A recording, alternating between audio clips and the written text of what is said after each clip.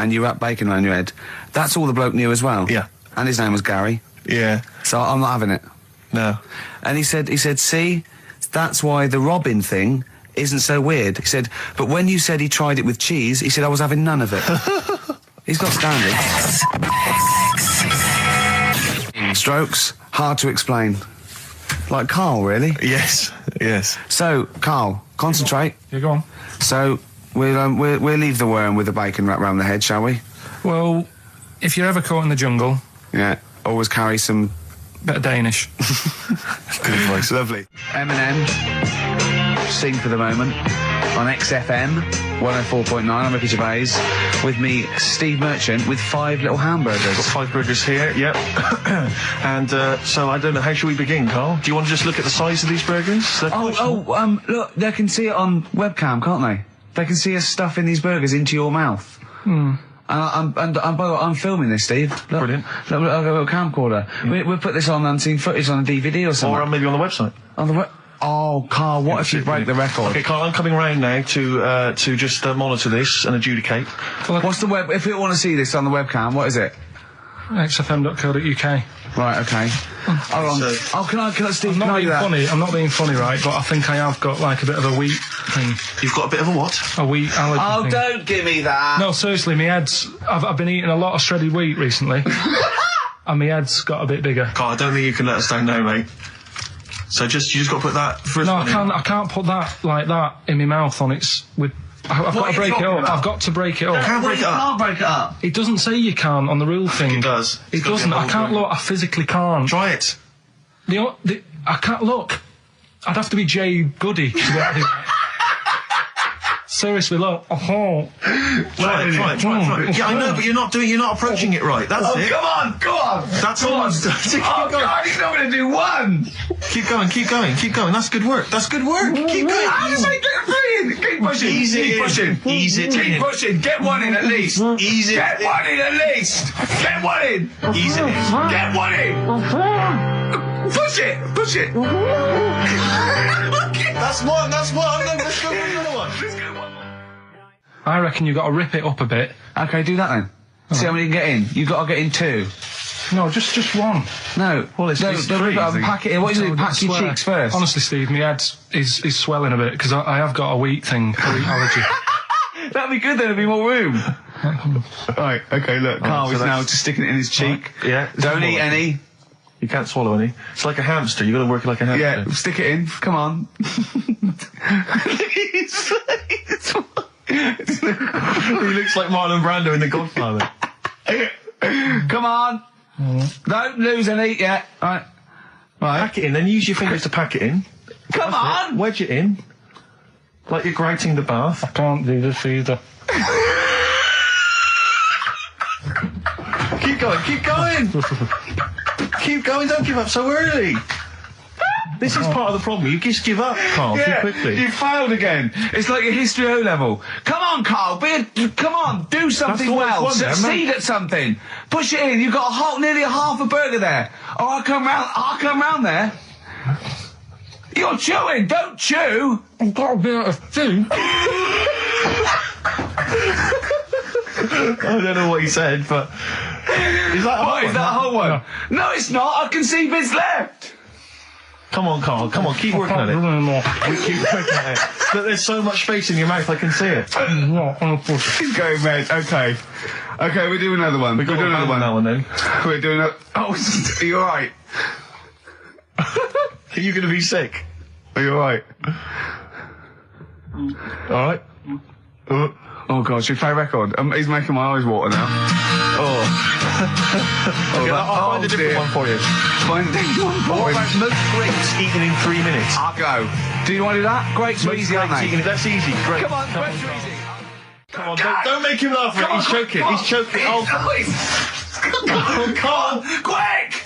Keep going, Karl. Come on! What happened? Did you just throw up? No! Don't make him laugh! Oh, come on! We can make wine.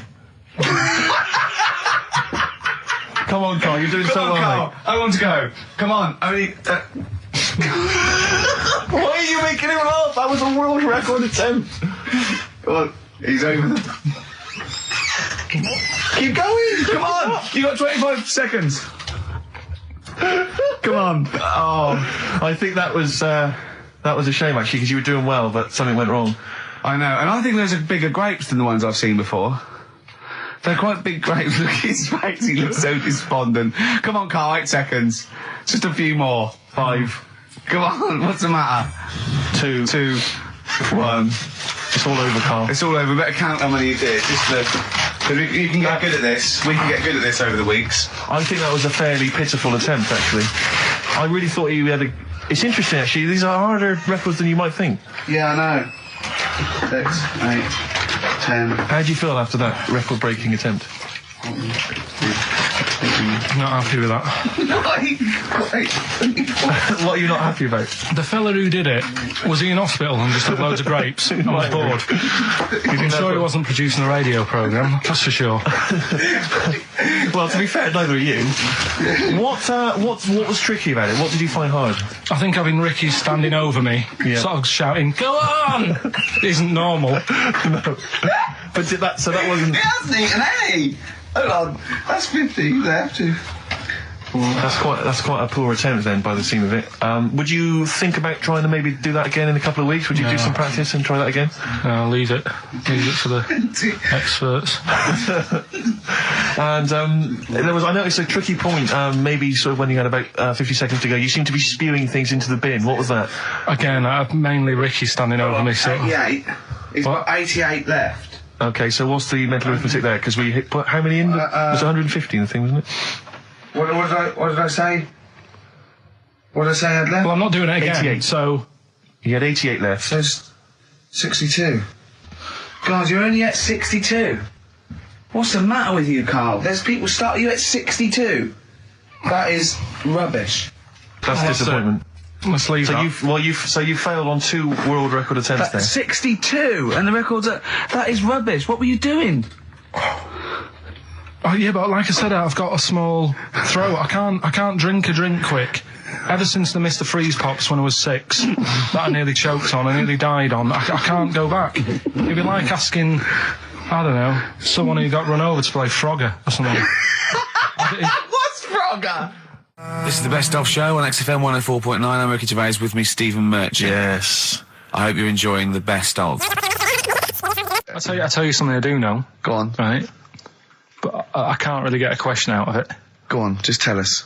Are we doing a competition? Let's play a tune. Come on, Carl, you can't be bothered. Right, okay, we're going to scrap this and you're going to work Mondays again. Since You've Been Gone by Rainbow on XFM 104.9. Well, it's what the Londoners have been waiting for. It's Rockbusters, isn't it, Carl? Well, it's not Rockbusters. It's something we've done. It's a bit like Rockbusters, but it's been tweaked. Brilliant. Right? So remember that it's done with sound effects and that. Oh God! Really? What do you mean? All right, come on.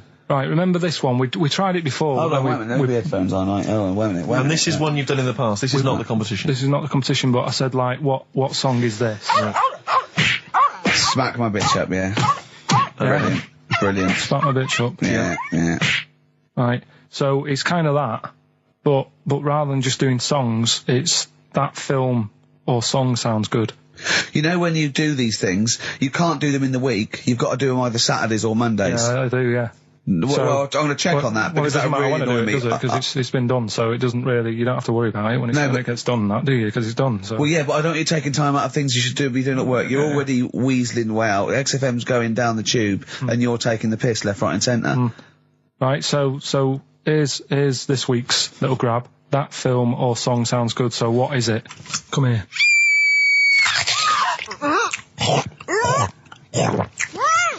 I'm well happy now I've had that.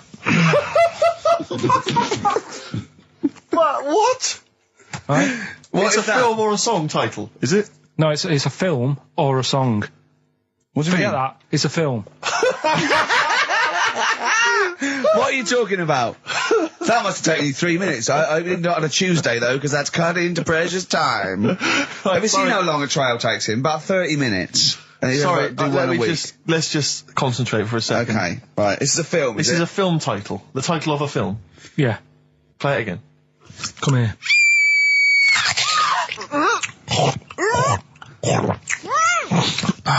happy now I've had that. Right. Oh, dearie me. Dearie me. 3 months they've waited for that. 3 months for that.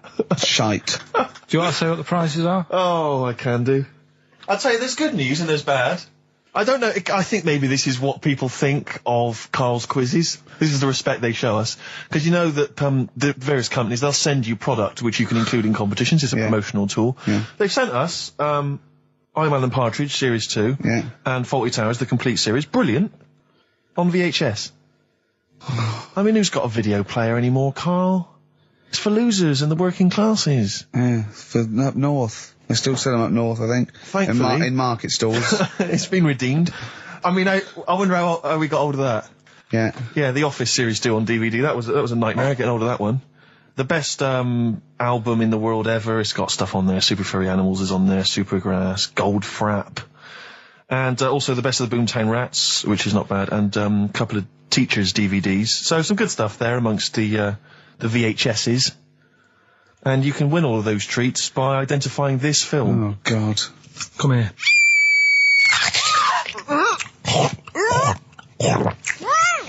I'm well happy now I've had that. Email only, we don't want to actually speak to you. ricky.gervais@xfm.co.uk. I'm sorry if that's brought you down, it's made us feel Can I just say something? What's the phone number, Karl?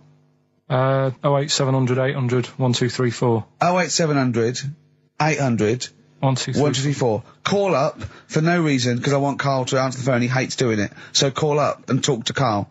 Ask him anything you want, just talk to him. Okay? Right, answer the phone, they're going mad. Big Sir on XFM 104.9. He's so annoyed that you have to answer all those calls. Why did you like it? We're wasting time, aren't we? That's your listenership. No. They want to speak to you. No, that's nice and everything, that people call up. Yeah. But we should be concentrating on what we're doing. Yeah, well, but I do this show to annoy you. I don't do it for the money, or the kudos, or the awards. Do you know what I mean? I do it so you have to be here and do what I say for 2 hours, because you're getting away with murder here in the week. I don't like seeing that. I don't like injustice in the world. I try and fight it wherever I can. So I do it to annoy... It's good of you, Rick. Thanks for doing that, mate. Yeah. It's interesting, though, that you're passionate about fighting injustice, but you focus specifically on Karl at XFM. One of the world's lesser crimes. Being a little bald mank twat. Exactly. I know, but nonetheless, it is a crime. Look at it, look. Alright, XFM 104.9, Ricky Gervais, Steve Merchant, Karl Pilkington, not here. It's the best of. You've been voting in all week, sending your emails, so here's the clips that you wanted. And just remembered recently, actually, I was on a train coming back from hometown Bristol, and I was on the train, and this girl walks on, good-looking girl. I thought, hey up, a largely empty carriage. I'm thinking, my luck's in, because I take every opportunity, Karl. That's the thing about me, I don't choose. She was a good-looking girl. She sat down. I thought she sat down right near me. I thought, brilliant. As this guy comes up behind her, and says, I think it's probably a boyfriend or something. Sits down next to her. And I listened in on the conversation, obviously, because I'm pretending to read. It was very clever. I read the same page for hours, so I was pretending to listen. I was listening, but pretending to read. And I realised that it's not her boyfriend or anything. It's just some guy she's met on the platform. And I'm thinking, brilliant. If she's the kind of girl who's just going to start talking to someone, on a platform, on a train, brilliant, I'm going to be in here. Because he was only going one stop. So I'm thinking, what's the worst that can happen? He'll nick off, I'll get chatting to her, and who knows, I could join the... is there a train equivalent? Foot High Club. The Foot High Club, brilliant. And so I'm excited, I'm listening in. And it turns out that they're both kind of graduates who've just finished university, or they're coming to their finals or something.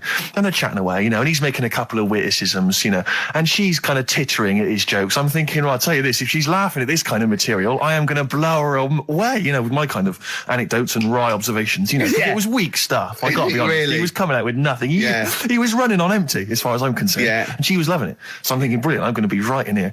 And then they get moving on to higher brow things, and I think she was going to study kind of Marxism or something like that, or communism, something. And she was asking him, by way of conversation, she was asking him what he knew about Marxism, And he was fumbling for his vague knowledge of it that he had in his life. And I'm just sat there thinking, come on, love, in any given capitalist environment, the proletariat will revolt against their oppression by the bourgeoisie, and after a brief period of socialist rule, emerges a classist society governed by community cooperation. Well, if that sort of talk wouldn't get a woman hot, I don't know what you'd use then. If Marx and Engels is not going to get a woman sweaty down below, No, nothing is. No. My name is You're not just Steve biding Hodgson. your time. Exactly. I'm just going to go in for the kill any minute. Yeah. So anyway, it comes to his stop, right? He gets up. I'm thinking, this is a piece of cake. And he gets off, and off he goes. He walks off. And I'm thinking, brilliant. And I thought, I'll wait till the train's pulled away. I'm not going to leap in straight away. No. And he comes back along the carriage. And I'm thinking, hang on a minute. He goes, listen, do you mind if I give you my email address? Oh. Right? And if you want to get in touch, email me. I'm thinking, come on, you loser. Get off now. Save your face, please, before it's too embarrassing. She accepts the email address because she obviously doesn't want to hurt his feelings, whatever. I'm thinking, fair enough. She's a good woman. I'm liking her. I'm loving her. I'm thinking, that's my kind of girl. So anyway, he gets off. I'm sat there, the train pulls away. I'm thinking, I'll wait a few minutes, I'll just, give it some time. Her phone rings. It's her friend on the phone. And she starts saying it, and I was listening in, and she was going, just met a guy on the train. I'm thinking, that's true enough. She goes, he was a good-looking guy. I thought, you're having a laugh, love. To be honest. Because I was looking at him, and she said to her friend, he looks a bit like tennis player Boris Becker. I thought, you should be so lucky. Frankly, because I saw him, he had awful facial hair, if that's what makes him look like Boris Becker. Terrible little goatee beard. It was laughable. I thought, I don't know. And then she goes to thing, and she's like, I met him, we got chatting and stuff, and she was going, it's not often that you meet someone, generally in life, who's, kind of thoughtful and intelligent and funny. I thought to myself, I'm not even going to waste my time with you, love. Frankly, if that's what you thought of him. You just walked away. And I'll be honest with you, I didn't even bother talking to her. No, you were just didn't even waste my it. time with her. If she thinks that bloke is not only great looking, but funny and intelligent, and she got on well, and he was polite, and it was a chance meeting, and he thought, and she thought that you were like a freaky looking dog who didn't even have the nerve to speak. That is what she thinks, then I don't want to know her. I couldn't. You walked away, and good luck to you. And I have my dignity intact. Yes, and she's nothing. Just looking through some of the news stories that Carl did make it into Carl's news roundup. Yeah. Just this one you might be interested in. Headline: Woman says partner ran off to become vampire. Yeah. And it says a young mother says her partner has dumped her to become a vampire. Rebecca Roberts from Somerset says Matthew Barrett fell for a blood-worshipping woman in a US cult. The 23-year-old mother says he began shaving all his body hair, dressed in black, and used Rebecca's lipstick to redden his eyes. Rebecca caught him performing weird blood rituals in front of his computer at night, cutting himself to prove commitment. She said, I thought it was just a hobby. Everyone's got a right to one. I was pleased he'd found an interest. Brilliant. This is apparently from The Sun. Apparently he's left. He's gone to America. He's living in this Ohio-based cult. But it's the last bit where she's been asked whether or not, if he came back, would she take him back? Sure. And this is where I wonder if the journalist, how journalists are supposed to just report the news, be objective. Yeah. I wonder if maybe the journalist here has maybe had some interference. Made the quote better for them than go on. Because it says, I never thought this would take over his life. Now, if he came back, I'd say fangs, but no fangs. Oh dear! I can't believe. Imagine you're the woman, Rick. Okay. And I've come round. You're the journalist. I'm the journalist, and I've come in and I've said, I can't read about this. All I have to do is not say that thing. You've come. I understand you're obviously quite upset. Your husband's gone gutted. off. If he came back, would you take him back? Definitely not. Right. Really, what would you say to him then if he came back? Just get lost. Right, but I'm really pissed off with you. Would you perhaps say something a bit more pithy? Not in this situation, no. You're upset? He cuts himself, he drinks blood, he's left me. Sod off. I'm not interested, mate. Because I'll tell you what. Go on. I mean, I like what you said there, but I wonder if we could condense that a bit more. If he came back, would you say... Go away. Would you ever say something like, thanks, but no thanks? No, because it makes it flippant, because I'm really angry. I know you're annoyed. And I'm upset, so I wouldn't say... I certainly wouldn't say thanks. I might say no thanks. But what if you sort of said it like aggressively, like you're giving him the finger, thanks, but no thanks? Like you didn't really mean it. Sort of sarcastically? Sarcastically, would you possibly say that? I might say thanks, but no thanks, and that'll be it. And that's and I'd leave it there. I'd never change that. Sure. I'd never change those words. Can I ask you a question? Go on. Do you like puns? Hate them. Right. I don't like Countdown. I don't like QI. I don't like any of those posh Cambridge, Oxford types. I hate puns. If you had to say thanks but no thanks in the form of a pun, what would you maybe say? I wouldn't. I never would. Right. I'd say thanks but no thanks. I would. I mean, I feel embarrassed that I'd even say that because I don't think I would even say thanks but no thanks. Okay. But if I did go that far, I'd leave it there. Sure. So, have you ever noticed, as I have, the similarity between the word thanks and fangs? Not really. It's very similar. Not fangs, really. Fangs, F-T-H, there's a K. Fangs very much. G, it's A and N. Well, the A, the N and the S, but that's about it. Would you agree it sounds marginally similar? Yeah, Is it possible you might one day say fangs but no fangs? I wouldn't know. Right. I could put that though, could I? But don't say I said it. Right. I mean, yeah. Fangs, but no fangs. Yeah. This is the thing. Just, if you ever read an article in The Sun, The Mirror, anything, do not believe it. Really seriously question and query it, because... If it ends with fangs, no fangs. If it ends with a pun, almost certainly they never said it. Yeah. Okay. Because, I mean, was it last week that you had the classic? Was it, I can't remember, I'm paraphrasing, Carl, apologies. Something like, I'm here in Texas, I've fallen in a puddle, and my knee has got wet. Yeah. Wet Knee Houston. Whitney Houston. Yeah. And also, it was last week when there was a little bit of confusion over the one for Holly Valance. Right? Of course. I don't think it was confusion. I think it was your error. No, it wasn't. And it was Holy Valance, and you meant Pelmet. Then Becky, who called up that time and said, if you're getting mistaken with Pelmet, right, she sent me an email in a week saying, I've done a bit of research. Yeah. It was my fault. I've made an error. Yeah. It is a valance. Okay. And I know about valances. As I told you last week, at the very end, my auntie loves them. Yeah. Right? She makes them. She started off just like putting them on top of the sort of window around the curtain. And then she thought, I can do more with this. Yes. And she had a little coffee table that had magazines underneath, and she said, I'm sick of seeing them magazines when I'm sat down. She sounds like a Pilkington. I'm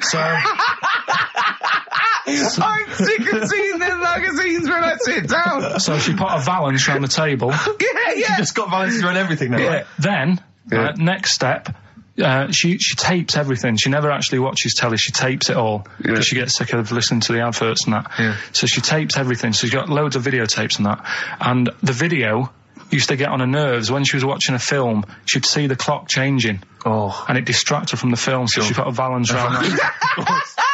That's genius. Yeah. So, that is or is it mental? Only Mrs. Einstein can tell. I don't know. She's even made a little Jack Russell look like a hovercraft. Yeah. It's great. So everything's got a valance. If you go round and you stand still for too long, the chances are she'll put a valance around your head. Yeah. This is this is Auntie who? Auntie Nora. And this is the one that farted for 5 minutes.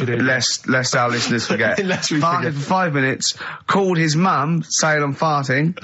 2 minutes into the fart. She said about 2.5 minutes in. Yeah. She said I'm about 2.5 minutes into the fart. My mum said, how long's it been going on for? She said, well, it was about 2.5 minutes before I called you. Yeah. And then it went on for a further 2.5 minutes or something. And then it stopped. And, she couldn't time it because there was a valance over the clock. Yeah, because it used to annoy her when she was on the phone and you put her off seeing the time. She was guessing it was 5 minutes. This was one consistent fart. Yeah, I mean, it wasn't making a noise, it was just... Oh, it wasn't making a noise? Just gas. Right, endless gas. So, there you go. That's fantastic. White Stripes and their version of Jolene. What did you make of it, Rick? I loved it. Good. I want to ask Carl a question, though, because Carl sometimes in awe of this newfangled world that we live in. What do you think of the scenario? What do you think is going on there? Because it's a bloke singing to a woman, begging her not to take his man. What do you think is going on there? Say again. Well, that's a bloke there. Singing, to his wife Jolene. Right. Were you listening to the lyrics, or? You see, I got mixed up anyway. I thought it was about that one about the person who chucks himself off a bridge. So I was thinking more about that than listening to that one. So right, listen. Well, go on it. Right, Jolene, I'm begging of you, please don't take my man. You flaming locks of auburn hair. Even though you can, don't. He's all I've got. You're a beautiful woman. Don't take my man because I can't compete with you. Right. Yeah. What do you think's going on there, though? Because you know it's Dolly Parton singing it. We know what's going on. They're fighting over the same man, aren't we? Yeah. What do you think's going on when a bloke singing it to Jolene? What do you think of the scenario there? That's one of them names, isn't it? That could be a bloke's name. It's like Leslie. Oh Christ. Okay, sorry. It was a. I wish you'd not asked him that question. It's so exhausting. I'm saying you don't mind the insults freak boy or goggle eye or... swore off a duck's back, mate. Do you know what I mean? Or a new phrase that's been coined because of Steve's face, walk off a frog's back. Who's saying that? Just a lot of you, a lot of friends and that. But I mean... my friends? Yeah, a lot of the people... Can you name names or...? I can't really... No promises, you can't. I can't really... mess anyone up? I think it's the cagoule. Looks good. It does look good. It's waterproof, Rick, and it's also stylish. I wear nothing underneath. So it's tight to the skin. It gets sticky in damp weather. Is that why you sort of rustle? Sexy. But what's all the... Is there abuse? What's this? No, they just say... Because I'm a pretty trendy guy, but I, as you say, I cut my own trend. You know, I make my own style. Oh, dear. So just go back to insults briefly. Go on. You know, saying... Oh, no. See, that's goofy. That's not fair. No, because that's what he said. It's in my head. What do you mean he said? No, when did he say that? No, I mean, when did you call me goofy? No, he didn't. He said about what's in my head. Hey, no, when it's come off it. Don't what? start. Who's calling me goofy? No, I'm not even goofy. Goggle-eyed's fair enough. Yeah, but you can sort your look out. I can't. What do you mean I can? How could I sort my look out? I'm not even goofy. That's not fair. You've got the proper features. What? Just needs sorting out a bit. I can't help it if my hair's not good. I noticed the other day when Carl was sitting on your knee having his picture taken. It's a long story, right? He's got a completely spherical head. It's slightly too small. I'm not being funny because, I mean, you know, I'm not perfect. But he's got a completely spherical little head. He looks a little bit like a baby hamburger. You know Hamburger off McDonald's? Sure. He looks like a little baby hamburger. And it's sort of quite put upon. It's Suzanne thinks I look like that thing in that Dulux advert. Do you know when the woman pulls the head off that? A little plasticine morph type and then they make a new ad for it. And it's like a little head. Really? And that's your girlfriend saying it. I know. Anyway, listen, let's get back to business here. I had a bit of good news this morning. Go on. I was on the tube coming down, and I don't want to sound arrogant, I don't want to sound pushy, but I was at Green Park, and I'm fairly certain, Rick, it's not 100% corroborated, I'm fairly certain that a woman pinched my arse. So what do you think of that? Yes. There's a lot of pickpockets around Green Park. No. My wallet was still there. Really? But even if it wasn't, you know, that would have been money well spent. But the wallet was still there. So what do you think of them apples? Eh? So what did she just pinch off? I can't confirm it at this stage, exactly what happened, but it certainly felt like a pinch. I looked round, there was a woman behind me. Right. She was fairly old. I think she's probably in her mid-30s. Right. Kind of reddish hair. Right. I don't know if she's listening. Right. But she knows where I am. And so I don't know how to proceed, really, Rick. I don't know if it's worth putting up some posters around the Green Park area. Well, what you could just to try and corroborate it. If you saw a woman pinch the lanky guy's arse... No, you could probably get in... contact with British Rail and go back over their CCTV cameras, yeah. And then they could probably zoom in and, you know, sort of identifying sort of birthmarks or exactly. She might have been holding something. Then I could hire a private eye. Yeah. Again, money well spent. Well, so there you go. You know, I'm just saying maybe maybe things are looking up. Things it's getting towards Christmas. The worm has turned. I mean, you know, it's a little sexy story to get the show going. It is but what do you make of that then, Carl? Well, I think you're quite damning. What's your answer? Well, I mean, you're quite a tall fella. Sure. So she must have really wanted to sort of reach up and have a pinch. Mm. Do you know you think she was a dwarf? She did it with her teeth. He didn't say she was a dwarf. No, but Steve's taller than, you know, his arse. Yeah, but his arse isn't 6'9", is it? His arse is about 3 foot off the floor. 4 foot? What? 4 foot off the floor? No, I don't think so. About 3. She'd have to be a midget to have to reach up to pinch Steve's arse. Did you say nime at one point? 104.9? Did I? Other than that, it was textbook. Yeah, a desperate attempt at being articulate. Sure. But let myself down. With your See, this is the good thing about the boxing thing, because there's no chance of me, you know, slurring the words. Oh, no. I already slurred my words. Yeah, so no one, any damage will be totally fine. Yeah. Oh, the doctor's rushing in. I think there might be some kind of concussion. Jane just going, no, that's just the way he talks to me. But because I'm thinking maybe, did you start the show with that particular kind of manner? Just because obviously a lot of new listeners, I imagine, thanks to the massive poster campaign, and you obviously want to impress them and charm them. There's a few examples today of irony coming back and biting you. Yeah. That seemed like a funny idea at the time, me posing that. But Jonathan Ross phoned me up when they first went up and he just said, I've just seen a big poster of a predatory gay. Yeah, you do look a little bit... Hello, and what's your name? Would you like to sit down here?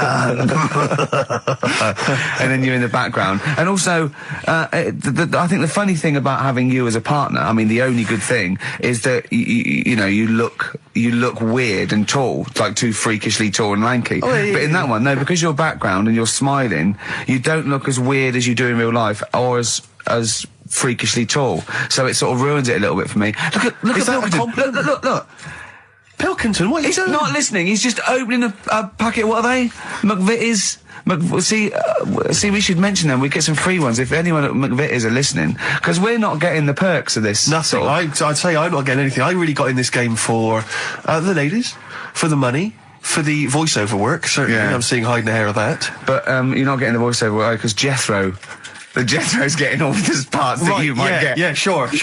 Yeah. Okay, Rick. Yeah. You were the voice of what? The drink driving campaign? You sound like a man who was run over in a drink drive incident. I mean, dear. It's like you don't drive. Yeah, but I didn't get any money for that, did I? Or did I? I can't remember. It's like, I mean, I don't drive, well, that's good, I don't drive. No, it said don't drink and drive, so I've chosen just to drink. At least I can formulate sentences using the English language, and I'm not getting the voiceover work. The English language of the 14th century. Well, it's better English language and English language. Rather than whatever kind of Middle England language you speak, the language of the hobbits. All right, Carl. Alright. See, you're eating a biscuit. I can't believe it. Are you bored with this already? Do you know what? MTV called me last week. They called me again yesterday and said, when can they come down to do they're coming down next Saturday, by the way, to do a little screen test for you. They're going to sort of just film you with a little camcorder. You said this. They're going to film you. Are you alright? Do you want to, are you hungry? Do you want to go out and have a meal? I can't believe you're eating while I'm on air. No one can hear that. Do you know who I am? No one can hear that. Explain who I am. Well, that's Ricky Gervais, right? He's made his name on TV. Yeah. Okay, he's done any number of corporate gigs, and they pay silly money. So, I mean, this guy's earning, and really earning beyond his talent. All right? So I think I deserve a little bit more than a little mank eating a biscuit while I'm talking. Rick Gervais? Yeah. Have you won a BAFTA? Yeah, too. All right, so just a little bit of respect. Yeah. Yeah. Carl, well, what have you won? What have you won? I got a bronze certificate for doing a full week at school. That's great. It was only a bronze. What's that then? 3 out of 5 days. And I got me a little Crusaders badge, if you remember. What's the little Crusaders badge? The Crusaders badge for the religious club. So I was at the fellow that you went and played. You had to go ping pong ball. So they wanted to talk to you about God. Yeah. Yeah. You got a Crusaders badge, did you? Yeah, that's why I went. That's why I joined. That's why I joined. For the badge. I like the little badge. Did 4 weeks and then packed it in. But we're talking about MTV, right? And I was feeling a bit nervous, wasn't I? About like, the way I look. Right. And what have you. And then I watched a bit of Celebrity Big Brother and all the fuss that Mark Owen's getting. And he's not that good looking, is he? He's very. I want to be Mark Owen's mate. If anyone who knows Mark Owen or Mark Owen's listening, I want to be his mate. I think he's brilliant. I think he's a nice lad. But what I'm saying is, right, all the girls go mad over him. Yeah. And he's not that good looking, is he? Well, no, he's got. He is in a certain way, isn't he? That sort of non-threatening. But he's not stunning, is he? Do you know what I mean? No, but no. Well, what's your definition of a stunning? Yeah. Well, who do you like? Someone who you look at and you go, God, they're good. Which bloke do you fancy? What bloke do you think's attractive then? So if I was into men. Yeah. In fact, you can still say a bloke's a good looker without fancying him. Who do you think is attractive? Probably. I mean, it depends what you're looking for. No, just look. Just look. You think it's different looks as well. Of course, yeah. Who did you say was attractive? Who did you say was like stunning in your definition? A good-looking lad. Yeah. Good-looking lad. Oh, look at him over there. He's.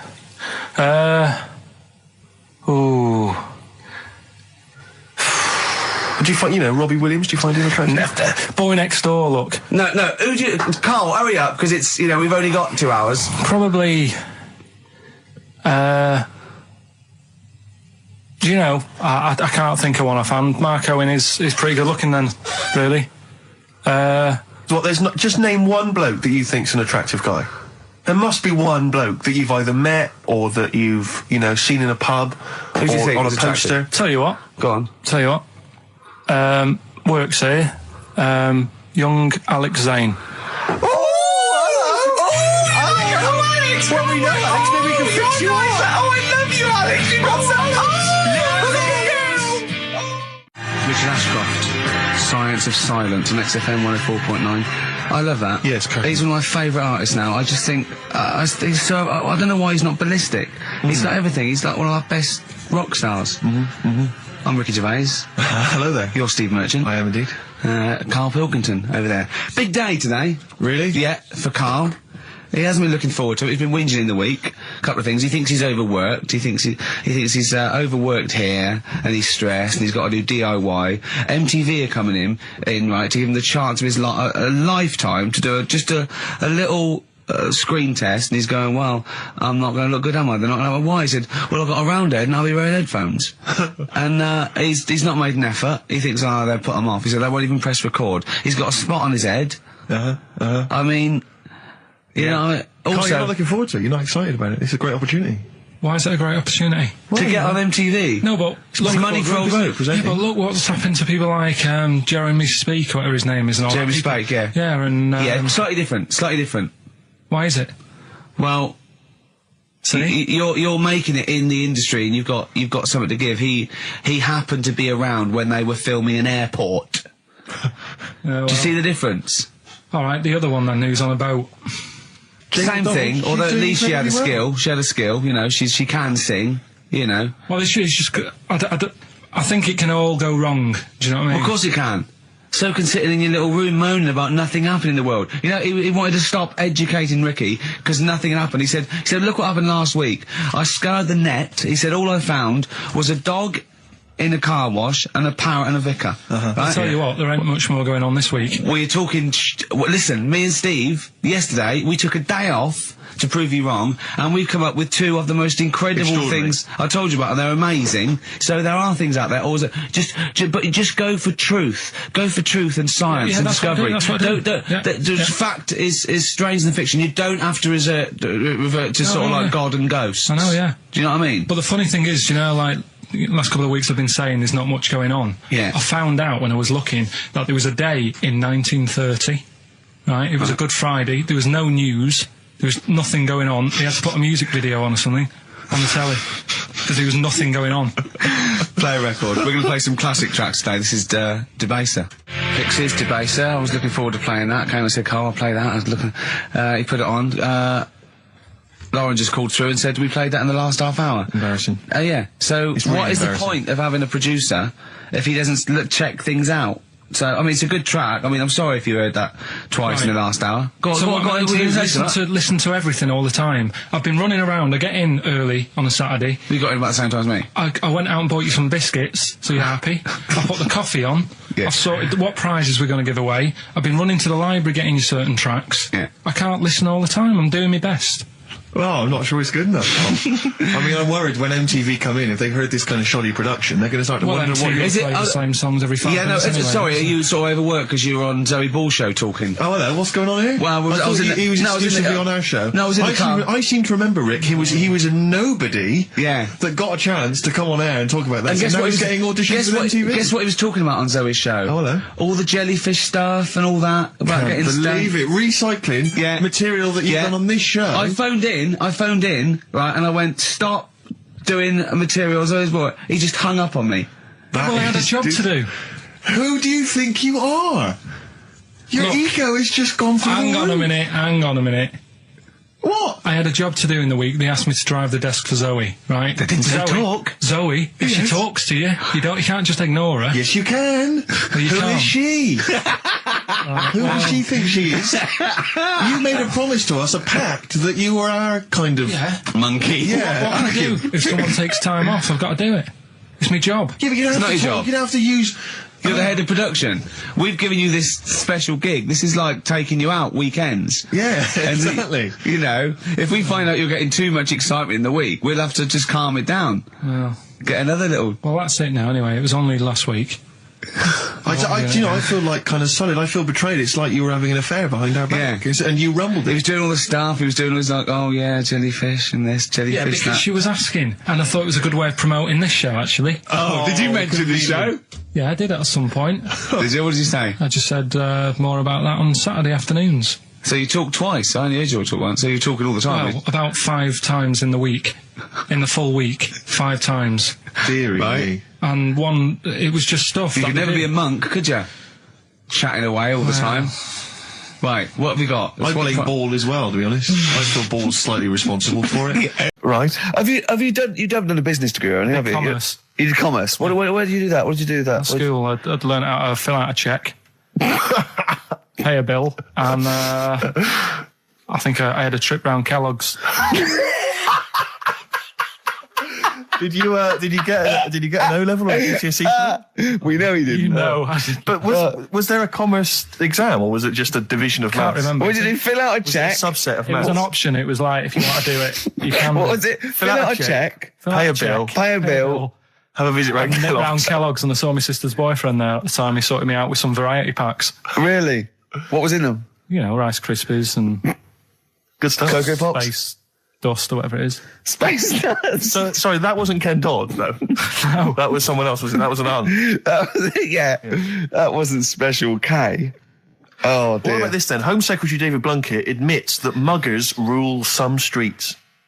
Weird this, because when I was out with you... I don't believe it's going to be weird, whatever you say, No, Carl. when we were in that pub that night and we got talking about muggers and that, the tip is what I tend to do, because I nearly got mugged once. Act mental. You what? You nearly got mugged once? I nearly got mugged. Yeah. But I tried this technique of acting a bit mental. Right, and how did you act mental? Well, this guy wanted me trainers. And I was in Piccadilly Gardens in Manchester. It was quite late one night. Mm-hmm. And he come up, he said, I want them trainers. I said, you want them? I said, I worked hard for these. I said, how dare you come to me asking? And I got a bit livid. And he looked at me like, oh my God, he's got a right one here. And he left me. Were you acting mental or were you just mental? No, I put it on a bit. Were you not petrified though? Well, you don't think about it, do you, when you're sort of in the eyes of danger? Well, not you. Clearly, you're a brave man. So, what did you say? I just went a bit mad. I just kind of, because he said he wanted the trainers and they were dear ones at the time, and I just, no, you're not having these. So I've crafted you. I said I wanted these trainers. Yeah. And went on to telling how I work at printers and I don't enjoy it, and I put in all these hours and that, and I have to cycle home for about 5 miles. And did he give you his trainers? Yeah. Did you have a knife? I just left. No, it didn't get that violent. Well, that's very brave of you, Carl. Yeah, it's that's good. Good advice, though. Just act mental. See, what's actually tried it the other night. Oh, Liza Minnelli. Yeah. Well, she says, I've worked hard for these diamonds. Yeah. Not easy being the daughter of Judy Garland. You don't know what it's like. You know a lot about paying bills and writing out checks. Yeah. Tell us about Kellogg's. What was it like? What was in the factory? Was it just like squashing bits of corn? Pretty boring, really. Just loads of conveyor belts, boxes of cornflakes everywhere. Just what you imagine. Yeah. So is it more, this is where you might be working? This is where you're likely to work? Possibly. There was 2 trips. There was that and the trip to Manchester Evening News. Okay. And I left that early because I had a job in Cordon Bleu. In Kellogg's? Cordon Bleu, what's that? It's like a supermarket. Yeah? And I had to leave the trip early, and the teacher went mad saying they'd thought I'd got lost on the, in the building and stuff. Well, you didn't tell anyone? No, because it was like day 2 of working in this supermarket, and I couldn't be late. I thought by the time I explain where I've got to go and everything, I'll be even later. Sure. So I just left, and then apparently they were searching the building and everything for me. Oh, wow. Stuck in a printer. Don't know. Stuck in a printer? I don't know. What was the printer's name? You worked at a supermarket called Cordon Bleu. Yeah. Cordon Bleu. Brilliant. That's great, isn't it? It's rubbish. Oh. Got sacked. What did you get sacked for? Messing about in a back in the car park round the back. Yeah. Right, there was a grid, and all the concrete had gone funny. So when it rains, you got like a big lake. Oh yeah. Right. And I got in. Do you know those big metal trolleys you get to like put all the food in whilst? Oh yeah. And I got in one of them and pushed myself out into this lake of cement. No, water. It was full of water. It'd been raining. Right. And I got stuck in the middle, right? And the boss was like, "Where's Carl? He's meant to be doing, facing up the beans." And I was like, and you were stranded in a lake. So someone said, "Oh, I saw him messing about out the back." He came out and saw me stuck in the middle of this lake in a trolley, and he said, "Get back in." I said, "Would you say no? I'm filming sharks." I said, "It's too deep. I can't get out. You'll have to pass me something." And he said, "I'm not passing you nothing." He said, "You can get out of there and walk through it." I said, "I'm not. I've got my trainers on, probably the same ones." Yeah, you've risked your life for them. Yeah. I said, "I'm not getting these wet." He said, "What are you going to do?" I said, "I'm going to wait for the water to go down the grid." He said, "The grid's blocked. Now get out or you're sacked." I said, "Well, I'm not getting out." He said, "Right." Rockbusters springs to mind. Yeah. 15 Taiwan. 15 Taiwan. Let's just remind people what 15 Taiwan was. It was a little feature that I wanted to give a run, give it a little run, see if people like it. The premise being? No, there's no premise, it's just a title. No, we were going to get 15 sort of ornaments. You'd explain them, and then people would call up and say, that one's from Taiwan. See? God, you just explained why I didn't think that was a good idea. Yeah, by explaining the good bit. No, the funny thing is, Steve, right, I was walking down Regent Street on Monday, walked past one of these big stores, right, and they've got all famous quotes on the windows, right, and one of them was something like, an absurd idea is often a great idea. Yeah. Do you know who said that? Go on. Einstein. Yes. Which made me wonder, if you were his mate, would he ever have done E = MC²? Or would you have said, don't bother with that, it's not going to work? Because that's all you seem to do. Everything I come up with, you put down. Yeah. Well, that's one thing. He's negative, right? I don't know why. I don't know why he is. What else? He messes me about. I get him concert tickets for stuff, and you say, oh, I didn't bother going. Yeah. That is annoying. You come in, 5 minutes to go with tracks that need editing. Yeah. The little bag, that was free. Yeah, you got a free bag today, an XFM little rucksack thing. Yeah. You were like, oh, what's this rubbish? Yeah. Ricky said, I'll have it, they're great. He said, no, I want it. Yeah. Well, it was free, I need it. I'll give that as a gift or something. So, I mean, I think on reflection, Steve is probably a little bit more annoying than me. I won't go that far. You are annoying. If I had to go away for a week somewhere, if it was a quiet place... Well, you are again, aren't you? That's 2 holidays you had this year, I mean. If it was a busy place, I'd probably go with you, because people, do you know what I mean, staring at me all the time and that if I'm walking around with Steve. No, I'm just... Can I draw up a list of reasons I don't like you, Carl? Just being honest. What? I'll tell you, because the list of reasons I don't like you is incredibly long and getting longer. Just saying. Do you want another slap? Look at his face. It was really light, right? We've had the parrot, right? These are things that I found. Found the parrot, right? I've told you about the dog in the car wash. Right, you didn't tell me about that. You said there's a car wash for a dog. That's all you told me. Yeah, but the parrot, you said there's a parrot. What? It's a problem at funerals. Yeah. That's nothing. That's nothing. Do you understand? And they used to eat cats. What else have we got? There's an elephant in India with sore feet.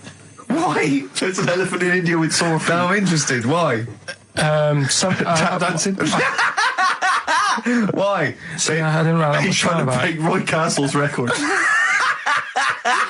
He's still going. Go on, what is it? Think. It's an elephant, and it was really old. It was about 76. Right. And it had sore feet, because it's old, and they don't make stair lifts that big, do they? Roads are bad and that. Yeah, go on. They said, what are we going to do? And the town was like, oh, we're used to seeing it around, it's part of the thing, we don't want it to have sore feet. Yeah. So they got some slippers made for it. And it had like a picture of the elephant looking happy wearing some slippers. I love him! I love Carl, his world! Think of it, where did you see this picture? That was on the internet. Right. That's a lesson, though, for any elephants listening. Don't wear stilettos to work every day, because it can do your feet in. So that it's don't elephants have really bad memories? No, they have really good memories. Oh, do they? Yeah. Oh, well, that's good then. No, I just thought they'd forget where they put them. I thought there was something about elephants having bad memories and that. It goes on, where's my slippers? Yeah. I'm sure I left them by the test. So sorry, there's an elephant walking around wearing slippers? Yeah, that's in India. What kind of slippers? Those sort of old man ones with the sort of checker. Well, round ones, I imagine. Yeah. Big round ones. There was that going on. And is it happening? Is it happier? I mean, does it feel more satisfying? It looked it. Did it look? How can you tell the elephants, please? What else is there? There was a woman who's had a breast insured for 150 grand. Right. Okay. Any more information there? What? Third party fire and theft? Don't know. It had a picture of her with them, out. I just thought, he should get them covered. He's done another real joke. Brilliant. That's a proper joke. He's done. Look at his little face. He smiles. I'd like to see you on one of the sort of TV panel games. If they could bring back sort of celebrity squares, he'd be amazing as the centre square. Oh, that would be incredible. Or on that countdown in Dictionary Corner. I imagine him in Dictionary Corner. I've come up with cat. If that helps at all. Yeah. Memblent. Yeah, what does that mean, Carl? Just anything you want it to mean. What I've got, there's a dog that's got a cough in Singapore because it smokes 20 a day. Right, okay, another one. No, it's the last one in it, so we'll save it. The last one we've got is why don't... That's Feeder and Come Back Around. It's a new leaf, Steve. I've I'm going to do properly now. I'm not going to be slovenly. I'm sitting up straight, you see. Yep. And it's going to be a proper DJing, because I think coming up soon, some great tracks, including a new one from Abs and an old one from Snow. Informer. You know me, don't stole me, eka boom, a licky boom boom down. I'm joking, of course. We've got some fantastic tracks. Good stuff, great chat, and we've got Carl with me, Steve. I'm Ricky Gervais on XFM 104.9. There he is indeed, with him, Steve Merchant. And Karl Pilkington, of course. Say hello, Carl. All right. Yeah, nice. And you say you read... The beginning of a radio show is very much your wares, your shop window, laying out your stall. I don't think you could choose a better track than The Only Ones, Another Girl on the Planet. I'd love to hear it. One of my favourite intros, that. Amazing. Oh, that was dangerous, because I once heard on Capital Radio, this has got to be the greatest rock intro of all time. And they played Money for Nothing by Dire Straits. Brilliant. Yeah, I can just imagine them putting their head down. I remember a friend of mine, when I was at school, he just bought a car, and he took me outside to show off the stereo system, Money for Nothing. Really? He just played that. I've never heard the song before. Just played that for its entire 4 or 5 minute duration. It is a good song for the sound system. Yeah, it's a good song for showing off intros and sound systems. Exactly. Yeah. You said you were driving along earlier. You saw someone. Yeah, it was one of those zooped up sort of sporty saloons. Nice. You know, the big back, like a Mondale or something. Big, and it was blaring out. And the bloke in it was sort of like, I could tell he was 24, but already going bald.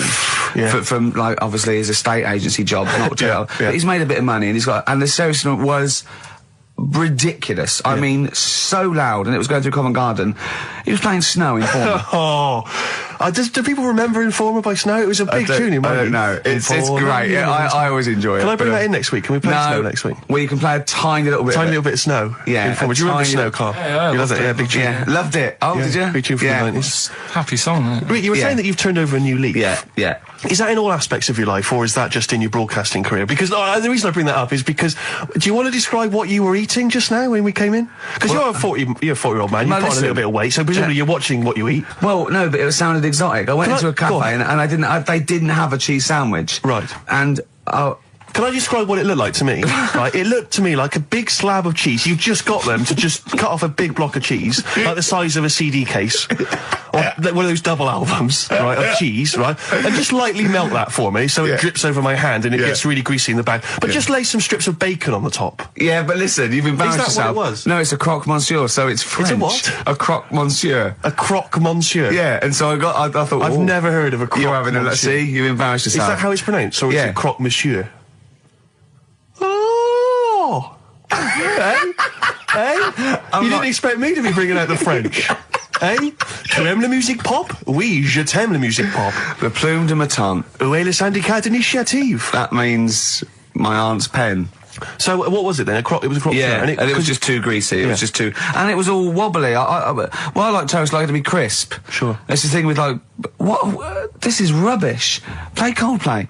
Back to form there, Oasis, and Little by Little. This is XFM 104.9. I'm Ricky Gervais. Who are you? My name's Steve Merchant. Good to see you.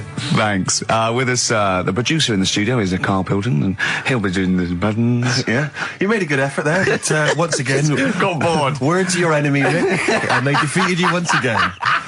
Just run out of steam with the sentences. Every week I think, well, I'm really going to make an effort now. I've chosen some records. Yeah. That's it. That's as far as it goes, isn't it? Yeah. Maybe you should write out what you're going to say at the top of the show. Write that out. Get a nice big crayon. I like to keep a little bit of, a little bit of something, a little bit of spark, a little bit of liveliness to it. Sure. How are you? Good to see you. Yeah, it's great. It's great to it's great to be out of the house again. Yeah. Oh yeah, just I was going to say, because we've been doing this for a long time now with a little break, but XFM are bringing new listeners all the time. I've heard 4 or 5 a week. Really? Yeah. New listeners tune in to XFM 104.9. Beware. Yeah. And we might take it for granted the people that know who we are, know who you are, know who Karl is. Sure. Now, if you're a regular, then you know exactly who we are. But for those of you who don't, I'm Ricky Gervais. Ricky Gervais, a BAFTA award-winning actor and writer. Steve Merchant, all those. A friend of yours. Yeah. And this is the important thing. Karl Pilkington. Absolutely. Our producer. I say producer, he was the bloke who was lumbered with a job. When I said, listen, I used to run the desk in the old days. I used to press the buttons and run the desk and everything. And now I said, listen, I've been on the telly. I do not press my own buttons.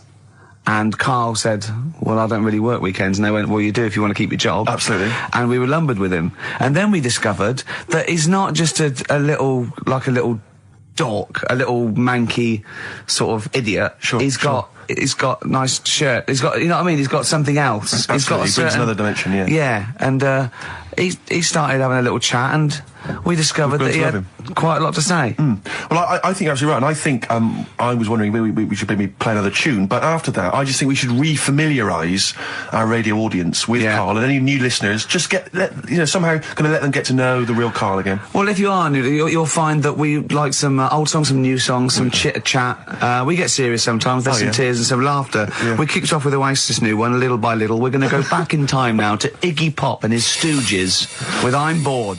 Coldplay and In My Place on XFM 104.9. The Girl in My Head by Elvis Costello and Burt Bacharach on this final XFM show. Ricky Gervais, Steve Merchant, Karl Pilkington. Well, we've nearly got to wrap it up. I think we've got to do the Rockbusters winner and give someone those lovely prizes. Monkey News, then we're out of here. We'll maybe come back, maybe do some Christmas specials. I don't want to make any promises. Right then, first one.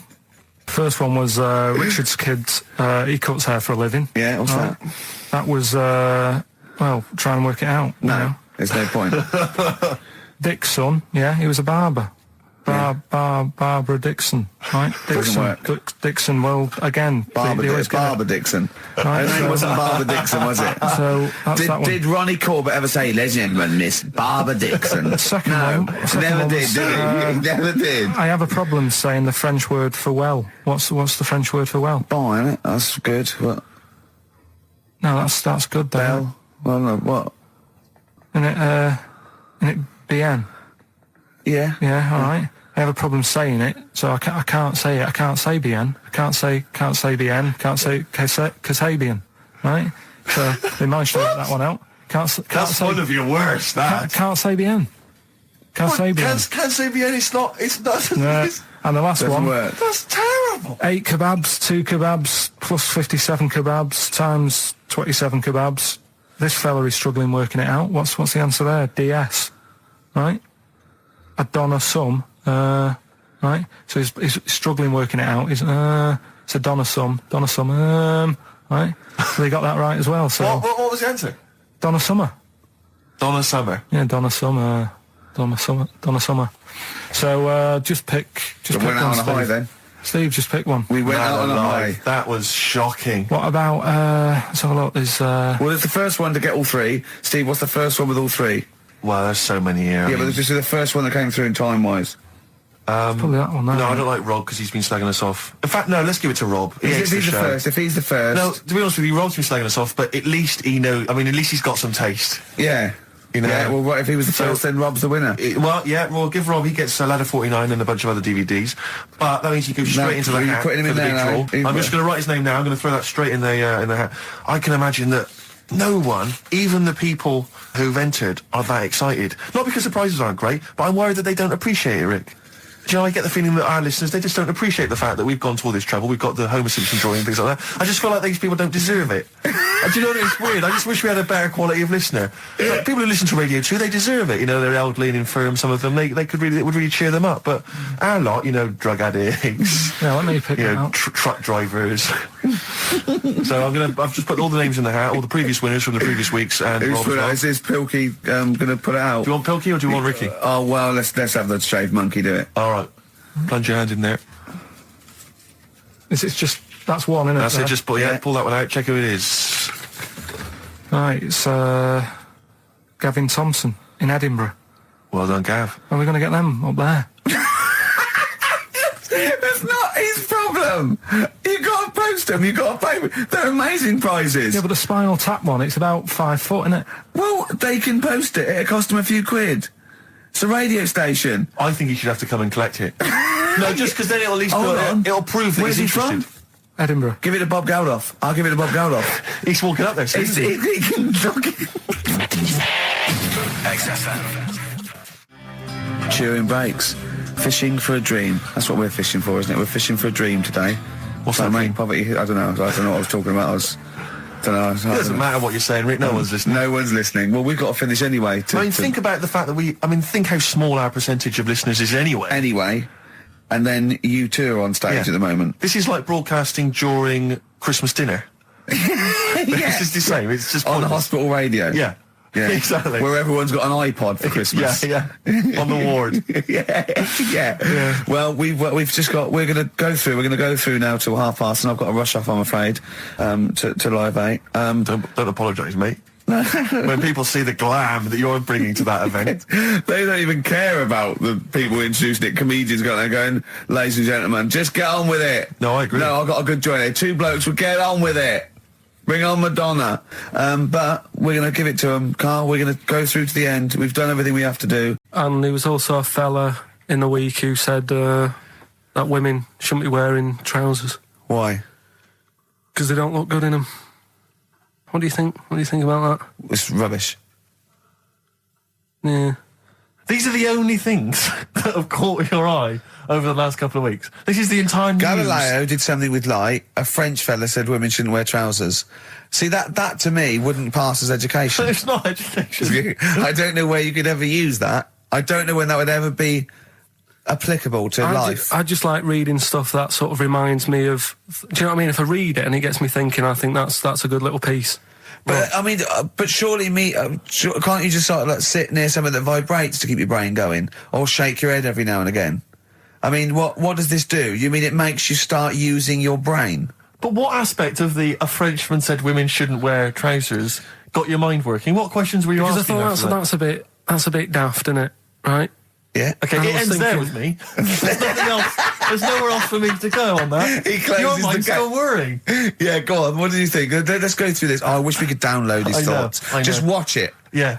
Wouldn't it be great, like a DVD? Cartoon. Imagine that extra footage on the Office DVD. Yeah, Carl's brain. That would be amazing. Oh, with the commentary. Go on. Women wearing trousers and that, right? On the estate that I grew up in, on right? There was a woman about 4 houses down, right? Rough. Now, she used to wear leggings. Yeah.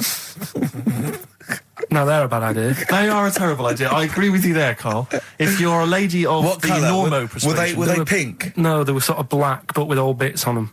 Oh, right. Do you know what I mean? What, toast and just horse droppings? Yeah, go on, yeah.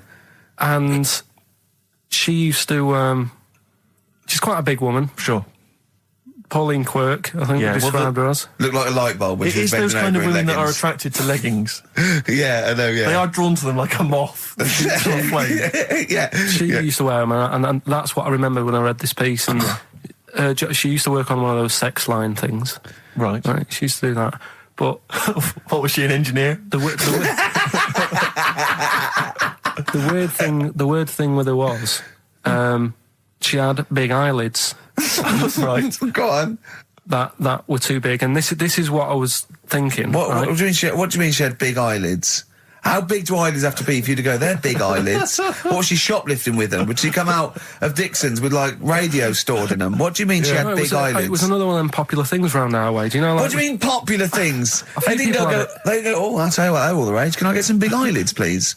No. It was just like one of them things that people suffered with. Just big eyelids. They could hardly open their eyes. What do you mean? What do you mean? That's one of the popular things around where I grew up. People had big eyelids. They could hardly open their eyes. What does that mean? What sort of freak town were you born in? You had webbed feet people with big heads. You got women with big eyelids. What does big eyelids mean? Are you confusing her with the horse? Yeah. Did she have hooves? Look, what? Just anyway, so there's this big eyelidded woman with the leggings. And that's what I'm saying to you, though. That's... When I read that story with people with trousers, I went from that to a woman who used to have big eyelids. I still don't know the point. But then, and also the other bloke who had the eyelid problem was a mate of mine. Right. His dad had it, and same problem, massive eyelids. I don't know what that means. I don't know what that means. I used to say to my mum, I'm going round to Dave's house, and or Drew say, as you call him. That's all right, but make sure his dad doesn't take you out in the car, because he could hardly see. He had to have his head. You get to tilt his head back to keep his eyes open. Make sure. Did he have a couple of matches with him at all times? What a load of gobbledygook. This began as educating Ricky. I know, So it's what- like he was people thinking- with eyelids. But it's like you're supposed to make that leap as well. Yeah. If I mention the trousers, Ricky will probably be thinking about people with big eyelids and women wearing leggings. Play a record, Carl. Right, anyway, Rockbusters. Yeah, go on. I give a cryptic clue Yeah. and a letter, and it makes up a band. He Right? never said the word cryptic a few months ago. Just give the email address, ricky.gervais@xfm.co.uk. But if you want, I'll pay for you to take history again. Carl, we'd love to see you get a C or above. And Well, we're I'll willing pay to... for you, and I'll get you some books. Right, now listen. We can, let's get, I reckon, when are the exams? June? Something like that, yeah. We'll try and register next week, and I reckon you can get an A or B. I'm history. Busy, I'm In busy. history. No, don't worry about it, it's just easy. I get you Brody's notes. If Heat magazine, they love you, Carl. They could probably sort something out. They could probably pay for a tutor. They got a lot of money, they sell a lot of magazines. I mean, it is always, almost always, and you found that out, I discovered this, it's always the Tudors and Stuarts. There's no fear for them not coming up. Now, what do you already know about them? You must already know stuff about Henry VIII and Elizabeth. No, because it's too long ago to even get interested in. Do you know what I mean? You can't. Is that why you relate to didn't- it. Okay. The Anderson thing, it was like, God, you know, I bet my mum and dad were in an Anderson shelter. You know, this is interesting. What, when they- Oh, my granddad would have, like, had something to do with this. But the Tudors, it's like, I don't know even if they had a family back then.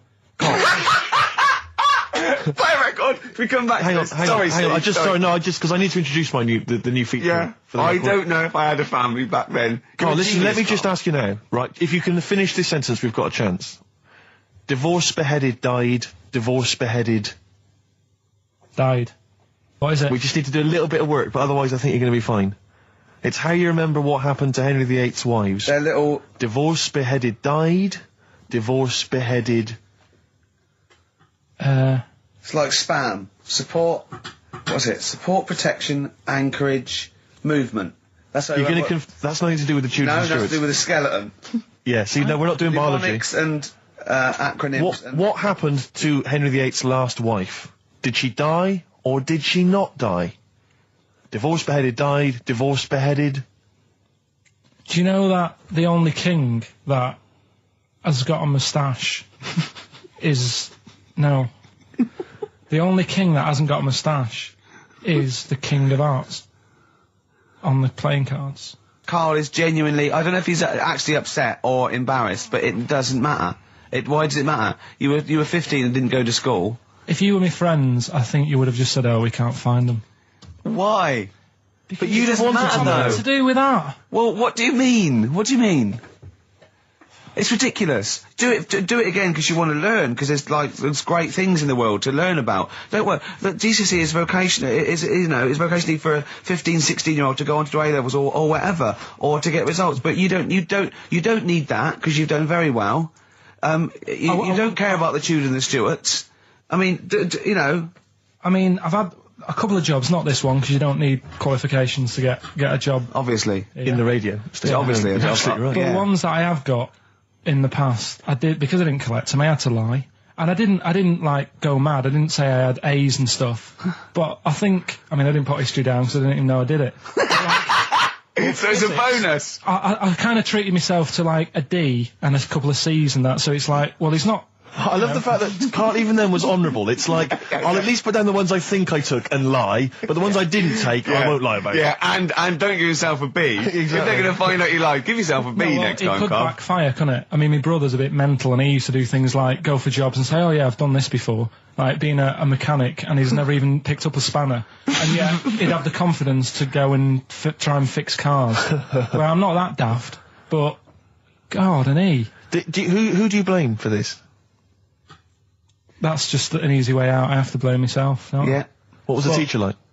Well, there's loads of different ones. I didn't like... I mean, the history teacher, it is my own fault, because with her, she's a bit mental.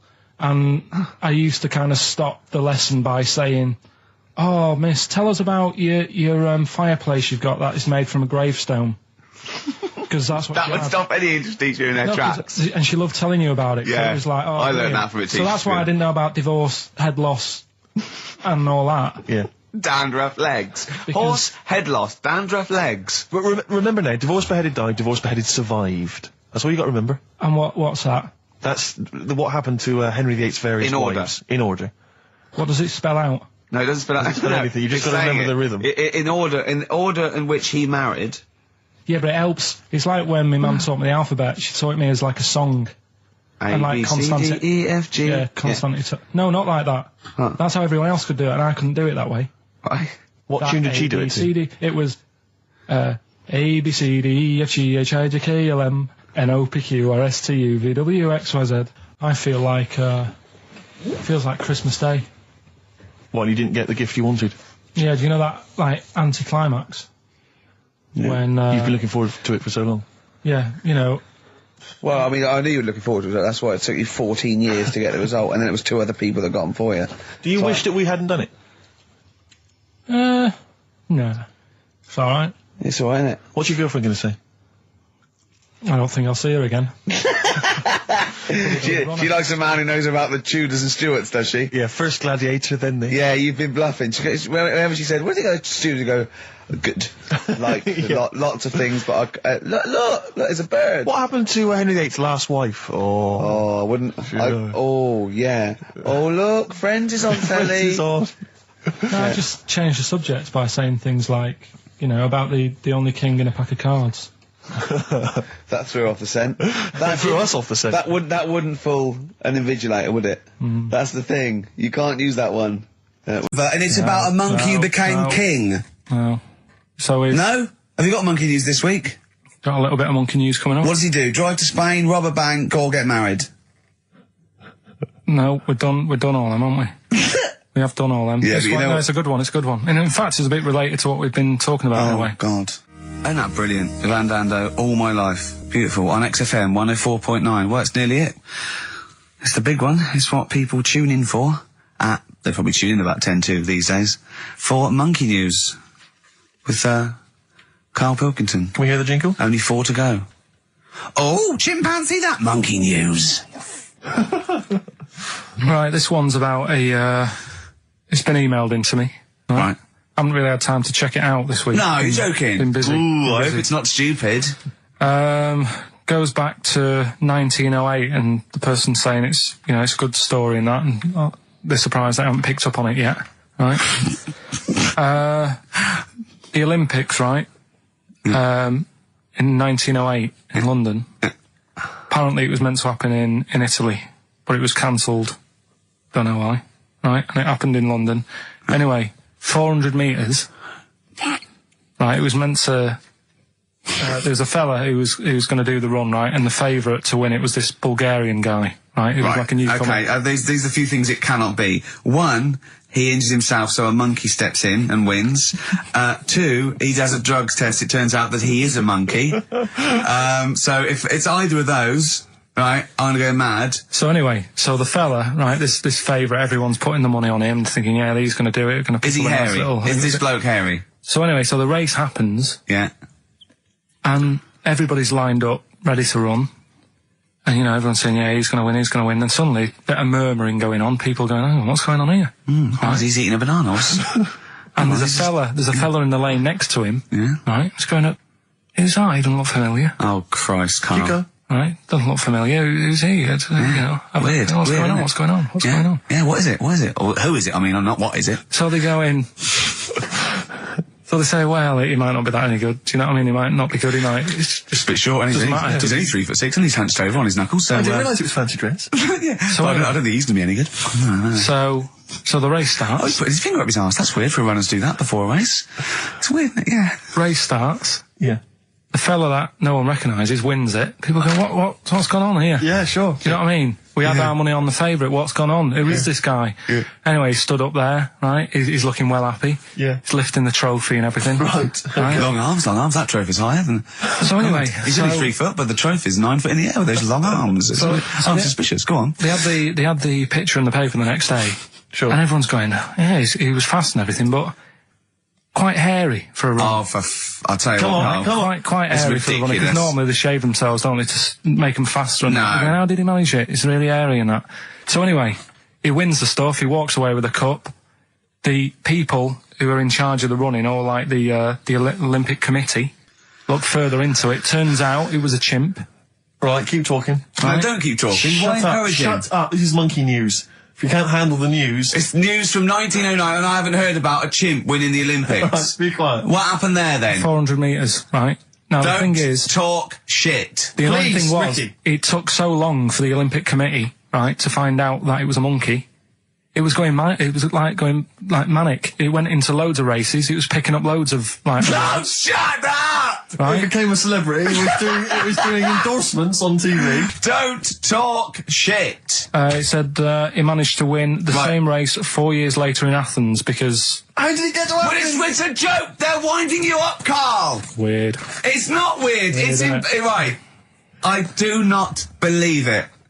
Well, that's okay. There's only 3 of them to go then. Right, because we're probably all leaving in 4 weeks' time, and that's the end, I've got to get onto a sort of mainstream radio station, because I don't think there's any other sort of tin pot place like this, is there? No.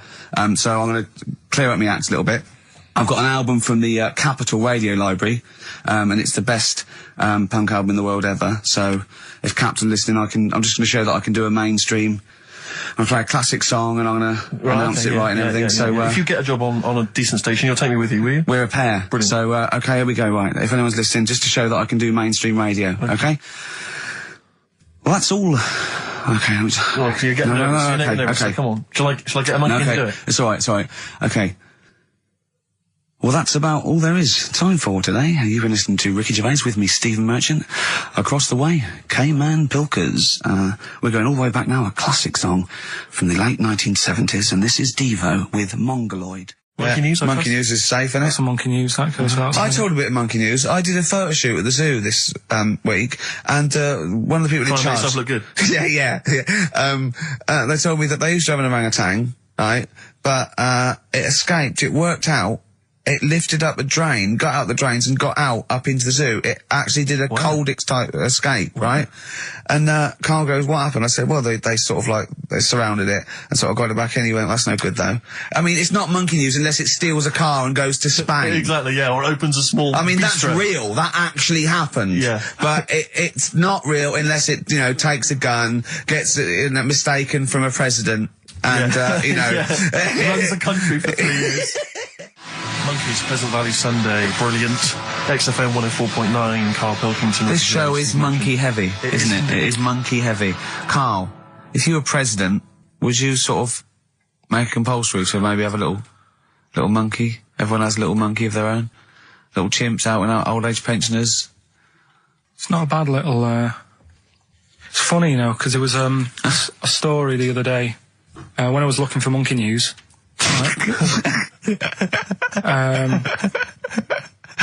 There's a story about a couple who couldn't have any kids, right? There's something wrong with them, but they really wanted a kid. And they got some dodgy email address where they could buy a baby online, right? It was someone who would have a kid, and you could buy it for $3,000 or something, right? Yeah. So anyway, they got one, they got picked, and like, brilliant, there's the money. Got the baby and everything, they were loving it. Playing with it and stuff. As it got older... Feeding it. It got area. Oh, shut the Oh, Carl. Turned out they'd been sold a chimp. You maniac. You stupid mank twat. Don't talk shit. That is as if... what? Didn't know it. Oh, don't talk. Are you mental? You stupid... That didn't make it into monkey news. I know, yeah. It's a bit sad though. We don't like to bring the feature down. Yeah. But and how long was this? It got area. They're born hairy. They're not born like humans. Then develop hair because they go. Hold on, we better get the chimp stuff kicking in now because we're in the jungle. School photograph. They were like, hang on a minute. He looks a bit weird. Oh, you are just the rubbish. Mad, innit? Mad, innit? Imagine, oh, God.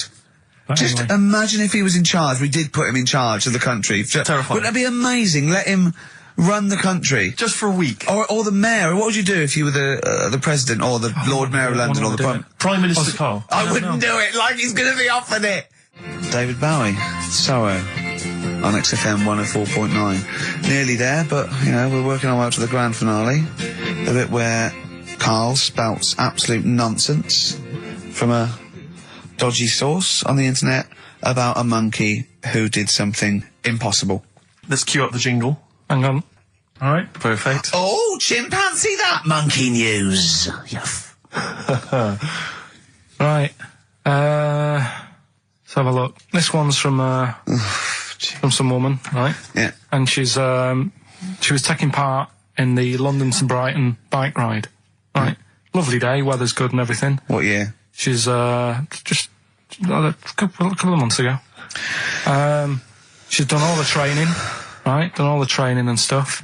Got a brand new bike for it, got a little puncher outfit and stuff, all set for the day, right? It's a nice day, she sets off, they all start pedalling and that on the way to Brighton, right? So she knows the route and that, got a little headphones on, cycling along. Suddenly... Right, okay, I'll stop you now.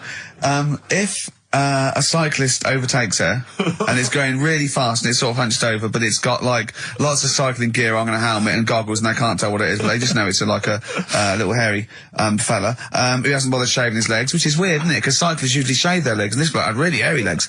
But and it won. They gave it the medal. It won 3 years running. They gave it the key to the city. It had its own game show. And then someone said, hold on though, this fella's all hunched over and he's only 3'5" and his arms are longer than his body. It's a chimp. If it goes anywhere near that, we're never doing it again. More monkey news next week. She's cycling along. So anyway, she's cycling along, right? And this tricycle... I couldn't predict that. There's always one element you can never anticipate. Yeah. A kiddie's tricycle with a little kid on it. Little hairy kid with a helmet. Okay, just go on then. Well, the tricycle comes... Whizzing past, yeah. Strong legs, isn't it, chimps? So she's thinking that's... But didn't get a chance to see the thing. Oh, yeah, couldn't quite see the cyclist. Oh, God! You bald mank git. Go on. Yeah, research scientist Karl Pilkington. So anyway, she gets to the end line, right? And they got talking, so it was a nice day, nice race and all that. He said, did you see a little thing on a tricycle? Thing? Well, a person, surely, just a human. Did you see that? No. Did you see that bloke on the tricycle? So anyway, turns out... Yeah! Well, what did she say thing? Well, no, wasn't no suspicious. I mean, what did she say? Did you see that fellow on a tricycle? Anyway, so it turns out... Go on. It was a chimp. You're joking! Right. Well, Christ almighty, there you go. Unbelievable, and it was a chimp all along. So anyway, right, so the woman's like... We're never doing this again. Checking out the news, right? There's nothing on it. She checks out XFM Monkey News. Right, okay, I'll stop you there again. Right? If it turns out she doesn't lose, right, and the circus goes, we're looking for our chimp, it used to ride this tricycle, and it escaped with police chasing it. No. So she listened to XFM, see if I'd picked up on the story. Yeah, sure. I didn't have it and stuff. So she got in touch with the organisers of the London to Brighton bike ride, said, look, saw a little hairy fella. Why did she care? Because she wanted to know. She thought it was a bit odd.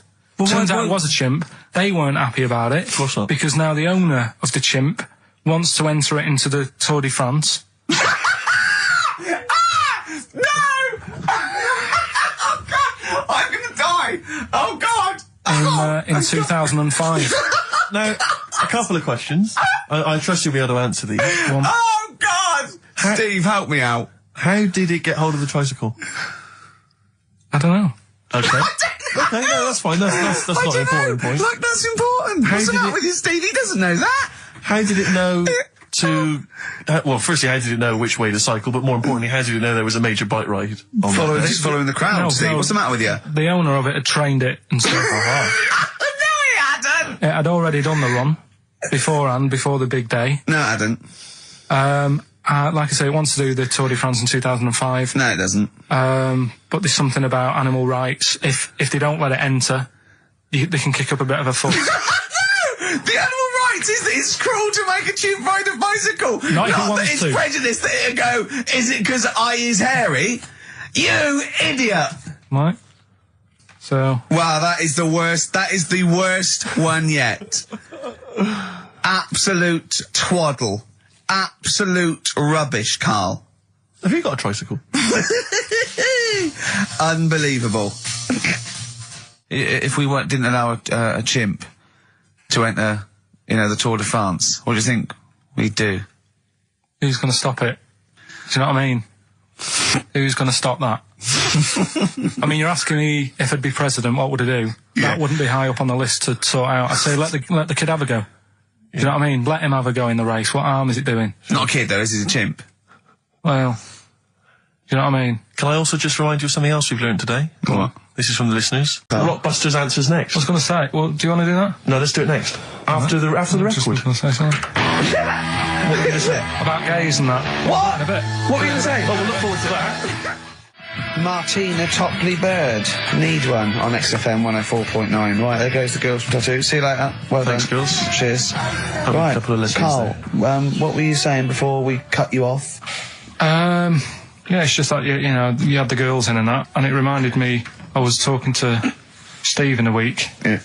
I think it's, when people were talking about going to Stringfellas and that. Yeah. I was talking about seeing naked people. Yes, I asked him, I said, when he used to watch, say, he accidentally flipped onto BBC Two and... The big moment here, we've had Rockbusters, now we're going to have Carl's film quiz thing, isn't it? Yeah, it's a film quiz thing.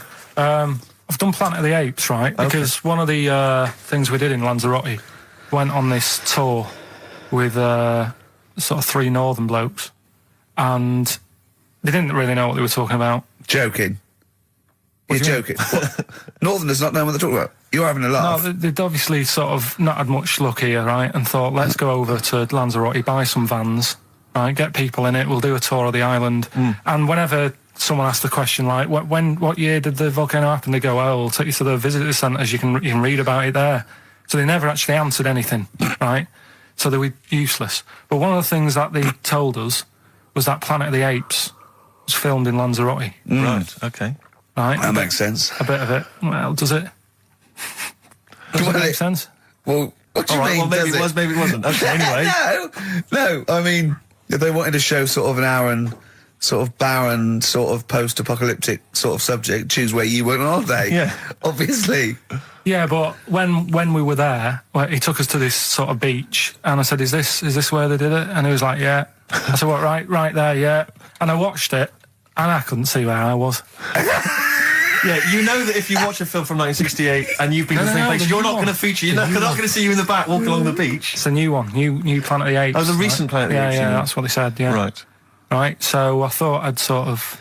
Now that sounds a little bit more far-fetched. I'd have thought that was probably a lot in Hollywood. Yeah. Well, anyway, is this the current Planet of the Apes or the old one you've done? Current Planet of the Apes. This is the recent one. All right, there'll be a question at the end of it, so listen on that. Is this entertaining to anyone, this? I mean, just take the last 4 minutes of conversation. But seriously, Rick, who cares? I don't. Do you? No. I don't. DVD's selling well. Exactly, what do I care? All right, come on then. All right, so Planet of the Apes, question at the end of it, listen and win some stuff, all right? Hey, where am I? What is this place? Hang on a minute, I'll have a look. According to the Lanzarote guide, we've been dropped off at the volcano bit. Apparently there's 36 volcanoes here to be seen. I hope you don't mind my saying, but this is a waste of time. I know what you mean. Don't know why they need 36 volcanoes. Just keep one. Fill the rest in. Like a car park or something. Excuse me, guide. Why's the bus dropped us off here? What's so special about this place?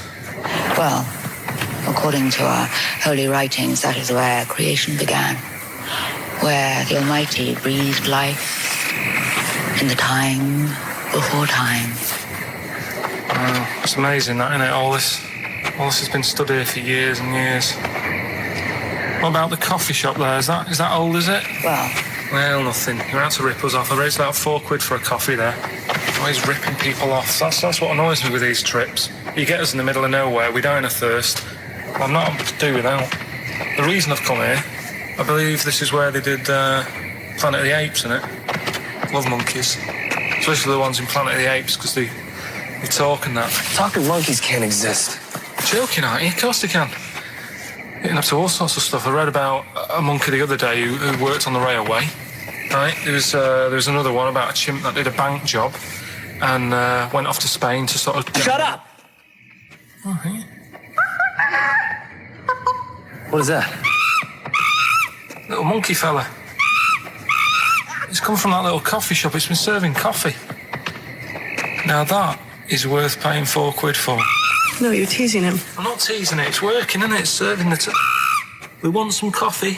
Get us some coffee. I've heard about this. You can buy coffee that's been sort of hand-picked by monkeys. It's like Coffee Mate, except it's more sort of coffee primate. Yeah. Hello, little fella. We want coffee.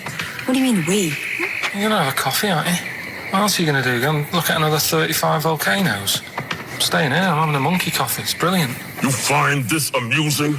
Jesus, it's a talking monkey. Right, mate. Have a couple of coffees. Don't start now. We're off duty. I'm starving. What do you mean you're off duty? Have you bananas later? Just get us a couple of...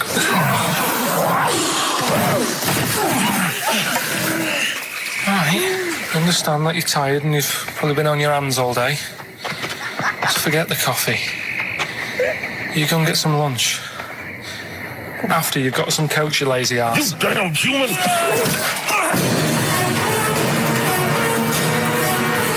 Powerful. Lovely. Excellent. So, what's the question? If you've been listening to the whole show, how many volcanoes do I think's on the island of Lanzarote? Okay. Yeah. I might have it wrong, what I've been saying, but it's roughly around that. Yeah, so what have you been saying? Yeah. Yeah. Brilliant. Ricky.gervais at xfm.co.uk. You're more likely to win the prize if you leave your address on the email. Yeah. Because otherwise we can't really be bothered to phone people or email them back. So, Good point. Put your address on there and you could win some crap. In a jiffy bag. Carl's theme tune there by Placebo. Special Needs on XFM 104.9. Alright. New Year's resolution, Carl? I don't know. I don't do it. Really. It's more like something like, I don't know, start smoking. Do you know? There must be something.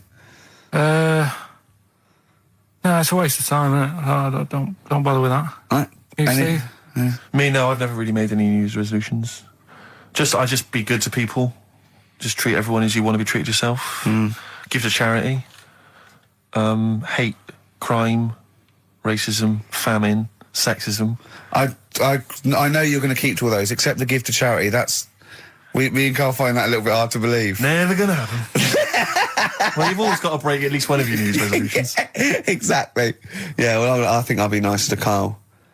What about learn more? I was thinking that. I want to learn more. I'm always teaching you stuff. I've got... I watched... I'll tell you what, Christmas telly was dreadful this year. I don't know if I've hit that age where I think... But I think consciously I thought this is worse than usual. Yeah. And I ended up watching Discovery Channel and History Channel again, and I watched 4 episodes in a row of this fantastic documentary, 1418 War, narrated by Dame Judi Dench, and it's brilliant. I just can't get enough of it. I hated history at school, and now I want to know everything. Yeah. And I think that's mine. Learn all the stuff about stuff. I like learning though.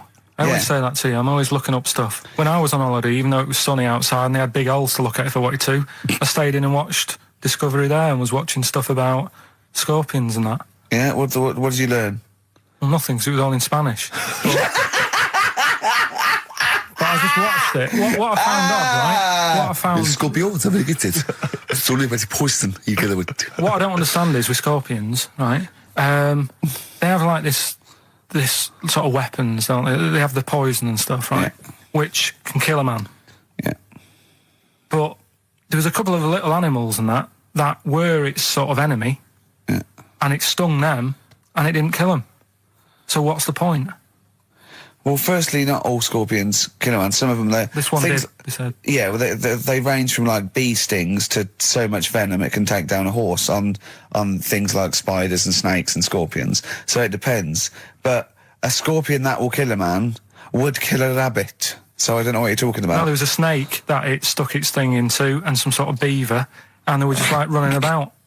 There's nothing funny about that, so why are we laughing? Well, the snake wasn't running about, was it? Well, it was slithering about a bit. Yeah. What was the beaver doing when the snake... Just sort of, I think it ate it in the end. What? At what? At the scorpion. Just wandered off. Well, it wasn't a beaver. There you go. There's no that. way it was a beaver. All right, an otter.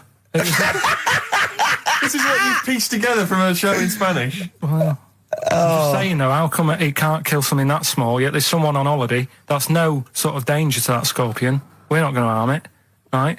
And yet it can kill a man. So you say, but I don't believe it. Shut up, mate. Seriously, this is gobbledygook. Taught you something again, though. That's what I'm saying. No, what have you taught us, though? What is that? What is the fact that's come out of that? A scorpion can kill a man, but the beaver was dancing with a snake. Then you do that That's all not the time, a fact. though. You That's put not a everything fact. down. New Year's Eve, I taught him something, right, about dead people. No. You know, the things that taught me, I was saying you're talking shite. He says they found out your soul weighs an ounce. Your soul? Yeah. Your soul weighs an ounce. Right, who found this out? I read it. Your arsehole weighs an ounce. Yeah. There's no such thing. A soul weighs an ounce. You're talking drivel. All right. Have you got any monkey news? So what did they do? They measured. They weighed someone who was alive, and they will wait for you to die, then weigh you again. There was someone you've lost an ounce. Yeah, it must be your soul shooting off to heaven. It was someone who was really ill, and they said, we can't do anything for you here, but we've got a bit of an idea that we want to do. We've been wanting to do this. Stuck him on some scales. He said, right, you weigh 9 pounds and an ounce or whatever, because he was wasting away. He died, 9 pounds. Right? Fine, well, that's proof we needed. Nearly got to wrap it up. I think we've got to do the Rockbusters winner and give someone those lovely prizes. Monkey news, then we're out of here. We'll maybe come back, maybe do some Christmas specials. I don't want to make any promises. Right then, first one. Chewing breaks. Fishing for a dream. That's what we're fishing for, isn't it? We're fishing for a dream today. What's that dream? Poverty. I don't know. I don't know what I was talking about. It doesn't matter what you're saying, Rick. No one's listening. No one's listening. Well, we've got to finish anyway. Think about the fact that think how small our percentage of listeners is anyway. Anyway. And then you two are on stage at the moment. This is like broadcasting during Christmas dinner. This is the same. It's just on hospital radio. Yeah. Yeah, exactly. Where everyone's got an iPod for Christmas. Yeah. On the ward. yeah. Well, we're going to go through now till 5:30, and I've got to rush off, I'm afraid, to Live 8. Don't apologise, mate. When people see the glam that you're bringing to that event, they don't even care about the people introducing it. Comedians going, ladies and gentlemen, just get on with it. No, I agree. No, I've got a good joint here. 2 blokes will get on with it. Bring on Madonna. But we're going to give it to them, Carl. We're going to go through to the end. We've done everything we have to do. Monkey news. The final monkey news of the year, possibly. It's been a joy, I'd start to say, on behalf of myself, Steve Merchant, and this little bald mank. It's been a pleasure. Yeah, speak for yourself. Yeah. I feel drained today. Do you? Go on.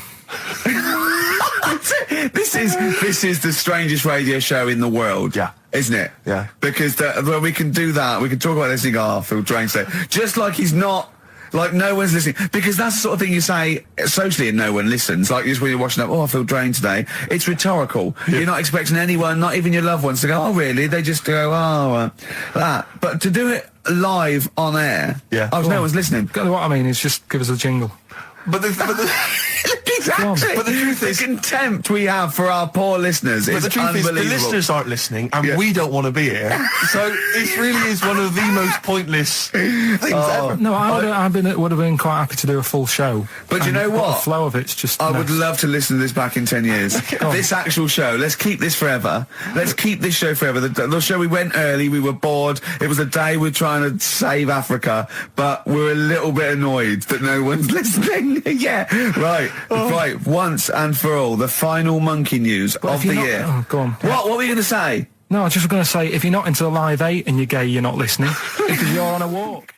Game went on for hours, right? No one's listening. The terrible thing is that not even we're listening to Carl now. I know. Literally no one is listening to Carl. It's so insulting. There was a lot of smoking going on. It's going on. A lot of eating and nuts going on. That was a bit weird because they don't normally get through as many, but for this night.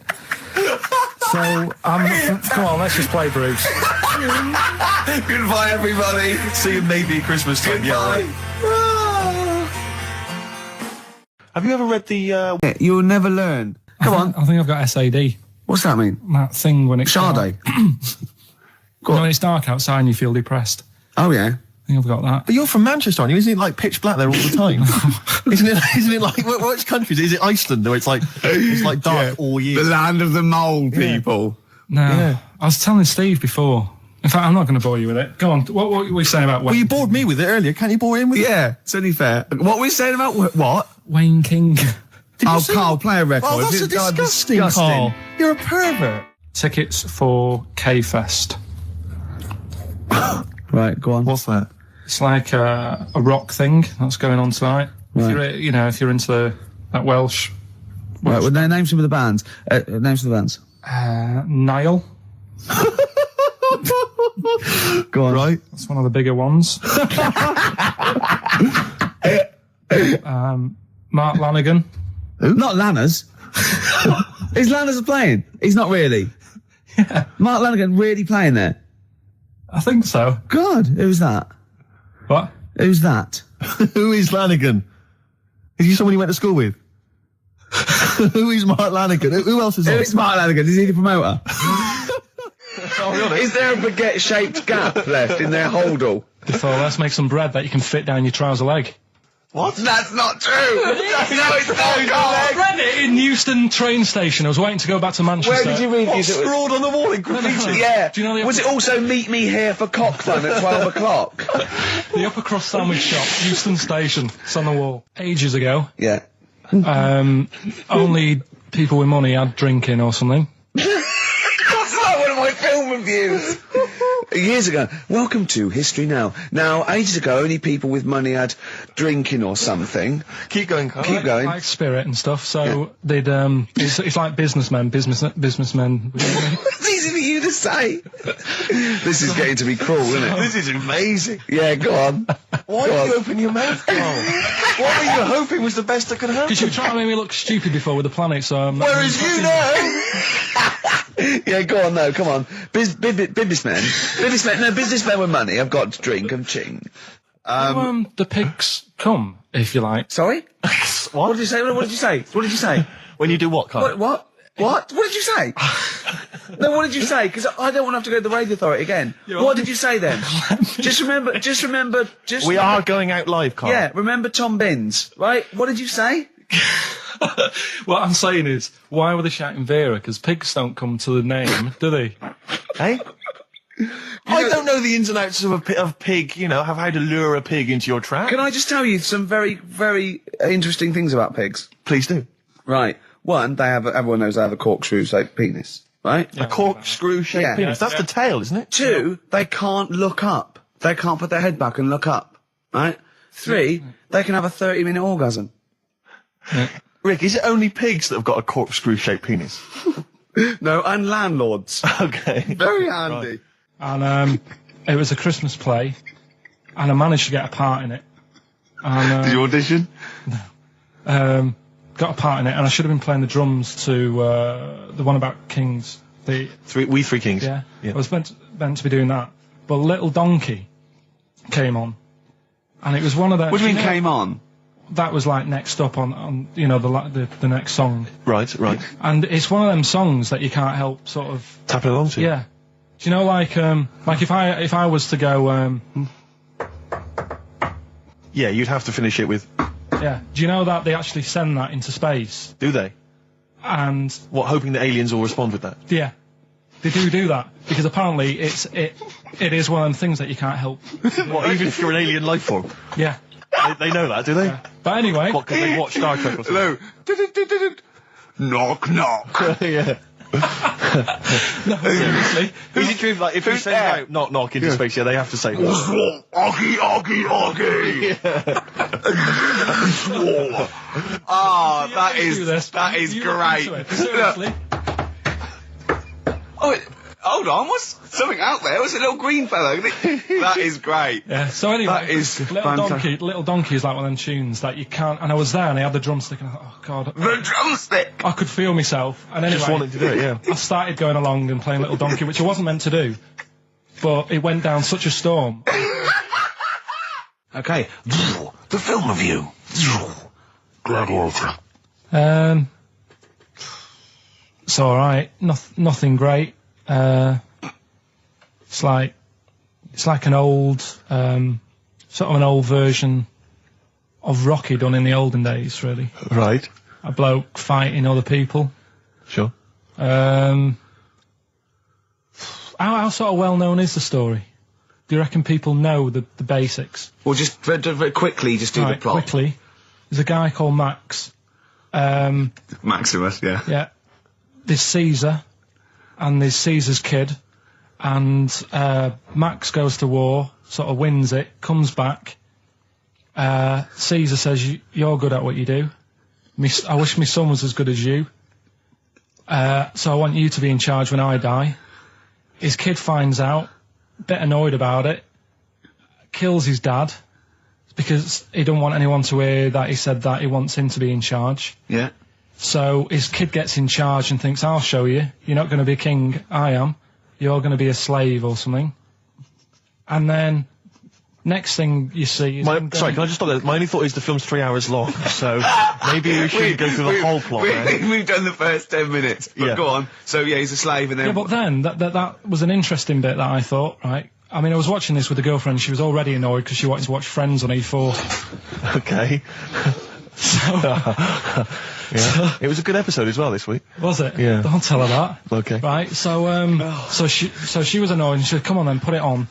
And I got it wrong straight away because it says on the back 149, so I thought that was an hour and 49 minutes. It turned out it was 149. No, I thought it was 1 hour 49. Yeah. But it was 149 minutes. Sure. So it overran anyway. By 40 minutes. Yeah. People got sick of him and they said, oh, we'll have to get rid of him. So they tried to, he loved cakes as well as women. Okay. So they said, let's poison a cake.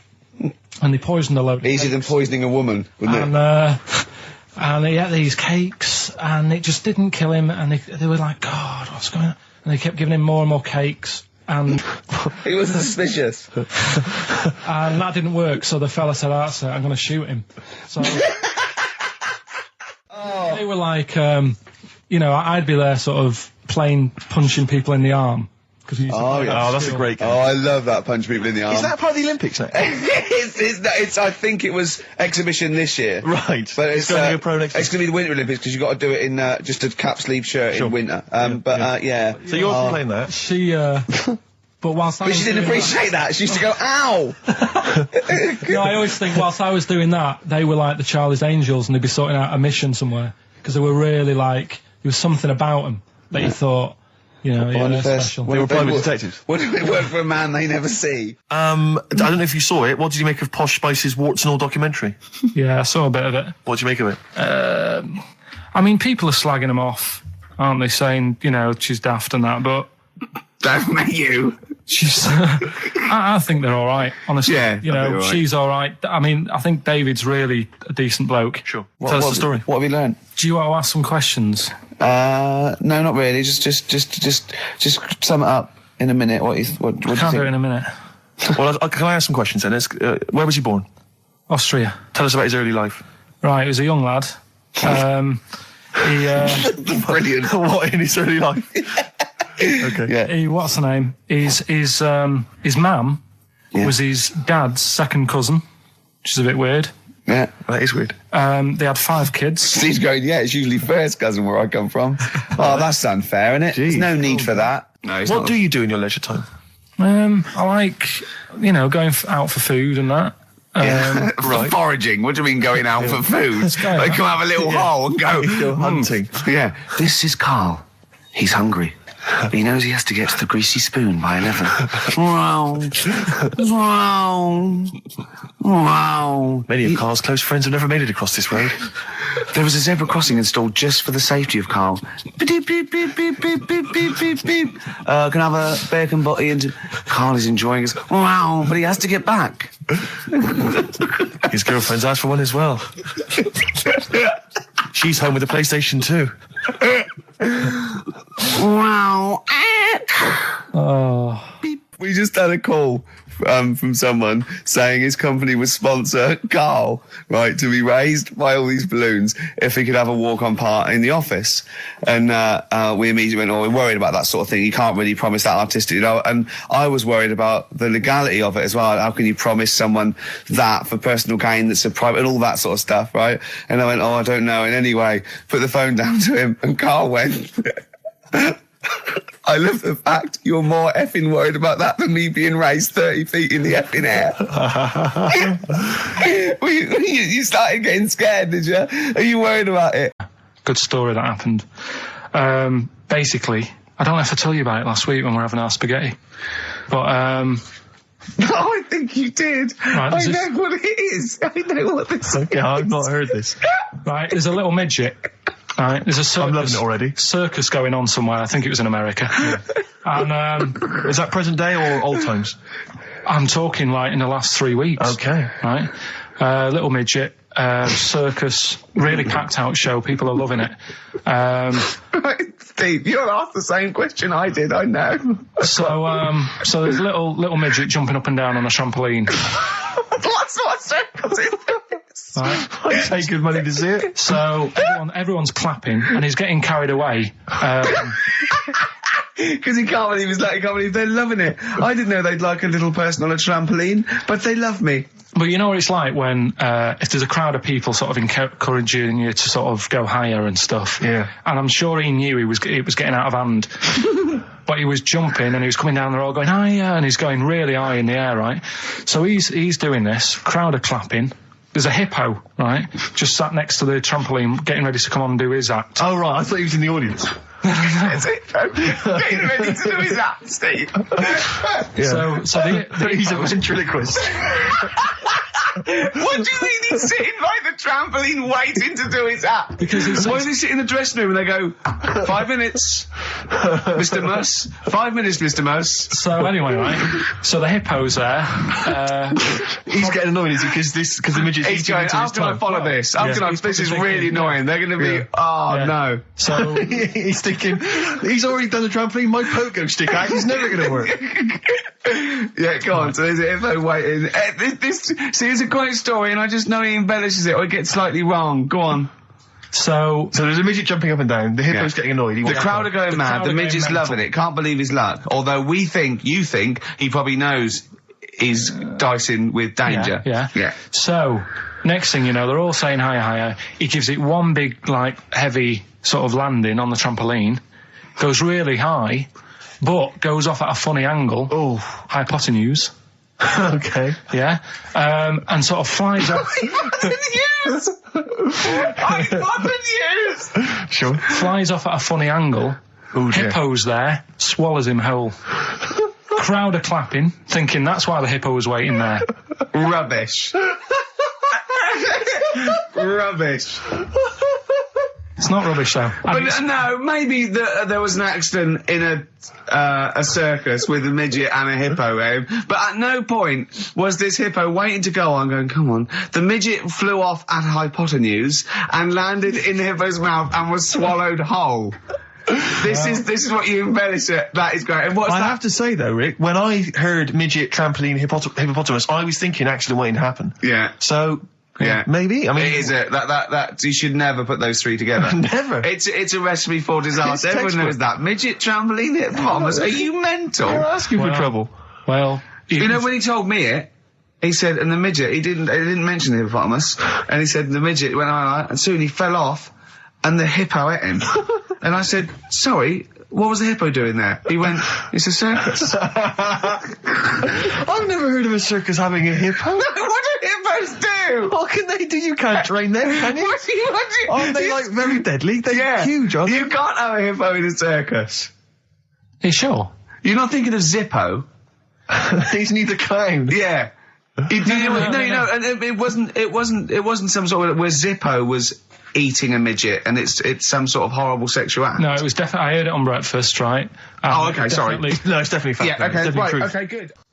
Chicken, you believe it? Chicken, you believe it?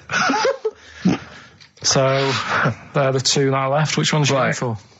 Chicken, you believe it, is not that picture, is it? That we saw. Which picture? The bloke with the No. Right, okay. God, that was bad. Right, okay. So I just better explain we that. can't really discuss this on air, can we? Well, we can. Steve brought in, Carl, the best book ever, which is, what is it? I found it when I was moving house. It's an FHM publication, and it's kind of like lots of grotesque pictures and stories, and like a book of freaks and weirdos and. And Carl opened it, and the first one was like at the back. At the back. Well, you couldn't believe your luck, could you? What was it? What was number 50? A bloke with 2 heads. And he said, "What's number 1?" Yeah. And then number 6, there's a bloke who's a squid or something. Octopus. Yeah.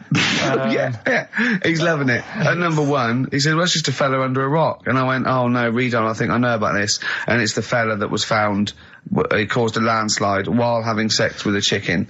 And they pulled him up, and there he is, the chicken. Right, so Carl could not believe his luck. So it's not that. Can you believe it? I'll have that one. You're going for that one? Yeah. Right, well, we've talked a lot on the show about... We've talked a lot on the show. Yeah. About animals without heads. We haven't! We haven't!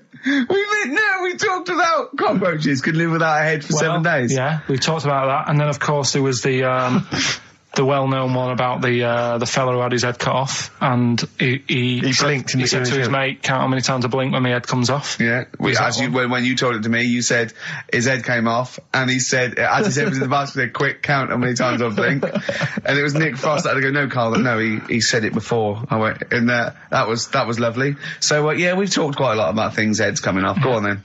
Well, this one, right? Back in 1945. You looked it up the date. It's got a specific date. Wow. Mate Jonathan sent this one. You know him as well. It's a lad at the BBC, right? He emailed this one in. So thanks for that. Chicken. It's called Mike. There's a chicken called... Sorry, I missed a bit there. There's a chicken called Mike. Chicken called Mike. Okay. Right? Yeah. What happened was, it was living on a farm, right? Loads of chickens knocking about. And the owner of the farm is like, getting ready for tea, and his wife says, go out and get a fresh chicken, because my mum's coming round. So he thinks, well, I want to get a good one in, because I want to impress her. Cause back then, even then, they wanted to impress the mother-in-law and that. So they said, right, I'll just nip out and get one. So he sees Mike, chicken, running around. Is this during the war or after the war? 1945, I'd say that was after. No, it ended, It ended in 1945. Yeah, Okay. September, go on. So, chicken's running about, he thinks that one, that looks alright, I'll have that one. Mikey. So he picks it up, and he cuts his head off. Oh. Puts it on the block, cuts his head off, runs about a bit, like they do.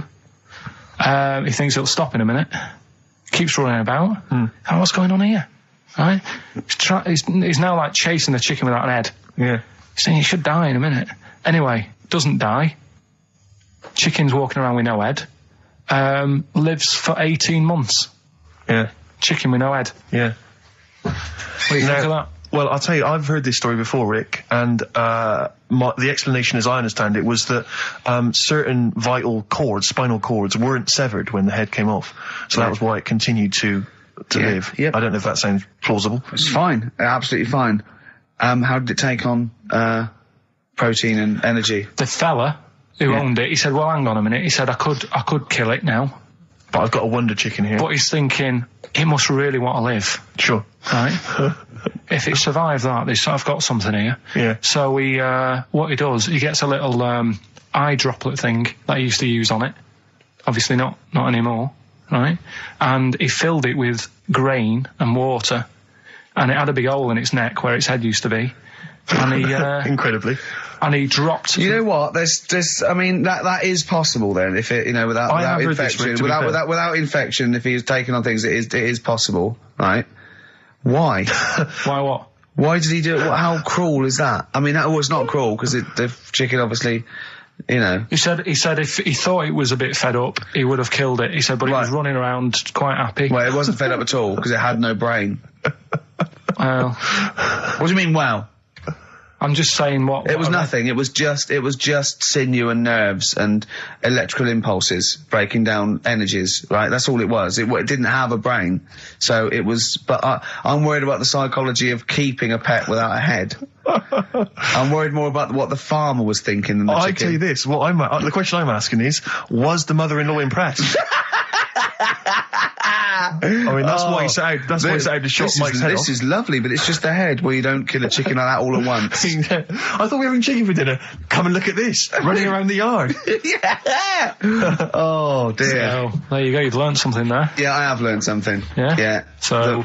One more. That farmer, I've learned that farmer was very strange indeed. There you go. I have to say, to be fair to Carl, I have a feeling when I read it, the reason he kept it alive was as a novelty. He got charged people to come and see the incredible headless chicken called Mike. Right. So, there we are. That's great. Oh, am I gonna have to thump you? Yeah. Do you know the saying, shut your face? Yeah, I've heard the well-known Shakespeare, innit? Yeah. Do you know how it came about? No, Joe Dolce. Excellent. Well, I didn't do that well at school and that, right? But we had biology, and I didn't take much of it in. But there was one day when it was about, knob news and stuff. And it was all about how blood, is what makes engorges the erectile tissue. Sure. Yeah, it was all about that. And there's this girl in our class called Paula, right? We were sat there watching it, and she fainted. You just heard her go, oh! And she hit the floor, right? Because we were all sat on top of the desk watching this. I wasn't that interested in that. No. I wasn't looking at it and that. But Paula, right, she fell over. And the funny thing was, right? What was it, a video? Yeah, a video of like this blood doing the business to this fella's member, right? And she fell over, like, and everyone's like, oh, what's up with her? And the teacher was trying to like wake her up and give her water and that. And it was really weird because then the nurse came in and yet this video was still playing. And the nurse came in, what happened? Well, do you seen this? Yeah. And you could hear, like, then it was going on to, like, sex education on the video. It was all done from start to finish. What happens? And by the end, and she was still out cold by the time it got to, like, and then they had a baby. Yeah. Yeah. Right?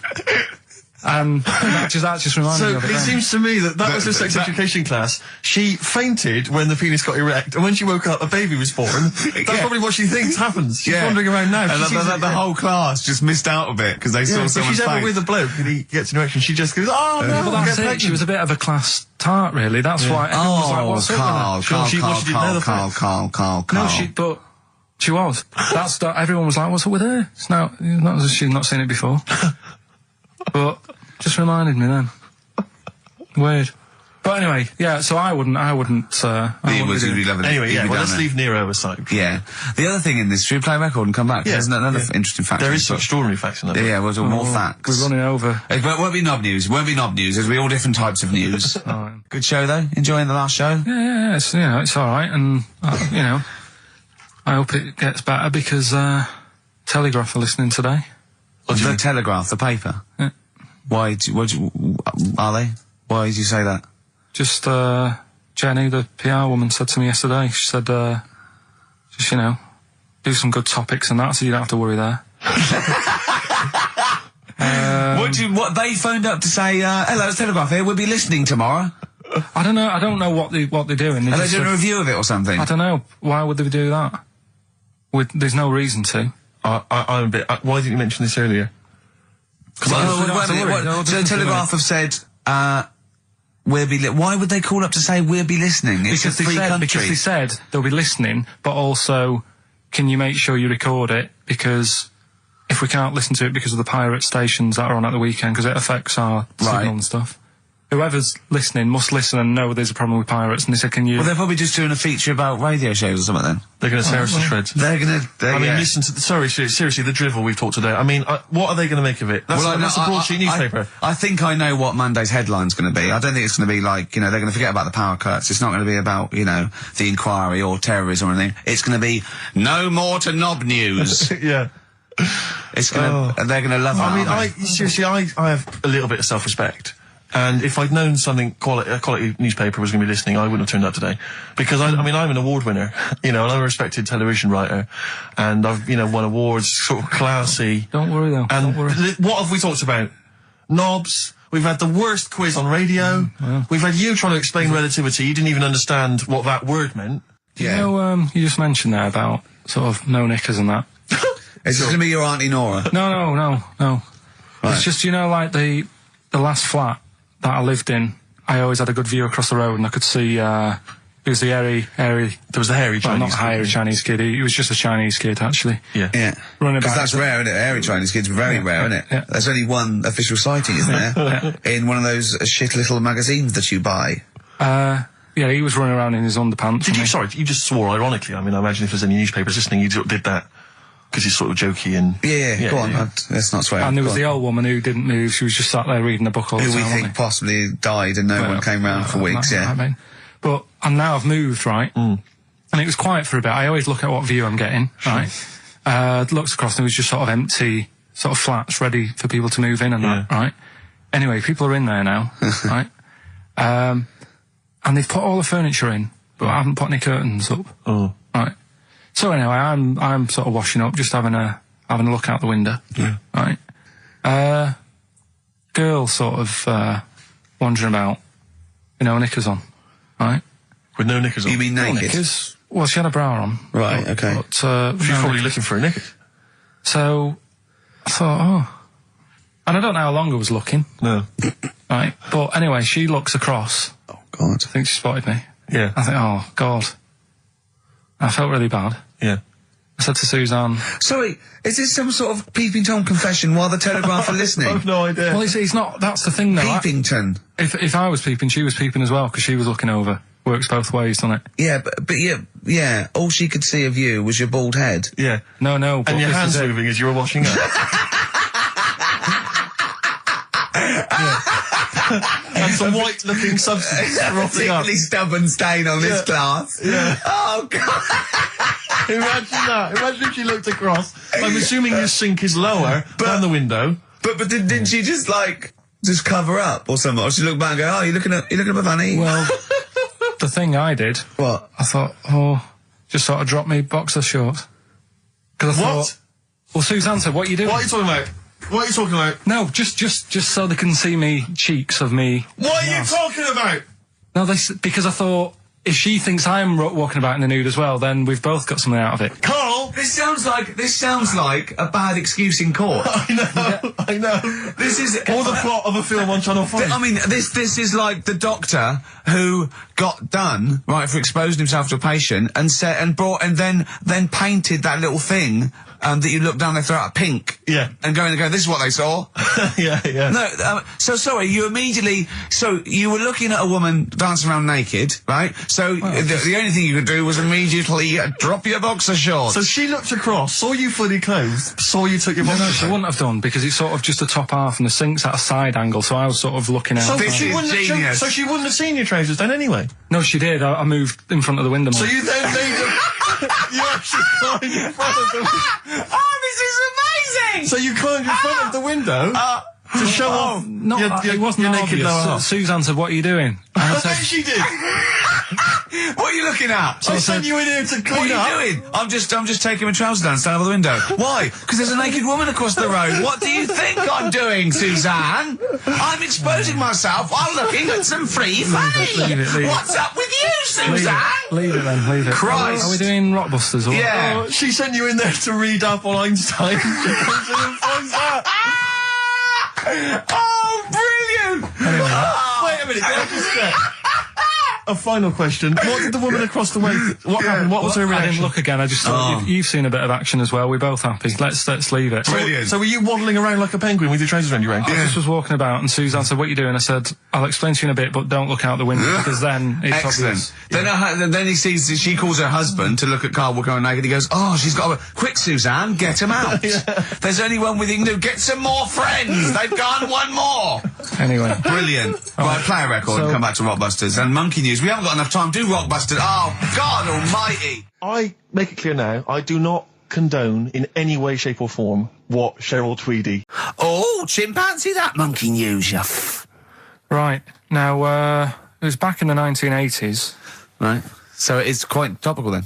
Okay. When did this happen then? 1980s? Yeah. It's about a Colombian F1 sort of, Formula One driver. Yeah. Apparently these races were going on, right? And someone kept winning them. Right, okay, forget it. No, don't do it. It's because it's rubbish. Because it's rubbish. Right, so someone kept winning the races. So this human that kept winning the races. So this human being that kept winning the races, Karl, what was his name? His name it's Jimmy something. Yeah. How tall is he? Just out of interest. No, let's hear the story. Let's hear the story. Was he about 4 foot 8? You might find out if I tell you the story. Right? Go on. So anyway, he kept winning and everyone was like, oh, he's brilliant, this guy, who is he, and all that. Yeah. But his gimmick, right? Was never showing his body or face? That's right. Never took his helmet off. You're an idiot. Never took his helmet off, right? You know the short trousers he used to wear? His trousers were about a foot long, but his shirts, the sleeves were really long. Anyway, right, so because he wouldn't take his helmet off... You're an idiot. He was taking part in, the F3, which is like the lower ranks of Formula 1 and that. Just get to it. Everyone thought it was like a famous driver who was taking part in that. Get to being a monkey. Anyway, what happened was, there was a crash one day. Yeah. And the car tipped over, everyone's like, oh... He ran up a tree? So... They were suspecting when he ran away with the ambulance people up a tree and started eating a banana? So the marshals ran over and the ambulance people were there and they were about to take his helmet off and the marshal was like, don't take his helmet off. Give away the secret that he's a monkey. Give away the secret and that. Yeah, chimp. Yeah. Took his helmet off. Jimmy Chimpus. Little monkey under there. No, definitely not. Tell me your insights to autism. Right, well, there was this, again, Channel 4 coming up with some good stuff at the moment, right? It might have been Channel 5. But what's the name? It's the attention span that I like. These people who they've got like this autism thing going on. Yeah. And they sort of take in a lot of information. They get sort of they get so into it that they know everything about that subject and what have you, right? And there was this lad who he knew everything, right, about EastEnders. Right. He sort of the cameraman was saying to him. So, why EastEnders and that? And he said, I don't know, I just like it. And he said, I remember when I first watched it was a Thursday, it was 5 to 8, Pauline Fowler walked in, she had a pink jumper on, she said, all right, love. And he remembers everything from that moment on. Yeah. Right, and everything, which is great, but then the way the programme was making out, it was almost like they were saying it's a disability. Right. When in a way, it's more like a superpower. Sure, like Rain Man. But if you can take Rain Man. No, he has special autistic powers. Oh God! We must send for Rain Man. I don't know what to do. So he would be a great contestant on Mastermind, sort of autistic mastermind. He'd be what I'm saying is, don't be watching EastEnders though. Sort of, why didn't they give him an encyclopedia and say, get into that? Sure. That'll be useful. Yeah. Keep him away from EastEnders. Wasting his time there. But I don't think it is a disability. No. Yeah, there are other things, and they're not. It's also autism is a matter of degrees, from what I know.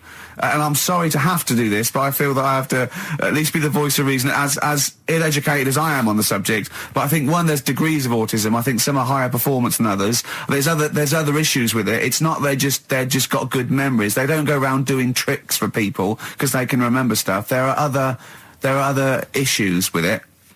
Do you know what I mean? Well, I mean, they seemed a bit... But you watched the programme, what did you learn? That he knows when Pauline Fowler came in? Yeah, I mean, there was other bits where they couldn't control their emotions and stuff. Oh, that other little bit, yeah. But the main bit of it was he can soak up information and stuff, and I'm just saying it didn't seem really bad. Do you know what I mean? There's disabilities where people say that's a bad disability. It's like how people say about... This is brilliant. This is just like this is amazing to be in a room with this man. It's incredible. You just wind him up and listen to what comes out. And I'm going to sit back now. I'm not going to defend you or explain anything. Just go on and tell me about the other disabilities that are worse. What I mean is how people can sometimes easily get mixed up. How people are scared of like a cyclop. When at the end of the day, he's got a disability. A bloke. Who's scared of a cyclop? No, it's apart from Jason and his Argonauts. Where's this cyclop that you're scared of? No, I'm just saying in history and in books and that. No, not in history. History happened. Yeah. What are you thinking of? You're mixing history with Greek mythology and Roman mythology and every other type of mythology. What do you mean there wasn't really a giant cyclop that went round picking up ships and throwing them around? That's not history, Karl. Do you think Batman's history?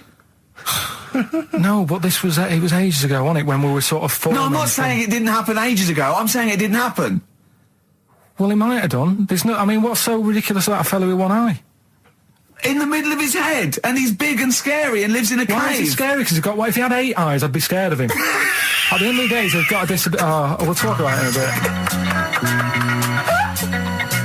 Finally, White Van Man, what do you make of the fact that Sainsbury's are bringing in square tins? Is that a concern for you? Is that true? Apparently so. Why? Don't know. Like it's easier to stack. This is what the guy in the Sun has said. That should be interesting. That should be his comment on Sainsbury's are bringing in square tins. Is that should be interesting for meatballs.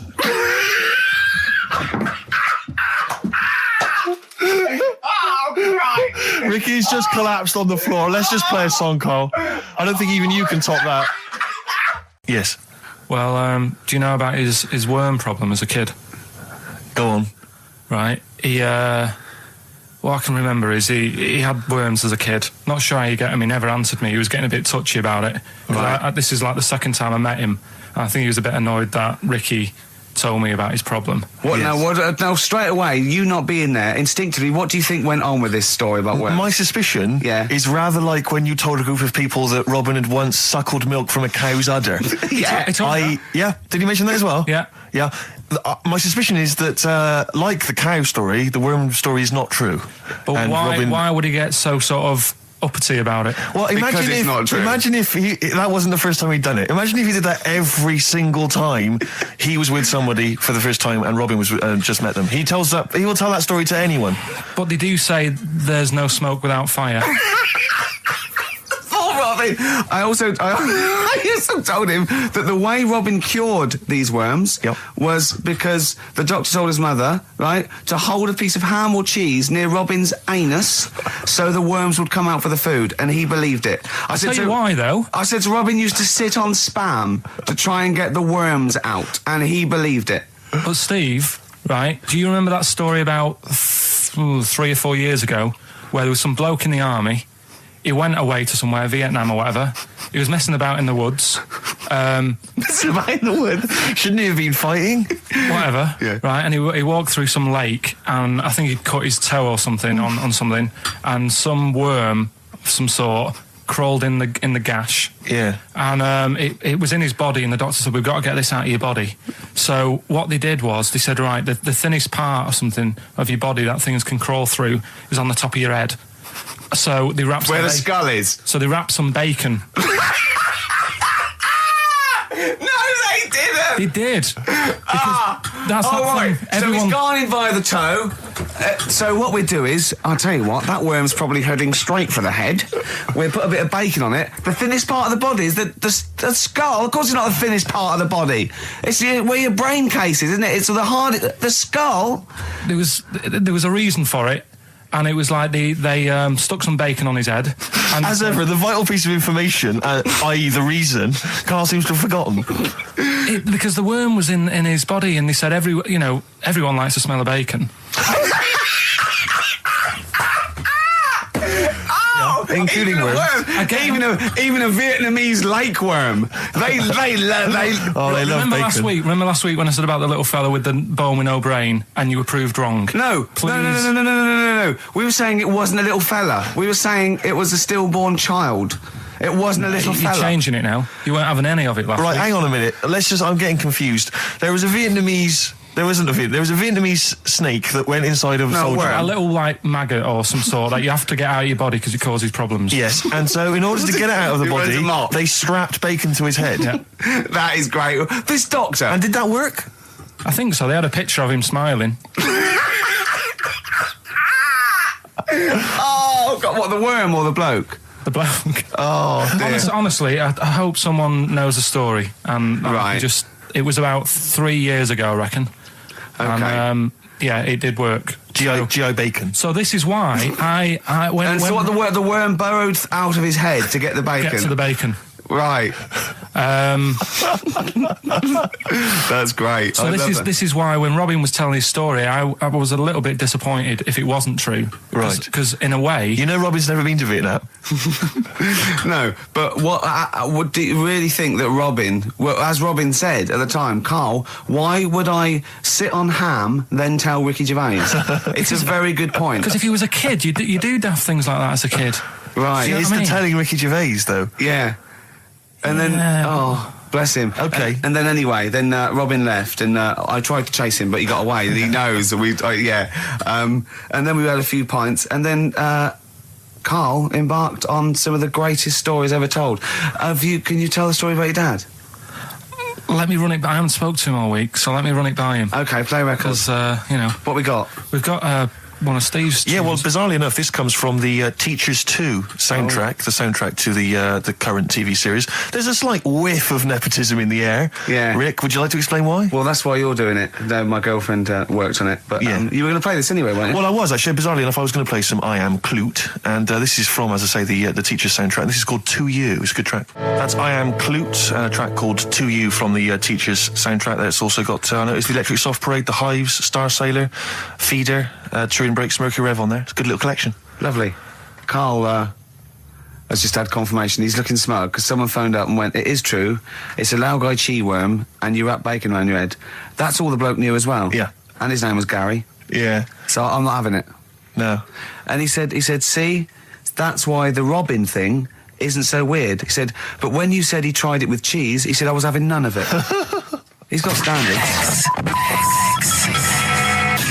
He's only got a beard. He has. You sure it wasn't someone else who got in the car and he was still standing out there? No, right. What? And it turned out, yeah, he got home and said to his wife or his girlfriend, it's a bit weird. So I just got out of the car to look at a bright light, and I got back in the car, I grew a beard, and she said, never mind your beard, where have you been for 3 days? And what had happened is... He passed out because he was pissed. No. The UFO had taken him for 3 days. Yeah. But he'd only thought that he'd only looked at it and it went away. Yeah. But what had happened is he took him and he grew a beard because he hasn't had a shave. Right, okay. I mean, was Will Smith or Tommy Lee Jones anything to do with this at all? Did you see this on a video maybe and thought it was an educational film? No, it's from a book that some kind person sent in to me. Here. Can I just ask again, just again, I'm just throwing this right back at you. Do you think there's any other possible answer here? Right? A man is absent for 3 days from home. He's grown a beard. The length of time that it could take to grow a beard, lest we forget. What if he hadn't actually seen a bright light in the sky? What if he was lying? What if he was lying? He'd got knocked unconscious, he'd had a car crash. Just lying. No, just lying. Or he was just lying. Yeah, he'd been on a bender, getting pissed for 3 days. And that was his an mates. excuse to his wife. And they went, Dennis, what are you going to tell your wife? Well, wait a minute. Wait a minute. He's not going to believe I was out with you, lads. Just say you're only away for a minute. No, I wasn't away from it because of the beard. Oh, yeah, look, it looks like you've been out for 3 days. Well, we have. That's exactly right. Okay, we've got to cover that then. Alien abduction. Great one. Okay, let's try that. Do you see? That's a little scenario there that could have been played. So, when you say educating Ricky, what have I learnt from this? Never listen to you again. That's all I've learnt so far. Never listen to you. Yeah, we'll add a little bit more in here, right? Well, no, what do you mean add a little bit more? We'll add a bit more to this what I'm educating you about. Go on. Right. There's only a law in America that says if you touch a UFO, you're going to get done. Now, why would they make a rule? I don't know that... Do you know, like, all their rules have a code? Carl, I genuinely do not know what you're talking about. Right. Do you know, like, how here... Do you know what... I have no idea. Right. Okay. Do you know, like, over here... I'm listening to Capital and these headlines. I got Foxy on from yesterday. Right, let's bin that. No, wait, it's great. No, I want to hear about Airy Chinese Kid. Let's play a tune. Okay, play a tune. Come back with Airy Chinese Kid, definitely. Some doors. Yeah, I just thought I'd go back, take it back to the 60s. This is a tune that a friend of mine sent me. If you touch a UFO, you get done. Soul Kitchen from the Doors. Shambles today, this. Right, okay, educating Ricky. What have we got? Airy Chinese Kid, go on. Right, yeah. This is the... I didn't want to do this, What do you want to do it? Well, I wanted to give you 3, and I gave you one. It was like the alien man gets a beard or whatever. Yeah, and which was total rubbish, so this one should be better, maybe. Hairy Chinese kid. Right, well, we've talked about hairy people in the past. True enough. Haven't we? Yeah. You know, the little kids who grew up in woods and hung around with wolves and that. Yeah, again, you're confusing it. Yeah, they're not, there were some people that were born very hirsute. They were not the people who were brought up with wolves. Yeah. You just put that together in your Homer Simpson type mind. Right, well, this is like a sort of close to that sort of story. Yeah. But the weird thing is, right, Chinese people aren't that hairy as a nation. No, seriously, that's a well-known fact. They don't have that much body hair and stuff. Okay. So this little kid who was born over there, he was like covered in stuff. Was he? And it was only his nose that wasn't hairy. The rest of his body was caked in hair, right? And his hair sort of What grew. sort of hair was it? Was thick hair. No, what I mean is, was it sort of like a pony's mane, so he just looked like an Ewok? You know what I mean? Just like hanging down sort of straight, dark hair. In the picture, it looked like it grows from his eyebrow. It grows from his eyebrows quite thick, and then it just goes all the way over his head. You don't think it was just really long eyebrows that he'd done a comb over? No, it was all over his body. It had a picture of like his back and that. Yeah. And had he styled it? Had he styled it at all? Did he have it in a quiff or? No, it was just hanging all over him. Yeah. And they were like, you know, this is a bit weird happening in China, where we're not normally that hairy.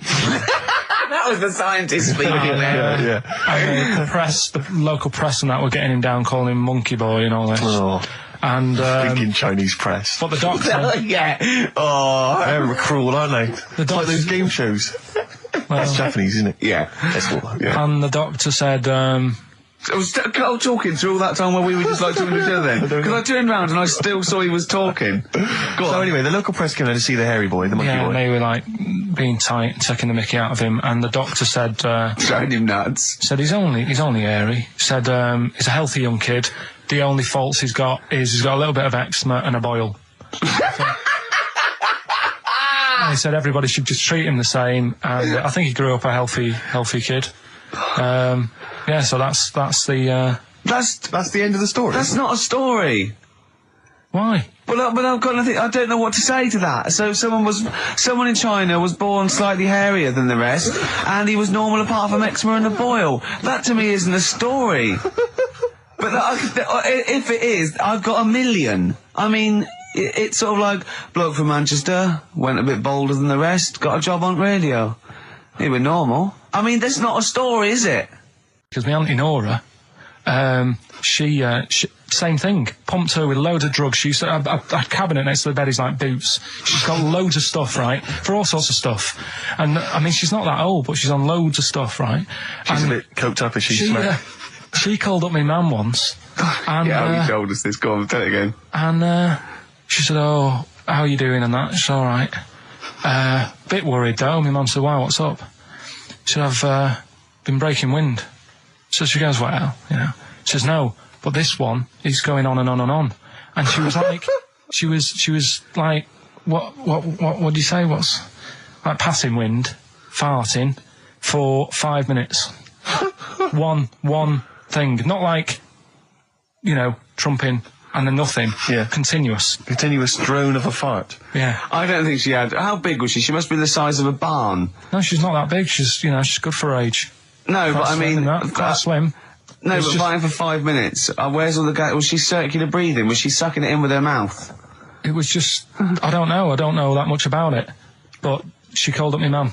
About 2.5 minutes in. Could you hear it in the background? 2.5 minutes in! 2.5 minutes in, she called my mum up, and it went on for a further 2.5 minutes. Oh. And she just stayed on the phone, did she? Where was going, can you hear that? Well, yeah. Did she hold the phone next to her arse? Listen to that. She was off the ground. Trying to work a tune down. she was actually hovering. She was 4 foot off the ground when they found her, the ambulance men. The cat's dead. Don't light a match. Don't light that cigarette. Yeah, it's like that advert. The kids come home from school, switch on the light. Yeah. Then they see Granny hovering. Turn the light on. Be careful if you have an elderly woman at home. Yeah. Drugs make you fart. So that's what I'm saying, you know, just let these people... What are you saying? No, wait, what are you saying? I'm saying let people enjoy the life they've got left. No, you're not. You're saying don't put them in hospital, leave them at home to die. No, I'm not. Give them a Rubik's Cube and let them die. That's what you're saying. Yeah, I'll tell you something now, right? Steve, I'll tell you something. I didn't want to do it because it brings the show down. But she did die. Who, the blue-handed lady? Yeah. How do you know? Because I said to my dad, how's the woman next door? She said, oh, she went last night. They've got an old fella in there now. God. So, there you go. So, wouldn't it have been better to leave her at home where her friends and family can call and speak to her, even nip that round if they want, you know, with a cat, I imagine. No, it's definitely a cat now. What was that cat's called, that you imagine? Probably, I'm seeing like a big ginger one, so I don't know, something like, I don't know, maybe ginger or whatever. Maybe I had a budgie. But that's what I'm saying, just let them enjoy this life, because dying in hospital, I wouldn't like to do it. If I went to the doctors and they said, you haven't got long life left. I mean, that's about the male being sort of a first-class citizen, much better, wasn't it? An aspiration to sleep with a beautiful man than a beautiful woman. Women were lower-class citizens, so therefore men were seen as higher class. So to have sexual relations with a man, there was no shame in that. No. In fact, it was looked upon. And I said, well, you know, ancient Rome. I said, you know, Nero, he'd sit in his big jacuzzi and he used to get, you know, pretty boy men to just go into the water and just nibble at his testicles while he was having a watch. He didn't do that. He did. Yeah. And he's not a gay fella. No, well, no. I mean, you know, I don't know about Nero, but I mean, it wasn't a case of a big delineation between what was heterosexual and what was gay. It was just, you know, whatever you... So what did this fella do then? This one who's having his... Well, he was pretty much top boy, Nero, for a while. He was in charge. And, you know, and you did what you're told. If Caesar or... But why were people going round there? Why didn't they go, oh... No, they weren't dropping in. It wasn't like the door was opening. I was just going to see what Nero's doing. You'd have probably been like a delivery boy or a stable boy or something, you know, and you'd have popped round there and you'd have gone, there, right, Nero, there's the tablets of stone you wanted. And you go, Pilkington, why are you here? Pop under... I don't know why he's French. What is that? I don't know why he's French. Just pop under the water and nibble at my testicles and you'd have done it. Because he was Nero. I wouldn't. You would have. Well, there's no way I would have done. Well, you would have. What have I done? I've dropped a pizza off. Yeah, you put around to Nero's place with the pizza. Right, I'd say I've done my job. Right? Yeah. That's not the sort of tip I wanted. No, he'd have said, get the little baldy chap to nibble at my testicles, and you'd have done the water. I wouldn't have done it. No, well, you wouldn't have put me head on the wall. I wouldn't have done it. Can I just say this, Steve? Not only would you be nibbling at his testicles, you'd have been going mad. You'd have been noshing him just for extra. You'd have been doing everything he wanted. You'd have been going, he'd have gone, I didn't ask you to do that. You'd have been going mental. They'd have been chewing, slurping, smacking, poking.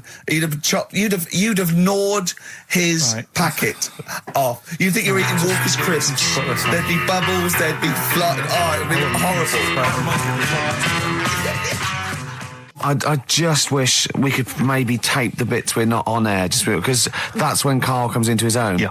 He just said to me, I don't know what I was doing, I was sort of like pottering around, dancing around, doing something annoying probably, and he just looked at me, I don't know, and he was looking at me, and I looked back, and he went, have you ever used a Y-front properly? Genius. It's a great question, because the answer is definitely no. Definitely no. Does anyone use their Y-front properly? And by that, I mean, get your winky out of the little sort of slot provided, as opposed to like put it to one side or pull them down or whatever. Has anyone used a Y-front properly? I don't think I've ever done it. I don't think I've ever done it. I've never seen anyone in a toilet doing it, Rick. You should be looking. I wish I hadn't said that. I caught you. Really? Yeah. That's actually how you prove people are gay. Yeah. Get them into this conversation. Yeah. Yeah, it's a trap. Yeah, it's a trap. It was the trap. Yeah. I'm not gay, by the way. Yeah. You didn't prove I was gay. I double bluffed you. Yeah. As I knew the old gay trick. I thought it was the old gay lord say no thing. That is another method. Yeah, there's innumerable methods of doing it. That's how Oscar Wilde was caught. Yeah. Yeah. What happened there? Well, the judge went to him, did you see that film last night? Gay Lord Say No, and he went, no, and they went take him away. Yeah. Take him down to the cells. Yeah, take him to Reading. It is true. That is true. It originated in America. Yeah. So many of these things do. It's a brilliant point, Carl. I'd like to hear from anyone listening who's, and I mean, well, they'll just lie, wouldn't they, I suppose? Yeah. I don't even use sort of flies. No? Usually. I sort of pull my wife on, my sort of tracksuit. So that's why I wear sort of like elasticated waistbands all the time. Exactly. Just sort Speed. of like... Yeah. You got to get in there with the minimum of effort. Yeah, and out. Sure. Often I won't shake. No, no. To my detriment, because it often leaks out a little bit later, doesn't it? Ever been out on a date with a girl where it's just trickled down your leg and you wish it hadn't, and you're thinking, what if she gets my trousers off later? She might smell or see it. What? What? I don't know. I don't know what I said there. Right. Yeah, but it's all the time. It's not just, I mean, you haven't done that with me, taking your clothes off and that yet. But, like, last night we were sat in the pub and I was saying, right, you know, let's not even worry about new features then. Let's get the current ones, you know, going. Like what? Good. Like, the one that I was trying to work out, the cheeky freak of the week. Think of that! Yeah, but Think of that, though, as a normal conversation. Yeah, I'd looked online, right? I didn't find that much. I found, actually, I'll tell you what I found later. Brilliant. We're looking for them, right? And then at one point, I think you said to me, go and, you know, what about the Guinness Book of Records? Yeah, you know, they'll have, like, the best freak in the world or whatever. You know what I mean, though? I wonder what Carl would You're think never about stuck that. for a conversation point if Carl's around. That's what's genius about it. He's always got an opinion. He's got an opinion about everything. Yeah. It's But I love the fact he was watching UK Style without a shadow of irony. Yeah. No, that's what I like about him. Exactly, that's what's I wouldn't brilliant. like it if he was trying to be No, he's not. kitsch Yeah. and stuff. I like it because he's down the line, straightforward, no nonsense. Yeah. This is what I like. You know what I mean? He's going to be sort of like Jeffrey Boycott, Dickie Bird when he's about like 60 or 70. He's going to get on a bus and go to the driver somewhere. You need an haircut. You look like a scruffy get. You know what I mean? He's going to be a great old bloke that he doesn't get chinned in the pub. Yeah. Right? People protect him, you know, because he's like 70 or something. But it's great. You're looking forward. You're actually in that nod. That nod went. I can't wait to be 70. Yeah. Wasn't it?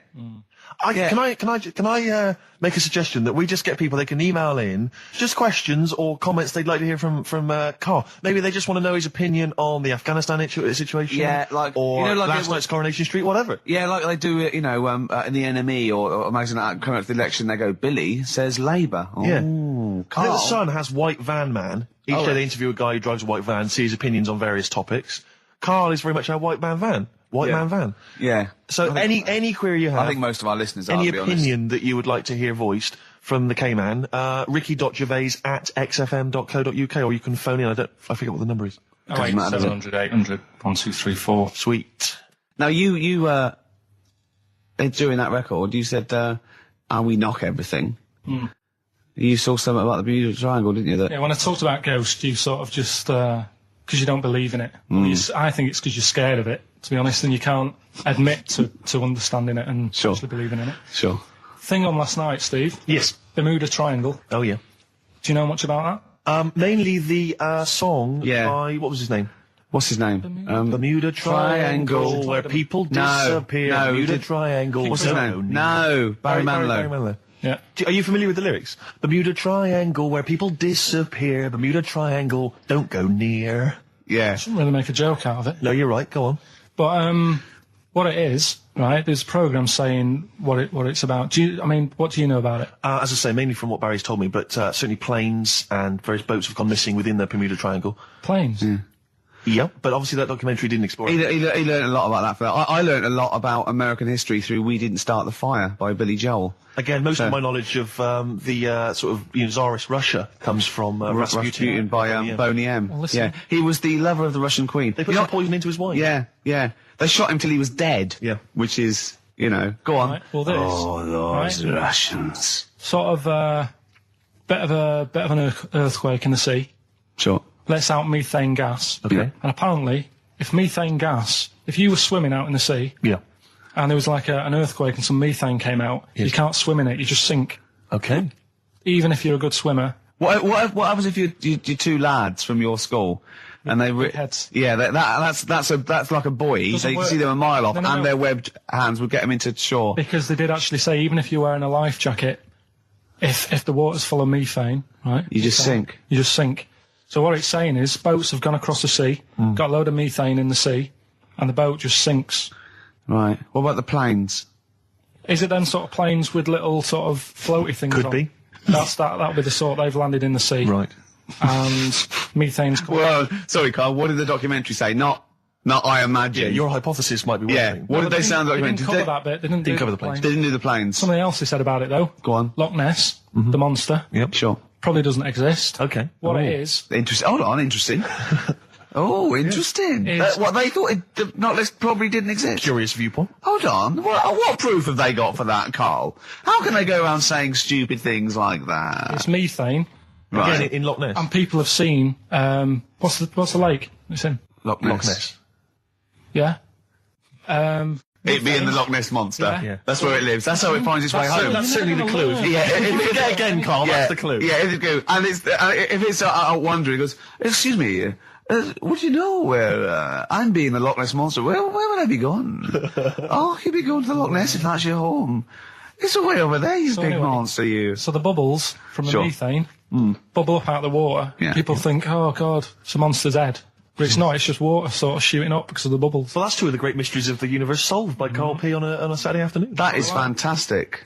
Yeah. So that makes me think a lot of things.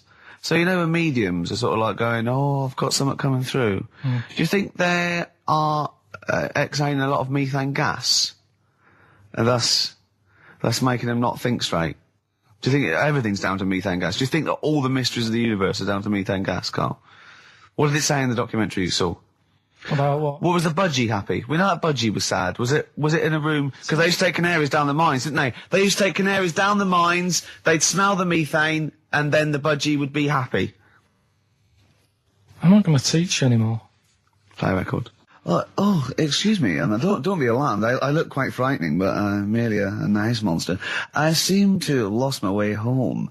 Could you direct me in the right direction? Nice to meet you, yeah, Karl Pilkington. Hi. What's your name? Why do you need to know my name? Well, it might help me to find out where you come from. Oh, my name's the Loch Ness Monster. Okay, alright, give me a second. What was your name again? Loch Ness Monster. See, this is what I mean.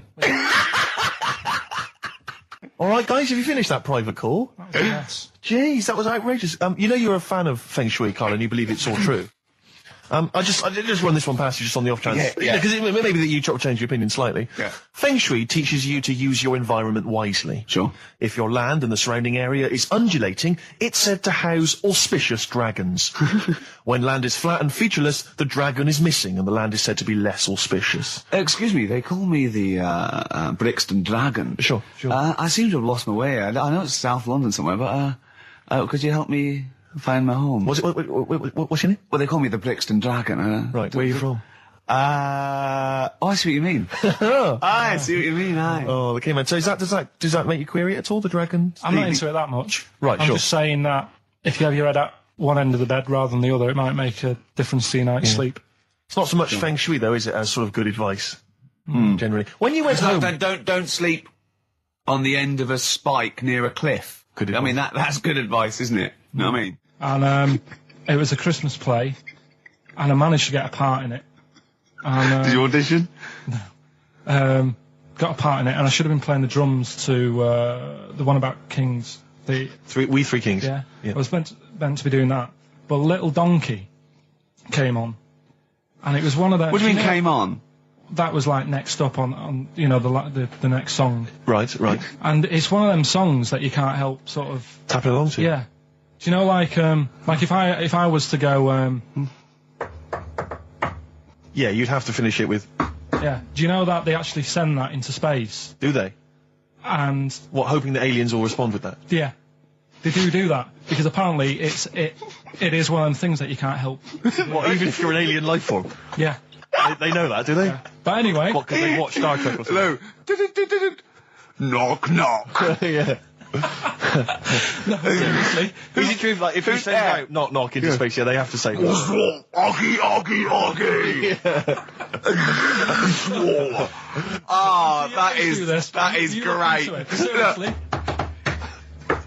Oh, hold on. What's something out there? Was a little green fellow? That is great. Yeah. So anyway, that is fantastic. I mean, we're not a close family. Do you know what I mean? We're not the sort of family who keeps in touch with everyone. And I think my mum called her up one Christmas. and sort of said, how's the Diddy men? Yeah, how's Nutty Ash? And she said, oh, no, I don't do that anymore. I'm knocking about with Sandra or whatever. Right. And it was like, oh, right. Not big butch Sandra with the big earrings and the skinhead. Used to live down the road from you. I don't know. Used to get Doc Martens wholesale. That's Sandra. But she had a haunted house. Go on. Who, Sandra? No, Hazel. Right. Is this before she was a lesbian or not? Before. Okay. And there was a bike in the hall and the pedals used to go backwards. There was a what in the hall? A bike. That's handy, isn't it? Oh, that's great. Don't worry, we won't do anything. So, I want to know about the haunted house. There was a bike in the hall. And there was a bike in the hall and the pedals used to go backwards on their own. And also, shoes used to stick to the wall or something. Did they? Yeah. Shoes used to stick to the wall? Yeah. Okay. That sounds like that's all a household. Yeah. Oh, dear. Brilliant. Maybe she should clean the walls. The first time, and we went bowling at this place. Where was it? I mean, Finsbury Park. And I'd never been before. And he goes, "You got to wear special shoes." I went, "All right." He went, so. He goes, "Have you got size 14?" And she went, "Yeah, I've got one pair." And she put them on the table, and they look like crusty. Honestly, honestly, it looked like. It was. I just started laughing because they're so long and thin anyway, and they're multicoloured, aren't they? They're two colours, and it looked like Krusty's. It's Krusty the Clown's feet. And then this teacher just went, all right. 14, that is big, isn't it? It is a huge size shoe. You're right, yeah. And it was just the one cleaner in them. Just the one, sadly. She did have loads of kids eventually and brought them up in there. I wanted to buy a laptop computer, and everyone said, go up Tottenham Court Road, and I was reading like magazines and stuff. They were saying haggle. Make sure you haggle. Make sure you're planning to haggle, get the best deal you can.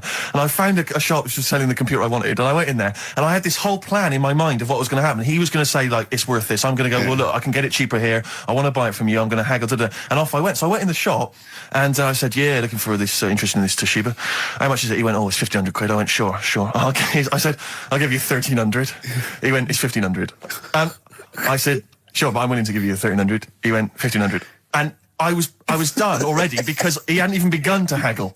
And I was assuming he'd at least go 1,400 and we could start, but nothing. So now I was screwed. My whole plan went out the window. Yeah. What did you do? Just leave? No, I said to him, the thing is I can get this computer cheaper down the road, but, I like what you're providing here. I like your service. I've had good stuff about you. And it was amazing. I said, I've heard good stuff about you. And he went, I said, seriously, I can walk down the street, I can buy it there for cheap for like 1,400. And he went, well, see you later then. And I was like, right. So I walked out the place. I said, well, I'm going to have to leave then. And I walked out the place, and of course I wanted to get it from there because it was still the cheapest, so I had to walk back in again. I went, yeah. I've just had some second thoughts. Listen, I'll tell you what, I'll pay the 1,500. Can I get a free carry case? He went, the carry case is free anyway. I said, I'll take it. The carry case is free. I got nothing. No, but how much would you charge for that if it was on sale? Carry case a tenner. Well, let's just say it is a tenner. Give it to me for free. And he went, no, it's a tenner. And you went, well, you said it was free a minute. Yeah. It's just pathetic. That is lovely. It's having to walk out making a big statement and then come back in again. Oh. So it was last week when there was a little bit of confusion over the one for Holly Valance. Right? Of course. I don't think it was confusion. I think it was your error. Yeah. No, it wasn't. And it was Holy Valance and you meant Pelmet.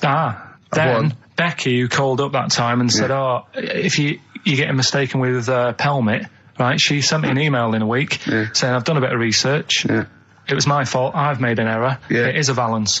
Okay. And I know about Valances. As I told you last week, at the very end, my auntie loves them. Yeah. Right? She makes them. She started off just like putting them on top of the sort of window around the curtain. And then she thought, oh, I can do more with this. Yeah. And she had a little coffee table that had magazines underneath. And she said, I'm sick of seeing them magazines when I'm sat down. She sounds like a Pilkington. So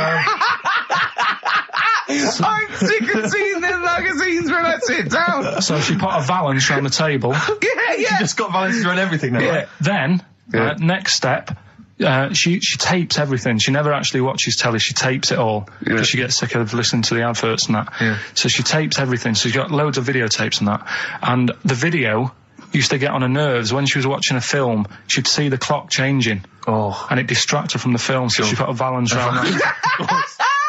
Yeah. That's genius. Yeah. So, That is or is it mental? Only Mrs. Einstein can tell. I don't know. She's even made a little Jack Russell look like a hovercraft. Yeah. He's great. So everything's got a valance. If you go round and you stand still for too long, the chances are you get a balance around your head. Yeah. This is this is Auntie who? Auntie Nora. And this is the one that farted for 5 minutes. She did. Lest our listeners forget. Lest we farted forget. for 5 minutes, called his mum, saying I'm farting, 2 minutes into the fart. She said about 2.5 minutes in. Yeah. God. She said I'm about 2.5 minutes into the my fart. mum said, how long's it been going on for? She said, well, it was about 2.5 minutes before I called you. Yeah. And then it went on for a further 2.5 minutes or something. And then it stopped. And, She couldn't time it because there was a valance over the clock. Yeah, she Because it used to couldn't annoy time her it, when she was yeah. on the phone and you put her off seeing the So time. She was guessing it was 5 minutes. This was one consistent fart. yeah. I mean, it wasn't making a noise. It was just... Oh, it wasn't making a noise. Just gas. Right, endless gas. So, there you That's go. fantastic. Well, we started off with a new one. A little bit of foo. Like, that got a load of attention in the press. But the Trisha programme got nothing. Okay. Which, I know, was that? like, well, Steve called me up in the week, right? Like 10 o'clock in the morning, I was at work. And he goes, What do you think so at 10 o'clock? I should think Preparing this show. most people go to work about 8, 9. Are you watching Trisha and that? I said, no, what is it? He goes, oh, you'll be loving it, right? Freaks. Was it Help Me, My Mum's a Freak? Siamese twins. Right. So I couldn't watch it, but he said, oh, it might be on again because they repeat stuff on ITV2. Right. So I had my dinner late, right? Instead of having it at like 1 o'clock like I normally do, Yeah. I had it at like 2:30. Yeah. Sat in the office, put the telly on, ITV2. These Siamese twins. Did it blow your mind? It was amazing. You know, we talk about a lot of things on the show quite a lot. The airy kids crop up a lot. I was waiting. It's been 10 minutes and you haven't mentioned the hairy kid. Right, and last week we were talking about Siamese twins, weren't we? So it was weird that this programme was on, but it was amazing. I mean, what I think you can't refer to them as Siamese twins. I think they're known as conjoined twins. Why? I think Siamese is maybe considered derogatory or as an old antiquated phrase. Yeah, I think it's because the first famous ones were actually from Siam. Right, but anyway. and that doesn't exist anymore. No, it's conjoined, Carl. Yeah. Get the phrase right. But you'd think that if that's happened to you, that wouldn't be that sort of offensive. The names that you must get called. Right. You think that's least your Siamese worries? twins, I'd say, well, that's, yeah. Now, were you worries. stunned by where they were connected? Just live with it, we'd say. Because they were connected, of course, at the forehead. Oh. Sort of, which was quite extraordinary. Well, there was one set of Siamese twins. One had a job and the other one didn't. That's ludicrous. Yeah. The other one was unemployed. The other one had a job. She had to go to work. She had to get up at 6 o'clock on her day I'm off. supporting you, literally. Yeah. Then they get done off the social for sort of... Yeah, because the other one was signing on. That wasn't a question that Trisha asked. Annoyingly, because I know that much of the audience was thinking that. There's a few things that didn't crop up. What questions would you have asked of them? Because what things did you feel weren't mentioned? I'd love to just watch Carl watching amazing things. Exactly. Do you know what I mean? It's like early learning thing. Mouth slightly open. Yeah, some mouth slight open at a dribble, looking round to see if anyone else has seen it. You know, I hate that. Like when a cat sees a bird land on the balcony. Exactly. It can't believe it's luck. I'd probably say, how do you buy her like a birthday present? A surprise gift, yeah. Because everything's ruined. Sure. Right? I'd probably ask... Yeah. Well, did you not think it was interesting that one of them had a boyfriend? Well, that was a bit weird, wasn't it? Uh-huh. But what was the other thing that I was thinking when I was watching it? I was thinking if one got into crime and that was sent to prison, right, what would happen? How would you handle that? It's brilliant. It is brilliant. If a chimp could talk. And what was the other one? The other thing was, what did he talk about? Because it's not as if you can say, oh, guess what I did today? Do you know what I mean? Yeah.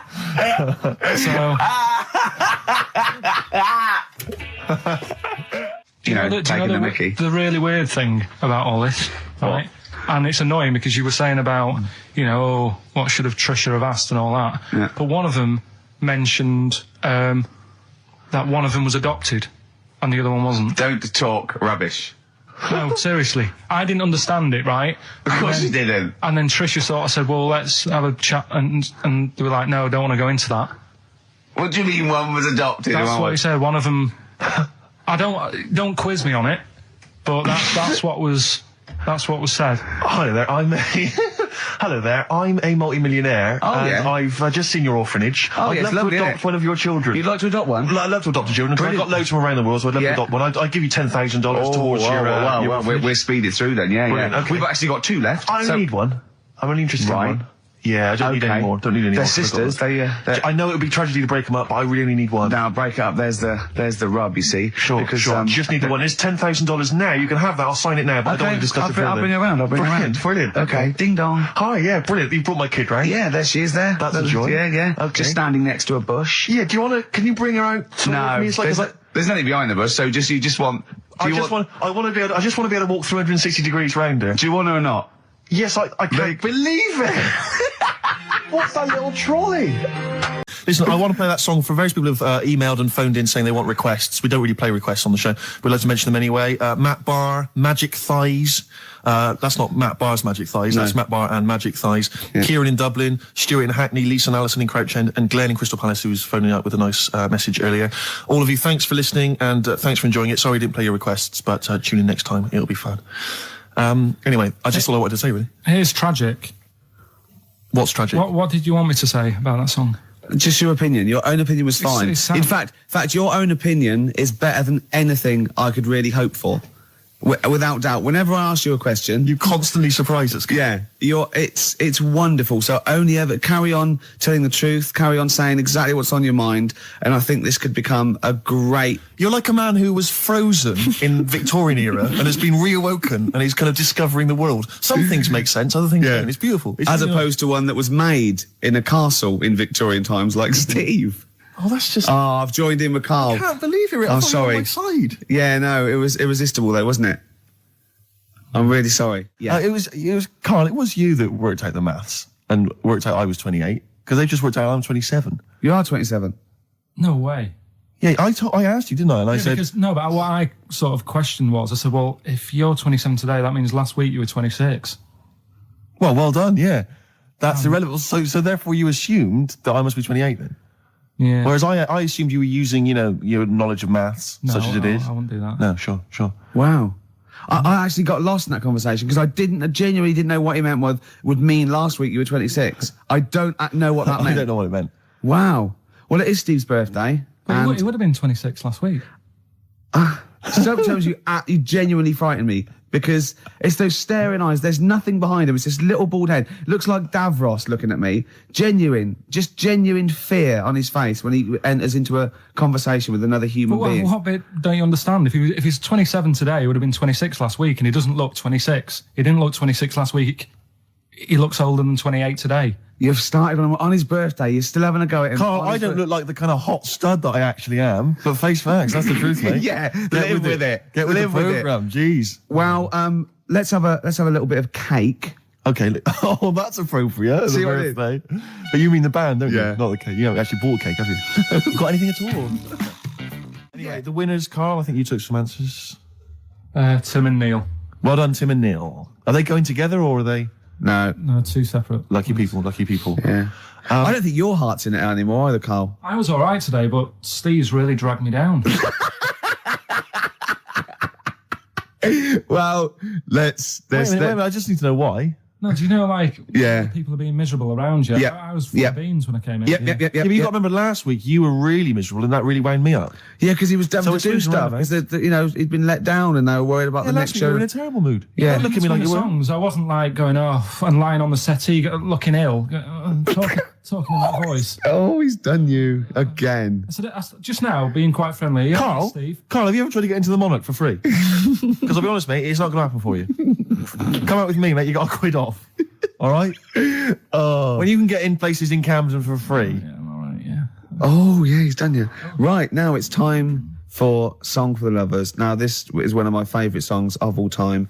You'll know this song better done by... That was nearly a sentence. Oh, come on, that was nearly a sentence. What's his name? Glenn Campbell. It's Galveston. Oh, yeah. This is the man who wrote it. This is the original. This is Jimmy Webb. Oh, yeah. With Galveston. From what I can work out, I think it's about a bloke who goes off to the Vietnam War and he's missing his bird. And I've brought it down, haven't I? I've brought it down a tone by saying bird. It's a beautiful song. It was irony. Just play it. Galveston. It's beautiful. Yeah. This is the reason, because actors are often very... You're talking nonsense, Carl. Well, whatever. I mean, I'm a little bit concerned about your toilet discussion. Well, what exactly is your point again? I was just a bit bemused. You see, it's a tricky one. All I'm saying is, right, there I was at the pub quiz. I go to the toilet, not thinking about anything. I try to go, right, there's a little gay fella next to me. I love this little gay fella. Now, the weird thing is, there's nothing stopping him having a little glance, right, because he's allowed in the fella's toilet. Yeah. Now, I'm not allowed to go into the woman's toilet and have a little look round. Right. So all I'm saying is, should they have another toilet area? What, for gay people? Yeah. And so this would be gay men and lesbians? Is that going to complicate things? Well, I mean, I can only assume. I mean, to what point? I'll ask you a question, right? If you're intimidated, that's a shame. But you know, most gay men aren't looking at your knob. You know that? What do you mean? I can only say that 99.9% of gay men who use a urinal standing next to what they assume is a heterosexual man aren't looking at his knob. And what they're doing then? They're emptying their bladder. No, but the thing is, I can't talk. You're saying like, you know, about would you have one toilet for lesbian women and gay fellas, right? What does that mean? Yeah, would it be mixed? Would it just be? Well, would it have a man on one? That's heterosexual man. One little picture of a woman, the other, and then what? What would the little icon be? A man and a woman. A man and a woman. Just having a chat. Yeah. In pink and dot lines. But you couldn't mix them, because then what would happen is you'd get people who are going, oh, I'll play up to this a bit. What, pretend to be gay? And yeah, you know, sort of grow a moustache and shave their head. And pretend to be a lesbian. Right. Yeah. So I see. So you know, people pretending to be gay so they could go in and have a look at the lesbians. Yeah. Right. So that would mean that we need 4 cubicles now, would we? Yeah. No, this is fine. 4 cubicles. So every pub now. How many toilets do we need? Every pub's now got 4 toilets. Oh, Carl, bisexuals. Yeah. Now, interesting. Bisexuals. How many toilets do we need now? Call the council. Do you use any? Huh? No. No, because they're interested in everything, aren't they? Because the little bisexual fella will be looking at your knob. Right. With them, what you do, you just have a door, you open it, and there's one urinal there, so you can't get a queue. They have to sort of wait. I just thought that, well, why can't there just be a thing between the urinals, so no one can look at anyone else's knob? Wait a minute. Just to go back to Ricky's point, what stops, even if we've got the toilet for gay men, what stops the gay men who want to have a look at your willy going in the regular toilet and pretending that they're straight? Most men don't wear gay across their head. Exactly. They don't have a tattoo. There's no branding yet in the British house where they have to declare. So we're going to have to expand this. So we've all got to carry identity. Do you know you can see a gay, can you? Coming a mile off. No? No, I'll just hold it in next time. No. Can you tell gay men? Do you know a gay man? I'd say, probably, if you did if you lined some people up and said, point them out, I reckon I'd get... But hold on, we're not talking about people dressed in leather with the arse cut out and an handlebar moustache. Yeah. We're talking about, the everyday, non-seen... of course. Yeah, but I mean, suppose I put you in a room and there was 10 naked men, right? Yeah. And there's 5 gay men and 5 hetero. Could you walk along that line looking at those gay... am I naked? No, you don't have to be naked. Why would you have to be naked? To catch them out. How will you catch them out? The rice is right. The rice is right. Now, just run the rules past me again. We had to identify whether it was a Chinese meal, rice or steamed rice. Either. Basically, it was a Chinese restaurant or an Indian restaurant. But is it true that you played this at home with your girlfriend and it was clear you could always tell which was which? Because one had an Indian sounding name and the other was Chinese sounding. No, it did work once. I managed to pick some sort of duck dish that sounded a bit Indian. Right. But then it wasn't Bombay duck, was it? Which is actually a piece of fish. You don't know. He wouldn't let me put, you know that whipped cream in the, fridge? I saw that, I thought that's fun. Yeah, he wouldn't let me put it on him, a shaming foam. Oh. Yeah, but every week we have this. Do you know the other week, Steve, I didn't tell you this, right? He comes in, straight away, you know, I'm trying to talk about sorting the show out, what we're going to do, how we're going to keep it good for 2 hours and that. Grabs a pen, he says, let me draw 666 on your head. Because you can see the scalp. I said, don't do that. He goes, all right, then how about we meet halfway, put 333. Every week it's the same thing. But I quite like the cream. Did you get any cream on him at all? No. Is it the spray cream? Yeah, he said no. Carl, can I just make some, just spray on some glasses? Just some round glasses on your face. Father Christmas! Hello. It's nearly Christmas, hello! Come on, it is Ricky Gervais' show. Yeah, should we play a record and then come back to this mayhem? This crazy mayhem. Yeah. Foo Fighters. All My Life on XFM 104.9. I'm Ricky Gervais with me, Steve Merchant, and Karl Pilkington. Indeed. Genius Karl Pilkington, as Heat magazine said. Really? Is that what he's referred to now? Yeah, yeah. Genius. Saying about people tune in just to hear his games, such as Educating Ricky. Have you got some Educating Ricky for me? Got some education. I need some education, Karl. I desperately need some education. I want to learn about Chinese kids that are born hairier than average. I want to hear about deaf girls that can hear after their mum hits their head against a wall. These are the things I need to know. I mean, I don't wish to be disrespectful. He doesn't look like a genius. He doesn't look like a genius. But then I don't know what a genius looks like. Exactly. So, Steve. you know, I don't want to be an Look at Einstein. Yeah. Yeah. His mum thought he was mental as a child. Where'd you get that information from? That was in the Einstein book. Well, it was in the Einstein book, then it's presumably true. Which Einstein book is that? His Theory of Relativity? The big book of Einstein stuff. Oh, yeah. Yeah, the big bumper book of Einstein stuff. It's for a coach trip, and you have to fill in E equals MC1 squared, 2 fish, or 3 hello, and then it's multiple choice, and you fill it. It's great. Did his mum think, A, he was a genius, B, mental?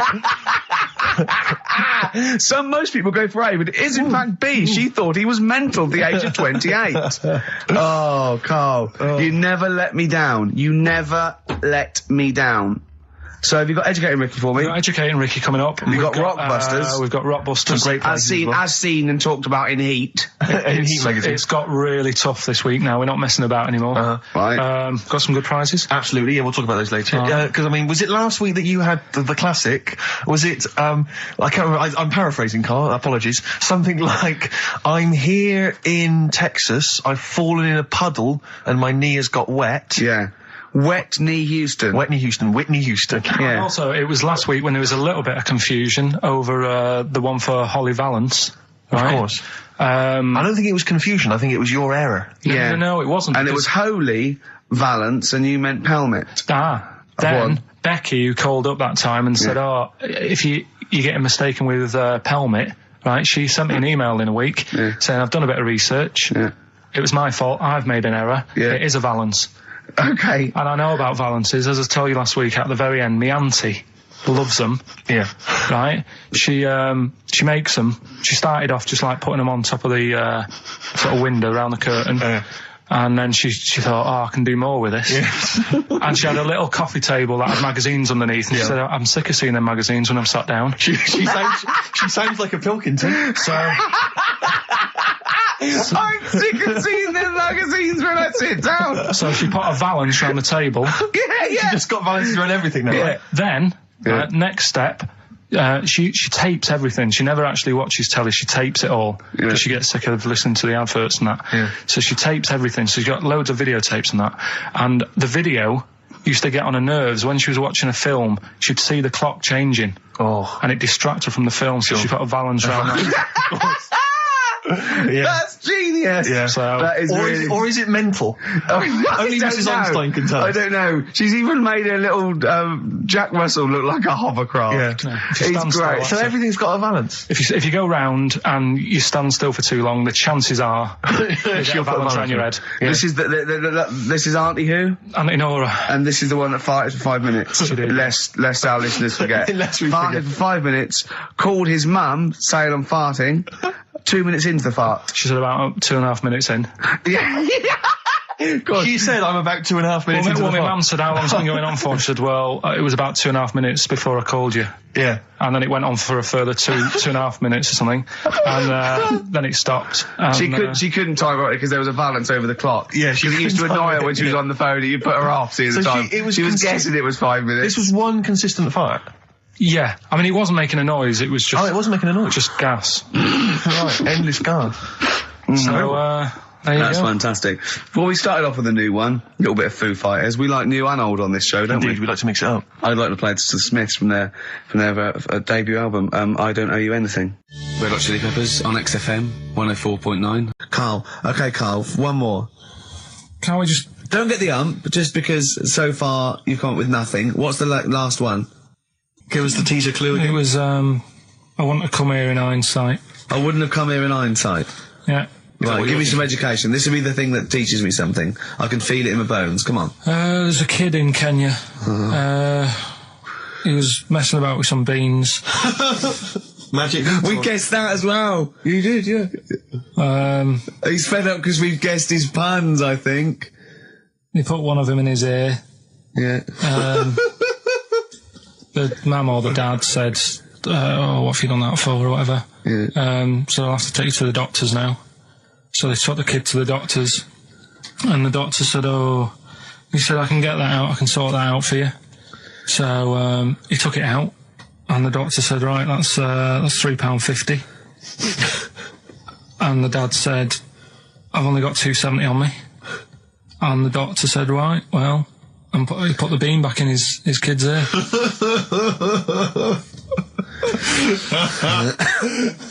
I don't know what to say. I don't know what to say. I mean, a couple of questions from me very quickly. Are you sure that those were definitely the sums involved, were they? Well, the equivalent of whatever the deal with in Kenya. Yeah. It was the equivalent of, So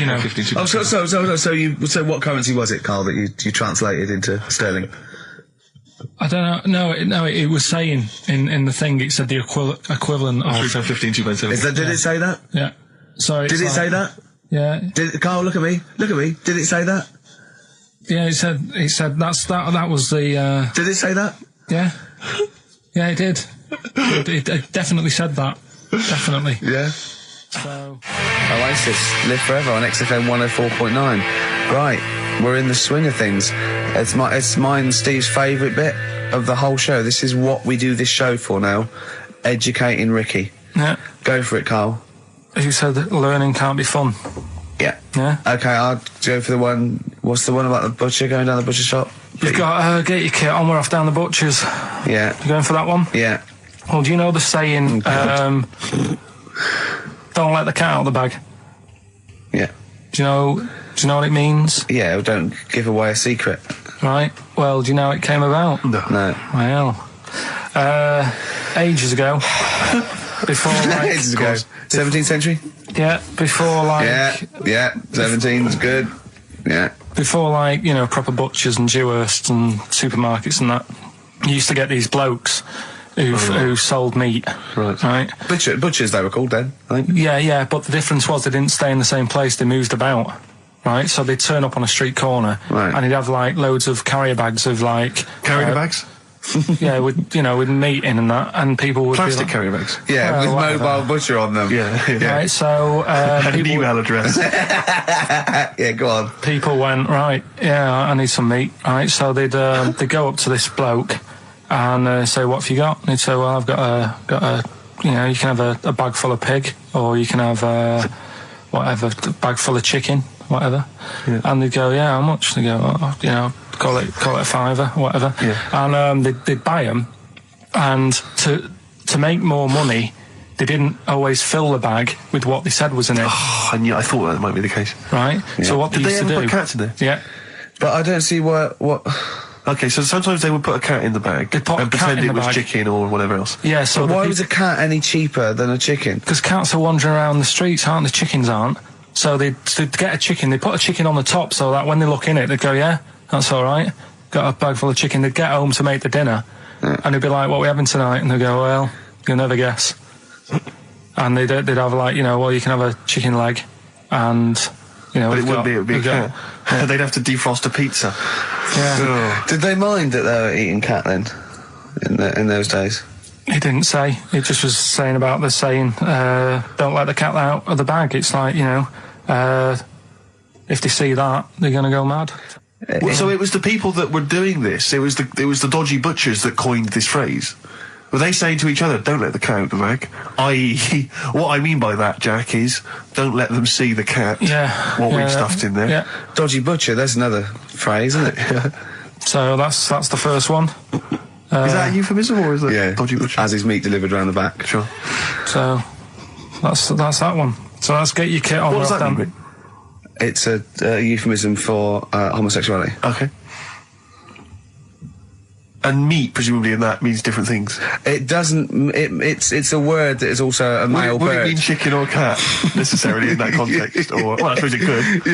Yeah. Carl's look at him. Carl looks at you like a cat. Yeah. Whenever we leave him behind, if we don't talk like straight at him and let him see our lips moving, and it's monosyllabic and very slow. Look, he's lost in that conversation there. He just drifted off, didn't you, Carl? No, I just was also thinking on animals and that something else I was going to use. Go on. Alright, that's aqualung. Good time's gonna come, innit? Right, Carl, come on in, educating Ricky. So, don't let the cat out of the bag, that's where that comes from. Comes from a cry. Well, we've had calls confirming that there was indeed a fetus or a stillborn child. A pickled baby. A pickled baby. No wonder it died. Born without a brain. But everyone has, pointed out that it wasn't a little fella. It certainly wasn't a little fella. No. But because it had been in the jar for a long time, I think it had aged a bit. What are you basing that on? You do carry on growing, yeah. Well, your ears and your nose. Your ears and your nose. And your eyes don't grow, so you could probably, I'll dig it out for you. Yeah. Imagine if like there was an experiment where they were raising a child just based on the information that we said on the radio. What kind of a person? It was like download, yeah. And what kind of information would they have? And it took everything literally. Exactly. And I think there's no irony or it was just everything we said they assumed was fact. Everything that Carl said. And any question it had about the world, it could only ask Carl. Exactly. And it now this worries me because without wishing to be disrespectful in any way, Carl, I think you're the best man on earth. When you have a child, we could be in a situation a bit like that. Is it a concern for you, do you think, that like when your son's growing up or your daughter and they're asking you questions, you're conscious, I mean, you yourself have admitted that you have a sphere of knowledge which you are an expert on. Ask your mother. You'd say ask your mother. That's good. That's great, fair enough. That's good. And I'd play with it. I think I'd be a good dad. Yeah, I think you would. But I wouldn't be the one who's shouting at it. No. Who would you get to shout at it? Probably Windsor Davis. He'd be good, wouldn't he? You horrible little man.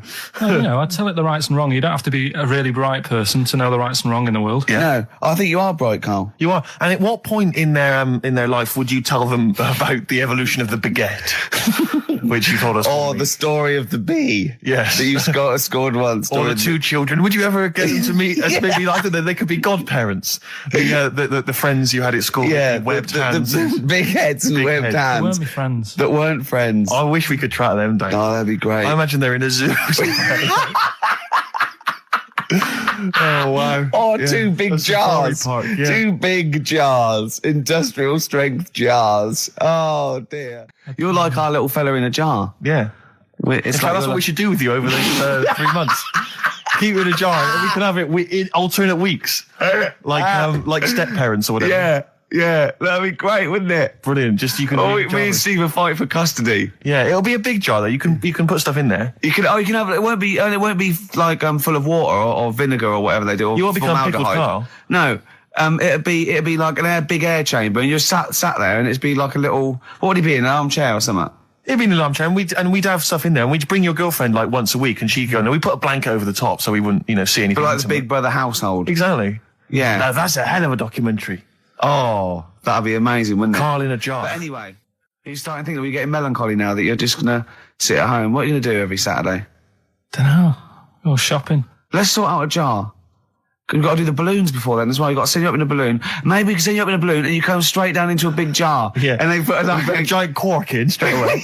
yeah, and there's a big chair. I'll tell you what we could do. We could set you adrift like Robinson Crusoe set the ball and see where you end up. If you find me, yeah. Oh, you might go to an uninhabited island or something. People are phoning in about anything now, Rick. Yeah. We asked them to phone in about the jar thing. Switchboard lit up. It's crazy. You asked them to phone in about, like, you know, something sensible, like Che Guevara or, you know, the life of Winston Churchill. There's nothing. That is really a demographic sort of snapshot of our fans. Our audience. Ask them about a dead baby without a brain. Oh, yeah. And they're reaching with their phones. They don't mind what their bill is that much. We ask them for, you know, I don't know, great quotes or something from the great philosophers. Nothing. They're just asking looking them at the where phone. to buy, meths cheap. Straight on the phone. Oh, you know. Someone just called in and said it's about putting. He went, "Hello." Carl answers the phones. The bloke said, "Hello." He went, "Hello." He said, "Yeah, about putting Carl in a big jar." And Carl went, "Go on." And the bloke went, "Well, then you could call him Karl Pilkington." And he went, "Thanks." I love the bothering. I like Karl Pilkington. That's lovely. That's so sweet. He spent 50p to tell you that, and you were worried. You just saw you going up in a balloon and landing in a jar again, didn't you? I always, if ever I've got like a question on anything, the internet's sat there and I can just go online and find out. The internet is good. It's brilliant. But it's not all verified. What do you mean?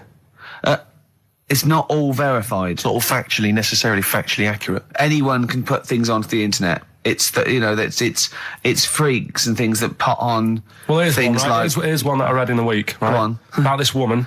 Yeah. She was a bit of a punk, and to get her hair done like she wanted it. Super glue. Right, no. She got lard. Apparently it's a popular thing, you might know. Put lard on your head. Yeah. And you put it in the oven. Oh.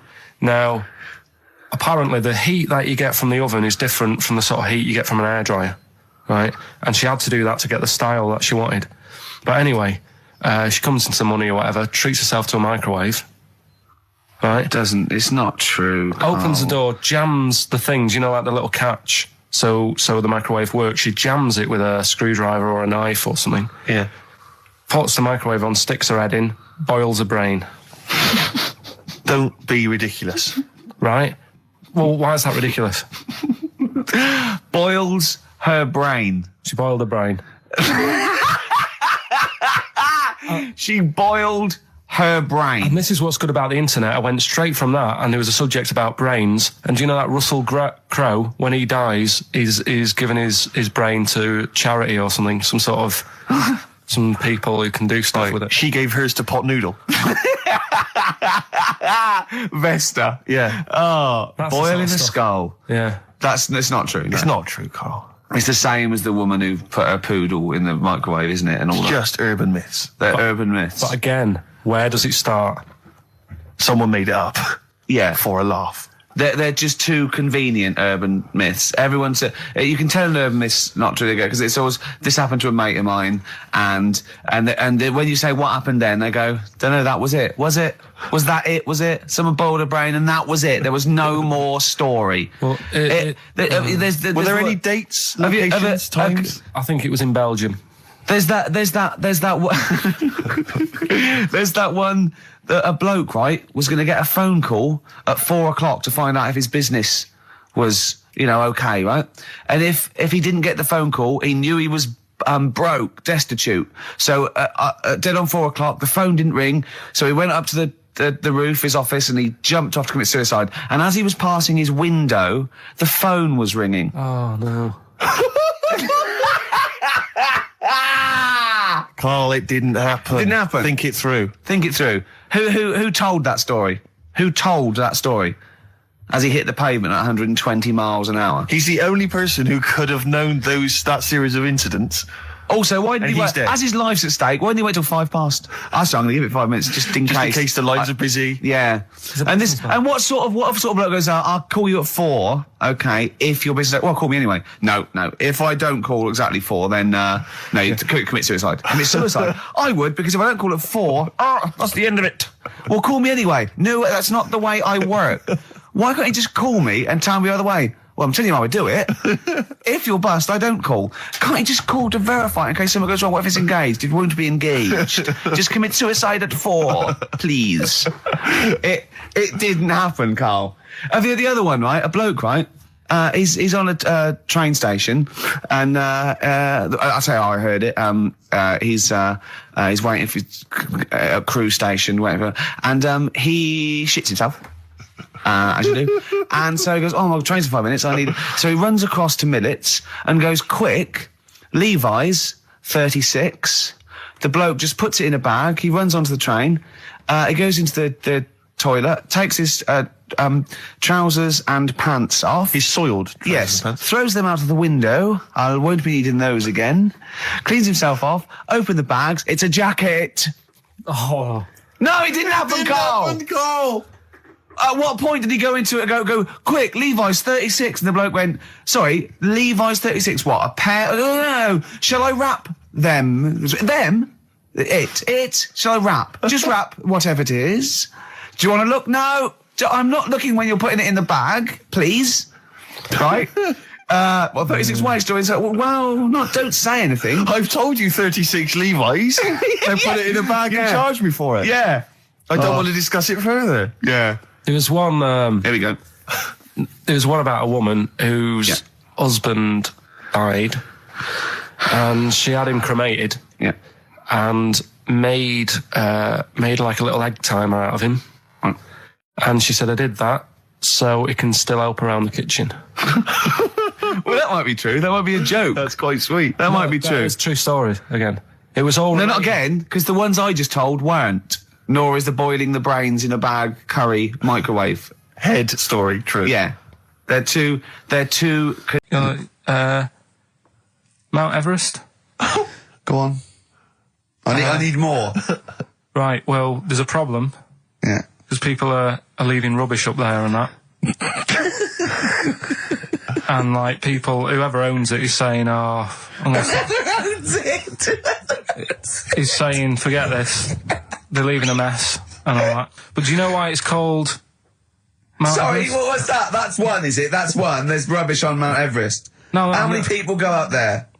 Are we talking about people dumping old tellies and washing machines? Who's fed up? The Yeti? What are you talking about? No, I mean, that isn't what I'm educating you. I'm just telling, this is part of the story. I'm just telling you. It's just a bit of context for you. Like, they're leaving loads of rubbish up there. Well, they're not leaving loads of rubbish up there, are they? No, they are. They're apparently... Not like prams and washing machines and seagulls flying everywhere. I don't know. Anyway. But anyway, do you know why it's called that? You know why it's called Mount Everest? Why it's called Mount Everest? I know the mount bit. It's because it's a large mount, and if you climb it, by the time you get to the top, you need to have a rest. And that isn't the educating bit. I'm just telling you. It's not true. Well, we'll leave that. Well, no, Carl. In the name of everything holy, do you think that anyone named it because you have to have a rest when you've climbed it? Well, we'll see. We'll see what people say on email. But it's definitely not. But anyway, that's one thing that I kind of thought, that's interesting. I'll remember that. I'll teach Ricky that, so you've learnt that.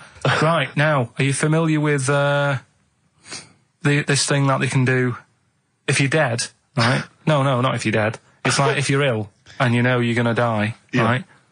I don't know what this is anymore. Extraordinary. Have a rest. Himalayas. Himalaya. What? Listen, this is an interesting fact. Come on. If you're ill but you know you're going to die. Yeah, you can have this thing done in Detroit where you get put in a fridge. Right. And if they work out, what's wrong with you in 20 years' time, they go, right, that fella is in the fridge. He had that. We can sort it. Let's get him out. And they sort you out. Yeah. Is this the first time you've come across this idea? Yeah, I read it the other day. I didn't know. You've never heard of this before? It's called cryogenically preserved. Good, isn't it? They take this to make. They put you at sort of like sub-zero temperatures, so stop all cellular activity. So do you stop aging at that point? Yeah, it's suspended animation. So, well, what's the law on it, right? Because say if I had something, right? Yeah. And I said, put me in a fridge, and when you've got the cure and that, wheel me out, sort me out. Say if they did that, yeah, and it was like 40 years, yeah, and in 40 years' time they get a cure for me, yeah. Would I have to stay with Suzanne? Because she'd be 70. Do you mean what are the rules? Should you be allowed to date a younger woman? Well, it's not fair, is it? It's like good news. Good news, we sorted you out, but I don't think she'd mind. I reckon she'd have the best 40 years of her life. Yeah. And plus, they're never going to find a cure for what ails you. That is genius. That is brilliant. You come out, you're cured, and you go, oh no. I love the fact that's what he'd be lying there. If you could think while he was in that state, you'd be thinking, oh god. She's losing her looks. Yeah. Just, oh dear. But everything else as well, like, my job wouldn't be here. No. No. Although the figures would have gone up a little bit. Yeah. Flat's probably gone or knocked down or whatever. Sure. Yeah. Most of my family would be dead. Yep. So what's the point? What? How do you know about it? Who's done it? Well, famously Walt Disney, apparently. I mean, Walt Disney actually did die, but had his body preserved so that should they one day be able to bring back people from the dead, they need Walt Disney. Hang on, who do we have? But with him, nothing is going to change, because when he comes out, Mickey Mouse will still look the same. Sure. Unplug and all that. Play a record! I don't know where your mind is. Play a record! It's brilliant, you just say words! It's the apparatus! Yeah. They've cloned a man moth. No, but that's the sort of thing I think we need now, right? We've covered a lot of stuff. What, education? Teaching, yeah. Well, okay, what do you want to know? Don't know. Have you got something? It's been 3 months. It's been 3 months coming. There's this thing, I don't know the full story, I don't know how it happened, right? But little Russian fella. Yeah. He was, sort of having sort of emptying his bladder, right? And somehow electrocuted himself. Right. And, sort of did a bit of damage. How did he smashed onto some live wires or something? Something like that. So did anyway, it damage to himself or to an electric fire or something? No, to himself. To himself. Yeah. And, so the doctor didn't slip and curling tongs went up his arse when he was pissed, because that's happened a lot in we've all been hospitals. We've all shoved the old curling tongs up the arse when having a piss. Right. So I can't even be bothered. No, go on, we're interested. We're interested. Come on, we're interested. You can't be bothered. You get Mondays off. Do some work. Right. So anyway, so the doctor says, "Oh, it's not looking good. We'll have to take that off." What? And he's like, Novectomy. Yeah. Really? But the funny thing is, right? Nothing funny about that. They've done, you're doing me head in. Just tell the story. Just doing me head in. Well, you can chill out on Monday. I've only got 15 minutes, but I'm going to talk to you every Saturday. I'm going to get the money's worth out of this, because you get Mondays off. And I can't bear the fact someone getting away with something like that, because it's terrible. So you're going to stick this out, or you're going to have to work Mondays. So take it on the chin, right? Okay. Just finish the story. Yes. I command you. Just do it. Anyway, so he said, you know, will you be able to sort me a little knob out? A prosthetic cock, yeah. But they put him out for the operation. Yeah. He woke up. Yeah. Right, and he's thinking, oh, thank God that's over and done with. Yeah. They've only grown it on his arm. What are you talking about? You twat. Shut the you're an idiot. What do you mean they've grown it on his arm? Apparently, like, that's the way they do it. Oh, yeah, but to then put it on, that wasn't a mistake. It wasn't doctor going, did it go there? Some bloke I didn't do a degree. Are you a real doctor? Yeah, yeah. No, but why put it there? Because it's got to grow, It's got a graft there, so they can control it. To skin tissue. But on your arm. Well, but they're going to remove it from the arm itself. What do you mean on the back? On your back? Somewhere, well, we can't wear a t-shirt. Yeah, but you could. He's in hospital. But this way, you can still have a little tug, can't he? But they'll leave it there for quite a bit. It's not. Do you know what I mean? It's not going to be like, oh, it's just there for a few days. Yeah. It's there for a bit. That's not good, is it? So he's got a cock on his arm. Yeah. What's up with that? What do you mean? What's up with that? Well, I mean, he could say it's a thumb or something, couldn't he? Yeah. But they remove it. Be good for hitching. If you had a knob instead of a thumb and you went hitchhiking, just tickle it. They can see it like a mile down the road, couldn't they? Posting. Yeah. If I'd lost my knob, I'd go, oh, I'm not going to have all that stuff. Just whack a pair of tits on me. Do you know what I mean? I think, oh, just forget it. But why not just put it where it should be straight away instead of messing about? Where should it be straight away? You know. On the forehead. Listen, are we doing a competition? Let's play a tune. Come on, Carl, you can't be bothered. Right, okay, we're going to scrap this and you're going to work Mondays again. If I just give you a little fact here? Someone's emailed in for you, Carl. They've sent an interesting fact for you. I think you're going to be interested in this. Don't read it on the email. Let me read it for you. I think you'll be excited. An interesting fact from Carl. That's from Toby. He says, Attila the Hun punished some fella who annoyed him by cutting off his arms and legs. You'll love this. And stitching his arms back where his legs should be. And vice versa. Look at his face. Look at the little smile that's just cracked on his lips. That is the kind of fact you've been waiting for all day, isn't it? So go on, again, so... Attila the Hun, right? Some guy he didn't like. He cut off his arms and his legs, and he stitched his legs on where his arms should be, and his arms where his legs should be. Look at him looking at his body, trying to picture it. Yeah. I'll let it sink in for a little while, then I'll ruin it for him. Carl, what are you thinking? I'm just picturing it. Well, he would have died. It would have been tokenistic. There's no way that person could have lived through it. So it was just for Attila the Hun's fun. He probably put him on a stick outside his gate or something. There's no way in those days that he could have gone through complete limb amputation and... So would he have wore a jumper for pants? I'm Ricky Gervais, with me Steve Merchant. Hello there. Karl Pilkington. All right. Don't be nervous. We might see a difference in Karl. He's a little bit shy. There's someone here from the BBC filming this, part of that celebrity boxing thing. The Fight, I think it's called, and they want to get a little clip of this, so we're going to let them film for a minute, and then they're going to go away. Is that all right, Karl? Yeah. He doesn't want to be on camera, do you? Do you? I think it ruins radio, doesn't it? Do you know well, not for the people listening, it doesn't. Yeah, but it does, because people are like, oh, he sounds like a bit of a looker. What, you? Yeah. And then they'll see it on the telly, and they'll go, God, yeah, his head is round. It is round, though, isn't it? So... Guess what? I got a call yesterday, you'll love this, Steve, from MTV. And they were wondering if they could screen test Karl. That's outrageous. I'm loving it. And I was going, yeah, and I said, yeah, it's fine. I'll come down with him, and I was saying, what about this and that, and they were loving it. I called him up, he went, oh no. I went, why not? He went, well, I'm looking at my reflection now in the mirror. He said, I shouldn't be on the telly. What would you wear for your screen test, Karl? What kind of look would you try and cultivate? Because you've got to bear in mind that the audience out there, they don't know what you look like. So, would you be a snappy dresser like, say, Jonathan Ross, or would you go for your kind of street cash look? Can't wear a suit. You can't wear a suit? Don't hold it well.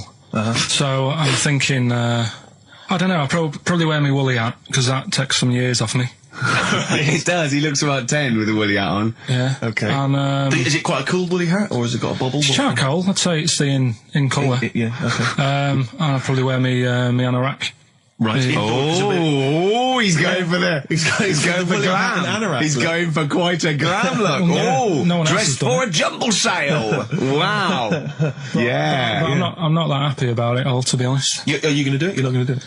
Well, I'm sort of stuck in the middle, because throughout my life so far, I've never planned for anything, right? It's just always happened. Yeah. The time, you know what I mean, being in plays at school, never planned it, but when I did it, I went down the store. It was fun, yeah, we all remember that. So... As I remember, you did Little Donkey. Did Little Donkey, yeah. And then later, someone was filming at the back. Was it your dad's mate? My dad's mate, well, yeah. And on the camcorder, he listened to it back, watched him playing it. His dad says, just off camera, what does he say? I don't want to say it because I'm in charge of the show and I'd be irresponsible. He looks like a right twat. So he gets home, listening, watching that, and then here's his dad just off camera go, he looks like a right twat. Yeah, alright, yeah. What are you worried about? Your dad saying that? Can I just interject? Because I'm really worried about this idea of Karl being on MTV. Because the problem is that, let's be honest, Rick. I mean, we're getting by the skin of our teeth, aren't we? Really, it's only Karl that's keeping this afloat. Yeah. And if he gets on MTV and the world sort of gets a sense of him and they understand him, and he won't be ours anymore. We won't be able to control him. It'll be out there. It'll be in the. Well, that's the thing. No, that's the thing. That's the terrible thing, though, isn't it? It's like Karl is my pet, but I realise I've got to release him into the wild. And because I love him, I know he's got to go free. Sure. But I want to. It's like Kez. Maybe someone will beat him to death and we won't have to worry. I'll have you on, though. I'll have you on as a guest. Which gets me on to something we've got coming up today. Oh, yeah, he's got a new idea. Yeah. Right. Do you know, like, I've talked about ghosts, and we had that good discussion the other week walking to Piccadilly Circus Station, and I was telling you about ghosts, and you were saying, Karl, don't be an idiot, and all that. Spoke to a woman in the week. Done a little interview with her. You've done a little interview? Done a little interview, 2 minutes or so, with a woman who's got ghosts in her house. So I look forward to hearing that later. That sounds brilliant. Coming up later. Well, I'm going to play a classic tune now. I've just gone straight for it. I've gone for the jugular. This is Ziggy Stardust by David Bowie. Oh yeah, the smooth indie sound of Richard Ashcroft. The Science of Silence on XFM 104.9. I'm Ricky Gervais. Joined me is Steve Merchant and Karl Pilkington. It was an excellent link, that, Rick. Did you say Nime at one point? 104.9? Did I? Other than that, it was again, textbook. Yeah, a desperate attempt at being articulate. Sure. But let myself down. With your See, this is the good thing about the boxing thing, because there's no chance of me, slurring the words. Oh, no. I already slurred my words. Yeah, so no one, any damage will be totally fine. Yeah. Oh, the doctor's rushing in. I think there might be some kind of concussion. Jane just going, no, that's just the way he talks normally. But because I'm thinking maybe, did you start the show with that particular kind of manner? Just because obviously a lot of new listeners, I imagine, thanks to the massive poster campaign, and you obviously want to impress them and charm them. There's a few examples today of irony coming back and biting you. Yeah. That seemed like a funny idea at the time, me posing that up. But Jonathan Ross phoned me up when they first went up and he just said, I've just seen a big poster of a predatory gay. Yeah, you do look a little bit. Hello, and what's your name? Would you like to sit down here? And then you're in the background. And also, I think the funny thing about having you as a partner, I mean, the only good thing is that you look weird and tall, like too freakishly tall and lanky. Oh, yeah, but in that one, no, because your background and you're smiling, you don't look as weird as you do in real life, or as freakishly tall. So it sort of ruins it a little bit for me. Look. Pilkington, what are you doing? He's not listening. He's just opening a packet. What are they? McVitie's. See, we should mention them. We get some free ones if anyone at McVitie's are listening, because we're not getting the perks of this. Nothing. I'd say I'm not getting anything. I really got in this game for the ladies, for the money, for the voiceover work. Certainly, I'm seeing hide and hair of that. But you're not getting the voiceover work because Jethro's getting all these parts that you might get. Yeah, sure. Yeah. Okay, Rick. Yeah. You were the voice of what? The drink driving campaign? You sound like a man who was run over in a drink drive incident. I mean, it's like you don't drive. Yeah, but I didn't get any money for that, did I? Oh, did I? I can't remember. It's like, I mean, I don't drive, well, that's good, I don't drive. No, it said don't drink and drive, so I've chosen just to drink. At least I can formulate sentences using the English language, and I'm not getting the voiceover work. The English language of the 14th century. Well, it's better English language and English language. Rather than whatever kind of Middle England language you speak, the language of the hobbits. All right, Carl. See, you're eating a biscuit. I can't believe it. Are you bored with this already? Do you know what? MTV called me last week. They called me again yesterday and said, when can they come down to do they're coming down next Saturday, by the way, to do a little screen test for you. They're going to sort of just film you with a little camcorder. You said this. They're going to film you. Are you alright? Do you want to, are you hungry? Do you want to go out and have a meal? I can't believe you're eating while I'm on air. No one can hear that. Do you know who I am? No one can hear that. Explain who I am. Well, that's Ricky Gervais, right? He's made his name on TV. Yeah. Okay, he's done any number of corporate gigs, and they pay silly money. So, I mean, this guy's earning, and really earning beyond his talent. All right? So I think I deserve a little bit more than a little mank eating a biscuit while I'm talking. Rick Gervais? Yeah. Have you won a BAFTA? Yeah, too. All right, so just a little bit of respect. Yeah. Yeah. Carl, well, what have you won? What have you won? I got a bronze certificate for doing a full week at school. That's great. It was only a bronze. What's that then? 3 5 days. And I got me a little Crusaders badge. If you remember. What's the little Crusaders badge? The Crusaders badge for the religious club. So. Oh, was that the fella that you went and played? You had to go ping pong ball. So they wanted to talk to you about God. Yeah. Yeah. You got a Crusaders badge, did you? Yeah, that's why I went. That's why I joined. That's why I joined. For the badge. I like the little badge. Did 4 weeks and then packed it in. But we're talking about MTV, right? And I was feeling a bit nervous, wasn't I? About like, the way I look. Right. And what have you. And then I watched a bit of Celebrity Big Brother and all the fuss that Mark Owen's getting. And he's not that good looking, is he?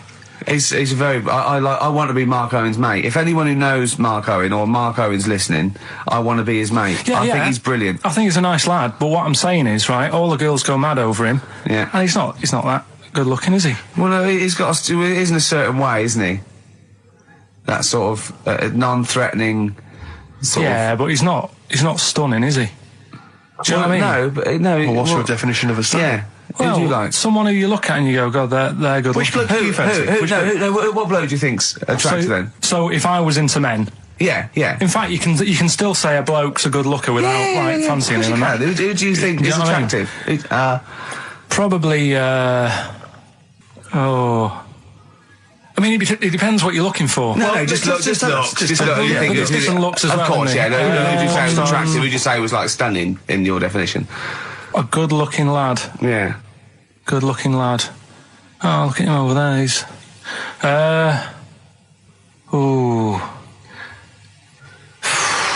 Do you find, Robbie Williams, do you find him attractive? Boy next door, look. No, who do you... Carl, hurry up, because it's, we've only got 2 hours. Probably... I can't think of one offhand. Mark Owen is pretty good looking then, really. There's not... Just name one bloke that you think's an attractive guy.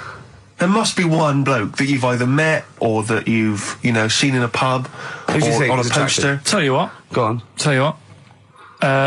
Works here. Young Alex Zane.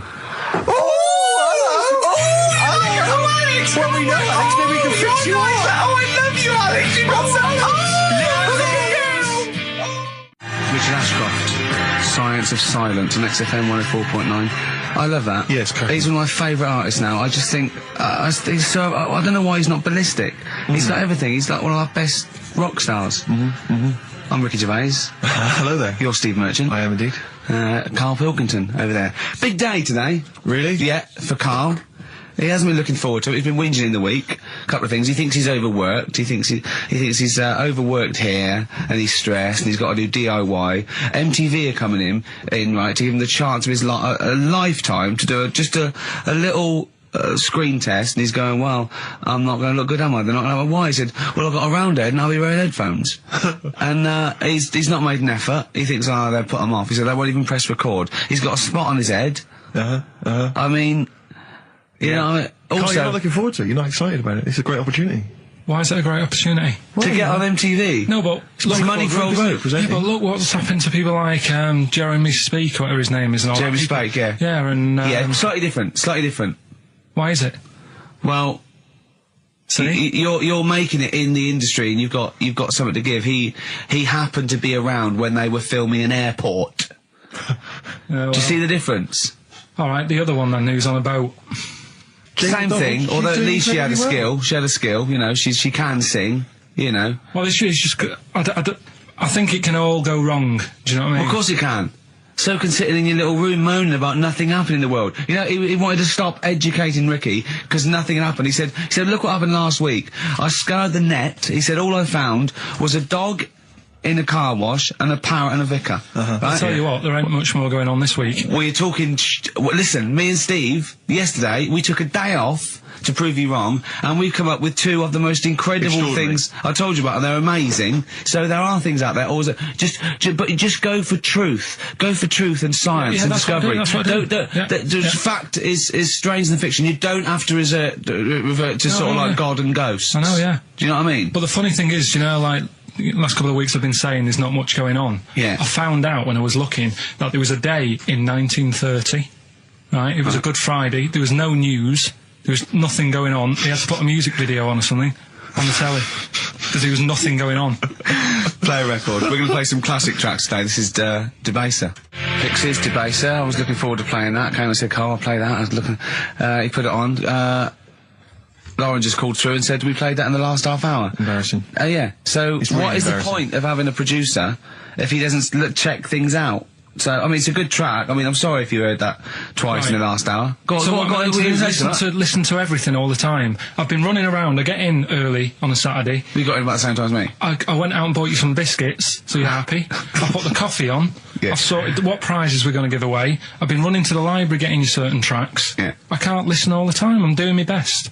Well, I'm not sure it's good enough. I mean, I'm worried when MTV come in, if they've heard this kind of shoddy production, they're going to start to wonder what... Is it the same songs every 5 minutes anyway? Sorry, are you sort of overworked? Let's play a record and come back to this, because it's always going to just unravel and unravel. It's going to go on for hours. Let's play a track, deeper Carl. and deeper. It's like an onion, isn't it? We've created a whole world here where there's a man living with a horse. Just walking around the lounge. I come from the West Country, I've never heard anything like that. I just think of a big sort of like orange carpet and it's got a rediffusion telly and this horse going, I'm fed up in here. Exactly. This is really... I am not taking the rubbish out again. Yeah. Right, play a record. Let's have Velvet Underground. We've got that lined up. Oh, yeah, the classic from the first album. I'm Waiting for the Man. Let's come back to the horse in a second. Little flowers in pots. What do you mean? Well, that bootleg's going under the name of Nothing, Miss Jackson, I think, by Meats and Poultry. So there you go. I do love these bootleg things because they're so pointless, but they're so enjoyable. Yeah, it's great. It's fun to do. Yeah, exactly. They're great. But not as much fun as White Van Carl. White Van Carl, absolutely. Do you want to explain the premise? Well, we take the Sun asks someone else and asks Carl. It's simple as that. The Sun have just taken a normal person. We flipped it. We're going to ask Carl the same questions about the week's news. Yeah, just basically your opinions, Carl, as ever. What do you make of, well, obviously the big news, David Beckham's broken foot? Is this a big concern for you? No, I mean, it's sad. You know, it's sadder for him more than anyone because, you know, to like be in the World Cup is like the main thing for him, isn't it? Yeah. But he's still a young lad and I don't think he'll give up. I reckon he'll still turn up. He'll be all right. And, yeah, good luck to the lad. You know I like David. I'm not going to slag him off. Voice words. Yeah. He says that like he knows him. Like he's popping round for drinks later. Yeah, like we tried to stitch you up. Go on. But obviously yesterday, was it yesterday? I think maybe Thursday. The Sun printed a big picture of David's foot and encouraged everyone to touch it at midday, because hoping that this would somehow, if we all thought and prayed together, somehow that would help his foot heal. Do you believe in that? No. Any belief in that? No, you're going down the old like Yora Geller route, aren't you? Sure. I know it's stupid. Yeah. I'm sure. I mean, it's nice effort and everything. It sort of cheers everyone up. Hold on, you believe in ghosts and warlocks and licking toads? Why is that any more stupid than all those things? It's not going to work, is it? All right, fine. It's rubbish. Okay. What about this then? There's apparently now available £1.5 million apartments available on an exclusive ship which sails around the world. Yeah, it's like what do you make of that? It's a huge thing, and you live on it, and it's.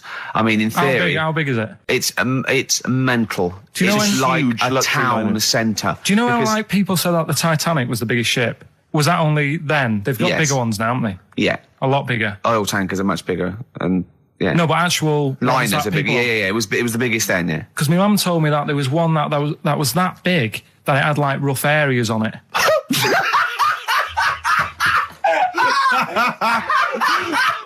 Oh God! Don't go starboard. Oh God! No, but do you know what I mean? Right. It was like we're thinking of moving. We're seeing the captain. We're thinking of moving to a nicer area. Oh, yeah. I've heard they're very rough in aft. Oh God! Oh, they steal your tyres. A ship's so big there was rough areas. Oh, how big is this one that you're talking about? Well, I don't know. It doesn't give me the specifications here, but they're huge. They're huge. In theory, I mean, it's that thing with it's obviously marketing, but they're going to solve the overpopulation crisis, where soon we'll all just be floating around the sea. Yeah, I can see that. Shining here on XFM 104.9. We're doing White Van Carl. Got another one there? Well, it's just your thoughts really on the Queen Mum's very British send-off that she was given this week. Yeah. What do you make of all those people queuing up to see her? Did you think that was incredible? Right. Well, what we said last week, you know, there was I don't quite understand why there was so many people there who were like getting really upset. Do you know what I mean? Really upset, crying and stuff. And, you know, you can lose someone who's like related to you and you don't cry like that. You sort of sit there and you think back to what you did with them and stuff and then that's it. But, the queue thing, wasn't it like miles long and stuff? Yeah. It was, yeah. Right, I was sat watching this with Susan. 12 hours queuing. Yeah. It never got to 12 hours. It did, but that was the estimated time. No, but how long is a queue when they're just like, you know, walking along? Think how far you can sort of like, you know, stagger in 12 hours. Incredible. It was been ridiculous. Yeah. But again, you know, if they want to do that, it's their time and that, innit? And it was at the weekend, so they could have. It's not as if they got out of work to do it. No. You know what I mean? They used their own time, so good on them. But I thought, right, what they could have done. Remember when I studied Che Guevara? Yep. Yeah. Right? And don't be offended by this, it was just an idea, because they did it with Che Guevara. Remember when they cut him up? Yes, they cut him up, yeah. What was the reason for cutting him up? Well, they cut up Che in order to try and, you told us that they were going to send bits of his body to Fidel Castro and various other people, wasn't that right? As a warning, wasn't it, though, to all the people, like, one to... Yeah, my understanding was that they cut him up in order to, so they could bury him in different places, so that there'd be one shrine. There'd be not one place that you could go to in order to sort of make him into a martyr. A little bit like that. I've like... I can vaguely see where this is going. 6 cues, and it's like, number 1, you can, you know, go and pay respect to her head, or whatever. Oh, God. No, but I just was thinking the way of speeding it up. I'm not having a go, because they haven't done it, so it doesn't matter. But they did it with Che Guevara. Yeah. Everybody would have felt like they've got close to her. And it would have speeded it up. No, I mean, but I can understand. Can I just say that genuinely, Carl is not being disrespectful here. This is his best idea to cut down the queues. So don't phone in. He's not suggesting we should have done this. He genuinely is. But I mean, he's not doing it to be nasty or wacky or you know. He thinks this is a good idea. So can I just throw a thought at Che Guevara, who was like a powerful man, he did a lot for the world and what have you. Yeah. And are you aware that I feel slightly responsible for this, because have you heard of the quote, a little knowledge is a dangerous thing? Yeah. Okay. Steve, next one? No, just a very quick question. I can understand those that have queued for 12 hours to see the head. I'd be a little bit annoyed if I got there to find a toe. I'll tell you what, though. I'll tell you what they could do without chopping her up. They could put about 9 queues. Each could see each hip she had. That's true enough.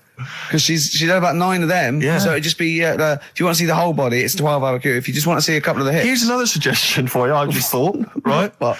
Instead of everyone queuing to see her, why not put her on a trolley and wheel her past everyone else? Running. So you could have some students on Rag Week. They can combine it, like when they're always pushing a bed. You know, they could just run it along the queue. No, that'd be fantastic. That'd be disrespectful. Right, as opposed to the chopping up. So sure. No, right. But just an idea. Just I apologise now. Anyone's offended. Anyone offended, I'm sorry. But, Okay, we just do white van Carl then. This is your opinions. You can't be wrong on this, can you? There's no right or wrong answer here. Okay. Right. But so this is where we ask Carl his views on the big news stories of the week. Basically, we've stolen an idea from the Sun newspaper, and so this isn't cruel, this programme, is it? Oh, I don't think so. Picking on me. It's not, is it? It's weird because a few people have said, "Oh, you're picking on me." It depends how you look at things, isn't it? Yeah, but you do like it. We could look at it like it's a laugh, so it's not a problem for us. You know, we like you. You know, you're our favourite. Yeah. I'm going to say thing in the world, but I don't mean that. You know, in a derogatory way. No, I'm cool with it. Yeah. Yeah. Right. Okay. So your views, please, on the fact that attitudes are changing to the possible marriage of Charles and Camilla. Oh, what do you think of that? The roars at the moment, because the recent tragedies are apparently high in the polls, and people are coming around to the idea of Charles and Camilla getting hitched. What's your thought? Whatever, really. I mean, if they're happy with it. The thing that comes out of it most is it just goes to show, right, that there is someone for everyone. Just because, I mean, no disrespect to Camilla, I'm not a good-looking person either. But she isn't a stunner, and yet she's gone and picked up a royal. Right? Yeah. So I think it's good for things like that to happen, because it cheers you up. Do you know what I mean? Gives you a bit of hope. Thanks, Carl. So yeah, it's good. You know, if they're happy, if anyone's happy, it's a good story, isn't it? Yeah. You know what I mean? Yeah. You know, he's had a bit of bad luck. And now he's got someone else in his life. So. While he's doing this, I'm just doing a list of questions to ask him what he thinks of things in the world. Okay. Is that all right? Yeah, no problem. No problem. Okay, what about this then? Are you disappointed by the nation that a third of us are apparently unaware of St. George's Day? 23rd. Is St. George's Day the one with the snakes that we've talked about? No, that's... Are you one of that third, do you think? St. George is the patron saint of England who killed the dragon. Yeah, I mean, there's too many of these days, isn't there? That's the problem. If you make it a bit more special, like Christmas, so you buy presents and that for each other, then people will remember it. But there's so many of these days with Easter and Pancake Tuesday and all that. So it's not surprising. I think as time goes on, we'll find that a lot of these days will just disappear because, you know, people are busy. There'll be new ones, won't there? Right. White Van Karl. White Van Karl. Yeah, this is where we steal the White Van Man column from The Sun and basically fire those questions at Karl, getting his opinions on the week's news. Okay, Karl. Okay, what do you make of this? David Beckham apparently was driving despite having an injured foot and just further threatening his World Cup chances. And obviously, you're a big football fan. Well, I'm not that big. I like the odd game. Sure. Would that hurt him? Would that hurt his foot? It can be good. Is it in a plaster? It's not it's a big cast. Sure, it's better to drive than it is to walk on it. Good point. Fair enough. Yeah. Go. Can't argue with that. Can't get the bus, can he? Okay, and what do you make of this fascist leader who's having a lot of success in the French presidential elections? What's he doing? Have you not come across this story? No. Right. This is one of the big political stories. He's got far right that got nearly 20%. He's a far-right fascist leader, and he's having considerable success in the French elections. I don't think we should be asking Karl questions like this. Not something you've got to I'm getting scared. There's all sorts of bad stuff going on in the world that we don't know about. Yeah. But we know about this. Yeah, but you're better off not knowing because there's nothing I can do about it. You're absolutely right, Karl. Fair enough. I can't argue with that. Oh, God, man that's alive. fantastic. That is brilliant. White Van Karl. Yeah, White Van Karl. I mean, for those that don't know, we do this. We ask Karl the questions that the Sun asked someone else. That's right. The Sun every day asks some, average Joe his views on the week's big stories. Karl, let me ask you now. What do you make of Prince Harry smoking openly at a polo club? Are you aware of this story? No. Was it? Go on. Prince Harry, you know that he's one of the royals. Yeah. And he was seen smoking openly, a fag, a cigarette, a polo. Third in line to the throne. Something like that, yeah. Imagine that. Someone smoking a cigarette is third in line to the throne. A cigarette, Karl. Is it a non-smoking polo club? Do you know, I don't know, but if it were, would that make things even worse for you? Well, no, yeah. seriously, what do you make of it? This is, the whole, the furore is he's a role model, he's a royal. Should he be seen puffing away in a public place? I don't think it matters, does it? Not a concern for you? How old is he? Is he old enough to smoke? I think he probably is, yes. Right, yeah. Well, I think the trouble with this role model thing, with anything that's legal, it should either be illegal or not. Yeah. I just don't think you can impose things like that, because you could say that it is bad for you, and it is bad to start smoking, and it really is bad for you, it causes cancer and everything. But everyone knows that, don't they? Well, yeah, but you should either make it illegal or shut up about it. So this is Karl you're asking, isn't it? I am indeed. So we can throw these questions your way as well if you fancy. Sorry, yeah. But it doesn't matter. But Karl, what are your views generally? I mean, obviously cigarettes are perfectly legal and so on, but what about stronger narcotics? Because I know you're very scared of drugs and stuff, aren't you? I'm not a fan. No, what's your concern? What's your worry? Just like you might get into them. It's like you might have them and go, oh, this is all right. Exactly, Karl. Exactly. Although I was talking to you about it earlier, and you weren't very sympathetic about a lot of young people who have perhaps gone to crack or smack. Didn't you describe it as their own fault? Sometimes it is, isn't it? Yeah. I mean, I could have turned to it where I grew up, but I said, well, don't want to do that. It's not good for you. Sure. And I avoided it. You turned to ghosts. So you've got no sympathy for anyone who's a drug addict? It's their own fault, It depends, doesn't it? Sure. Do you know what I mean? You can be an addict if, I don't know, something, I'm trying to think of a nice way that you might most people start on stuff like that because something really traumatic happened to them. Very few people go out for a laugh one night and go, let's all try it. Sure. So, but... Yeah. Just say no, I suppose, is the Just say action no. in the end. Listen to the cast of Grange Hill. Now, this will scare you. Now, Karl, you will be a little bit unnerved about this. Have you seen the film Jurassic Park? Yeah. You know what happened there? Well, according to the Sun here, it says scientists are planning to clone mammoths for a theme park. Look at his face. Look at that. He looks like a dog caught in the headlights of a car. He's terrified. I love Karl. He sprung to attention there. Is that the best news you could have? Man moths.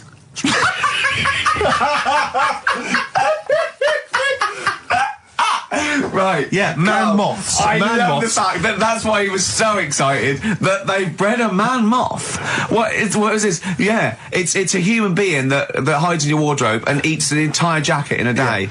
Yeah. What do you mean, man moths? Mammoths. Mammoth, the big hairy cow from the Ice Age. I mean, elephant.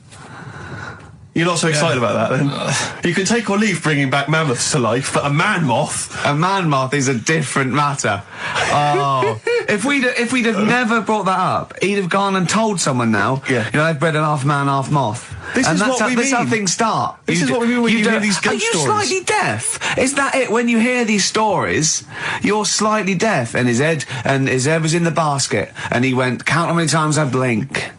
Is it? Carl, is English your first language?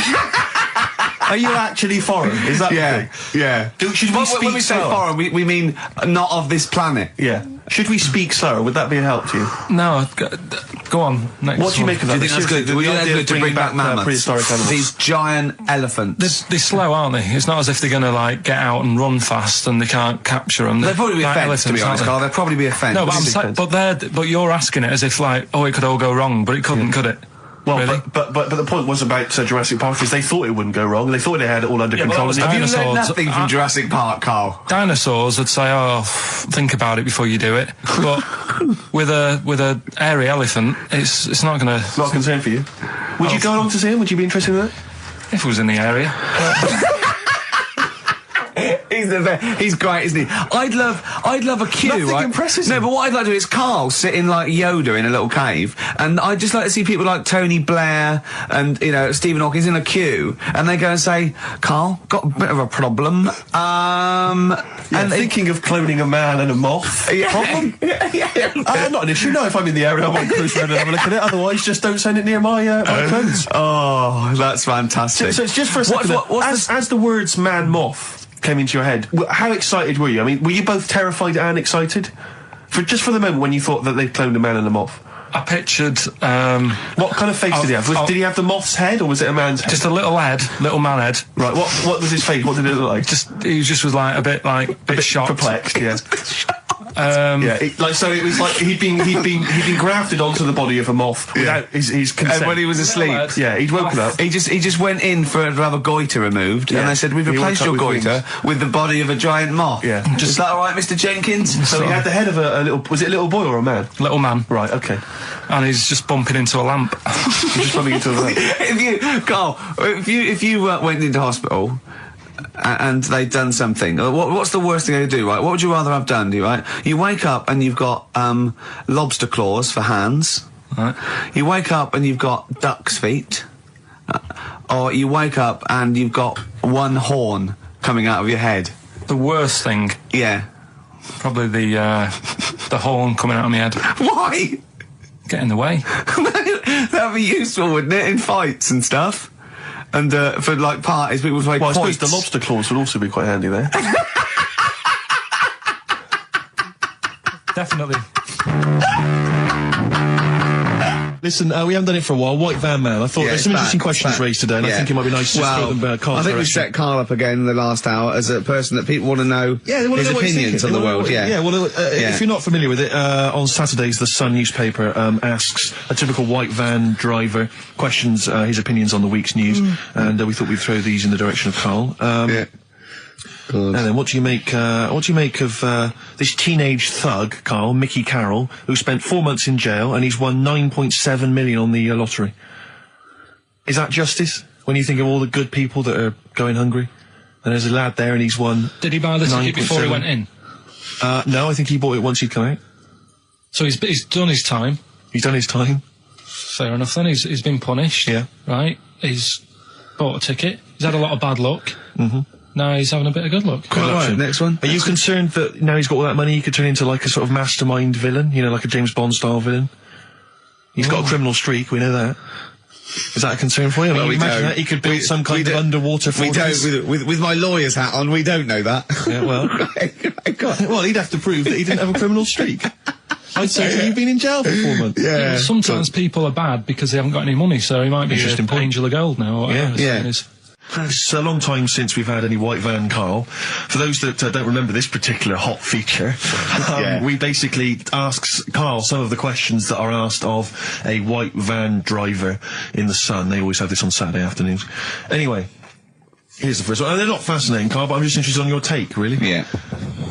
What do you make of Cilla Black quitting Blind Date after her husband sent a message from beyond the grave?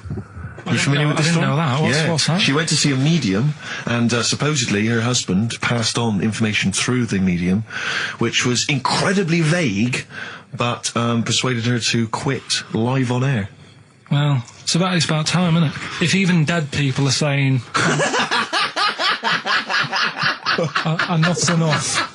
But I'll tell you what, though, talking about ghosts and that, do you know how I'm into them? Yeah. Right? How weird do you think this is, right? Well, it's not true, before you say it.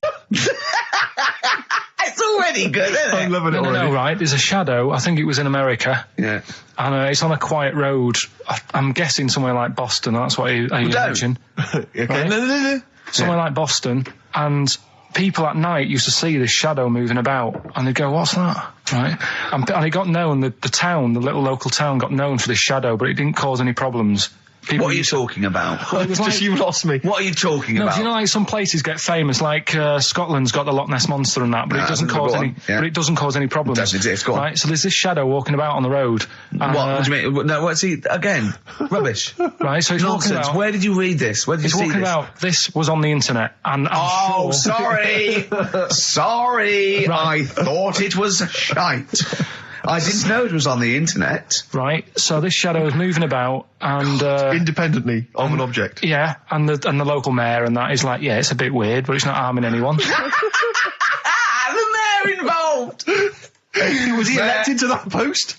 Hey, mayor, we got a problem down here. Seems like a shadow. Well, it's not causing any. No, it's just causing any problems. Yeah, but that's the thing. It was left for years, and then it did start causing problems. I see. That's it. If you leave these shadows to go unchecked, Rick, they go crazy. Yeah. You let them run amok in the city. Yeah, you've got to stand What did it do? What did it do? Shadows. What did the shadow do? It was pushing people off the bikes. It was what? It was pushing people off the bikes.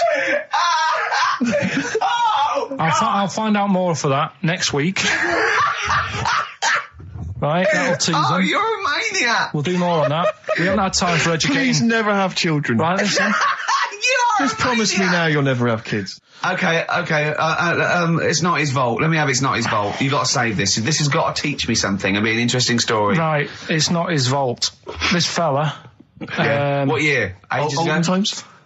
I'd say in the 70s. Okay. Would you? Any evidence for that? And does he wear flares in the story? Right, is that your reason? No, it's a bit like Yuri Geller, this fella, right? Where he's electric. He's electric. And if he walks past the telly would fizz. Uh-huh. If he walked past the radio, it all goes like that. Ooh. His hair stuck up all the time. Ugh. And he'd be having a bath and everything would be all right, and then the power would sort of switch on in his body, and the electric in his body made him jump out of the bath. So... What do you mean, so? What is that so? What does that so mean? You've given us nothing. You've given us nothing. You'd have to at least give us the scientific explanation. Yeah. Electric eels have 400 volts in them. Oh, is this the running away again? What was that one called? Yeah, but it's not his vault. But there's a reason not his fault. It's not his fault. I thought it was going to be something about I think we should do these the other way around. I think you should tell us the story and then we'll hear the pun. It's not his fault. It's not his fault. Right, let's leave it. Play a tune. Forget it. Educating Ricky. Doing it. We're not doing it. No, we are. Right, anyway, Rockbusters. Yeah, go on. I give a cryptic clue. Yeah. And a letter, and it makes up a band. He right? never said the word cryptic a few months ago. I love it. Do you know what I mean? I feel it's like our own little Eliza Doolittle. Yes. Right, even Richard will like this one. Mm-hmm. Here we go then. First one. There's three of them, and you email in. If this doesn't turn Dickie round, nothing will. This is an email-only competition. Email only. Right, here's the first one. Initial is B, so it's a band starting with B. Okay. And the cryptic clue is, I don't like them birds, they shouldn't be allowed in this area. I don't like them birds, they shouldn't be allowed in this area. Next one. Right, the next one. He doesn't like women, yet he's got a couple of kids, that's a bit weird. Is that a cryptic clue, or is that just a general point? Is that That's the cryptic clue. Okay. And the initials there are PD. Okay. And the last one. I've got that one. That's terrible. That's terrible. Okay, quickly. Oh God. And the last one is that bloke who does Come on! It's making me laugh. Come on, Carl, be professional. Right, the last one. Right.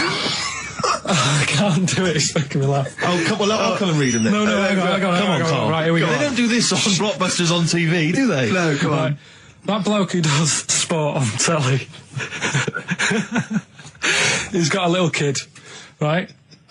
Initials DC. What? Is that, I'm the completely clue? confused by that. Was that the clue? Yeah, that bloke who does sport on telly, he's got a little kid. Initials DC. Okay, is that a band? Or an artist? It's I'm not a cheese. This is a well-known sandwich. Is it? What is it? Is it a band or an artist? So just quickly recap. Okay. It's a Come on, Carl. Right, come on. Quick recap. The first one is B. I don't think them birds should be around in this area. Right, that's B. Right. Second one, he doesn't like women, yet he's got a few kids. It's a bit weird. That's PD. And the final one, that bloke who does sport on the telly, he's got a little kid. Right. DC. All right, and it's ricky.gervais@xfm.co.uk if you want to enter for Hellraiser. Oh, I'll tell you what, continue to do a little theme of like some old stuff people haven't heard of. If you're under 30, you probably never heard of this band. It's also a new thing I want to introduce. It's Show Up Camfield. Camfield talks the talk, he doesn't walk the walk, he doesn't play some rock classics on his show because he's scared. I'm going to play the tracks that Camfield's too scared to play. This is Kansas and Carry On Your Wayward Son, alright? Yeah. Right, okay, Educating Ricky, part 2. Right. I'm committed to this treatment. Yeah. Is one of them. I've got to go for that one. Yeah? Yeah. Or the other one is the police are causing a bit of a stir. He still says it like it's the best thing he's ever come up with, which in a way is. It could be. Right, go on then. I'm committed to this treatment. Right. Do you know the saying... Is it just sayings now? Are they all sayings? This no, they're not. Okay. No, the other one isn't. Frog in your throat?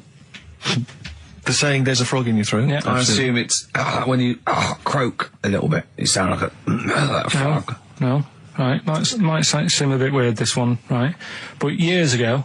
Oh, yeah. Sorry, well, what is that clue? Committed to this treatment? It's about frogs Kermitted.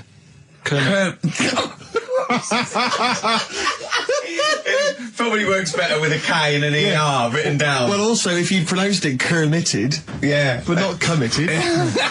Committed to this treatment! Right, go on then. That's genius. So, yeah. Well, what? You go to the doctors and you go with throat hurting a bit. Right. And what they did ages ago. Ages ago? What year was this approximately? We are going back quite a bit with this one. Oh, okay, go on. And the doctor would say... he did history. Imagine years ago. Go on. And the doctor would say, right, keep your mouth open and you just look at your tonsils. And the jaw would ache a bit because they weren't as quick back then because they didn't have the technology and stuff and they'd have to like stare at it and study it and stuff. And like they get an achy jaw, right? Keeping their mouth open. Yeah, like you get, you get a Mars bar or whatever. So they'd sat there and they used to always close their mouth and it used to annoy the doctor, right? Oh. So what they did, they used to get a toad, right, and put it in the mouth. Rubbish. Okay, keep talking. Keep talking. And that way they couldn't close the mouth because either they'd squash it, right, or apparently you're not allowed to lick a toad's back. So the doctor would have them for breaking the law? No, but it's poisonous, right? A toad's back. You should never lick a toad's back. Or put it in your mouth, really. Oh, just stop for a second. Wait. What? Can I just ask one question? Go on, Ask one question. I've got a few, but go on. Sure. My initial thought is, it sounds like a brilliant bit of sort of medical knowledge there. It's a great idea. Yeah. My only thought is, how does the doctor see past the toad? At your tonsils? What's he actually looking at with the mouth open? Surely the toad is in the way. Hopping around in the way? It didn't say. Sorry, and my first question is, was this on the internet? Yeah. Yeah, okay. Carl, that is bollocks. That is, I mean... Well, alright then. Let's turn this round. Where does the saying, you got a frog in your throat come from? Probably because you sound a bit croaky. Probably that. Probably because you sound a little bit like a frog when you've got a sore throat. Carl, did you not question it just for a moment when you read it? Just for a second, didn't you think, that seems an odd approach? Firstly, why a frog, of all the different species? Because it's poisonous. A toad. No, a toad, so it's a toad as well. Yeah, well, it worked. I'm committed. Worked. No, my point is a frog in the throat. I was going to change it to have you heard the news, Toad Day? But I went with the flow. Oh God! Right, so that's rubbish. So that's rubbish. Next, can I have? Let's play a tune. Let's come up with a God. Can I just say? No, just play it. Just play it. Yeah. Yo, Carl. Right. Okay. Right. The results of We ain't got a winner for the first time. Yes, we have. We've got loads. We've got loads of winners. No, we haven't. We've done this feature for 3 weeks. On XFM 104.9. I enjoyed that. Yeah. That was good. It rocks. I hope the audience was playing it loud like us. Yeah. Ricky Gervais, Steve Merchant, Karl Pilkington. Well, look at him yawning. How rude is that? Carl, what's wrong with you, man? Have you been up late? A little bit. Girlfriend was away, wasn't she, yesterday? Yeah, I always have a problem with that. I always have, because you don't go to bed, do you, early? Do you know what I mean? You sort of think, I just always find that thing that if, you're used to living with someone, one of you will go, let's go to bed, then you'll go, all right.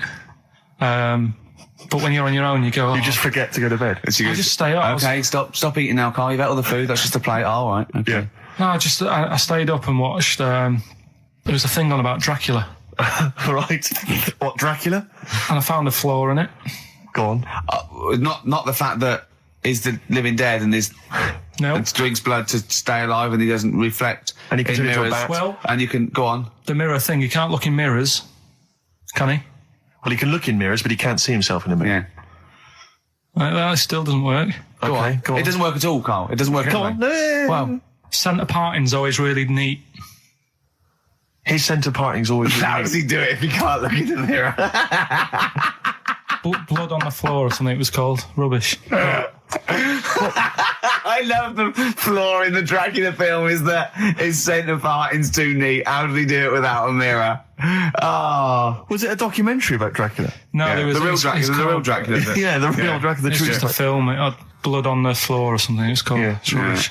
We had a little lunch yesterday, didn't we? We did indeed. That was a nightmare. Yeah. I hate going out with you two. I was explaining to Carl, right? I like to excite Carl's imagination, right? And if it involves chimps or monkeys, all the better. Brains he likes, parts of the body, deformity. I know where to, what buttons to push.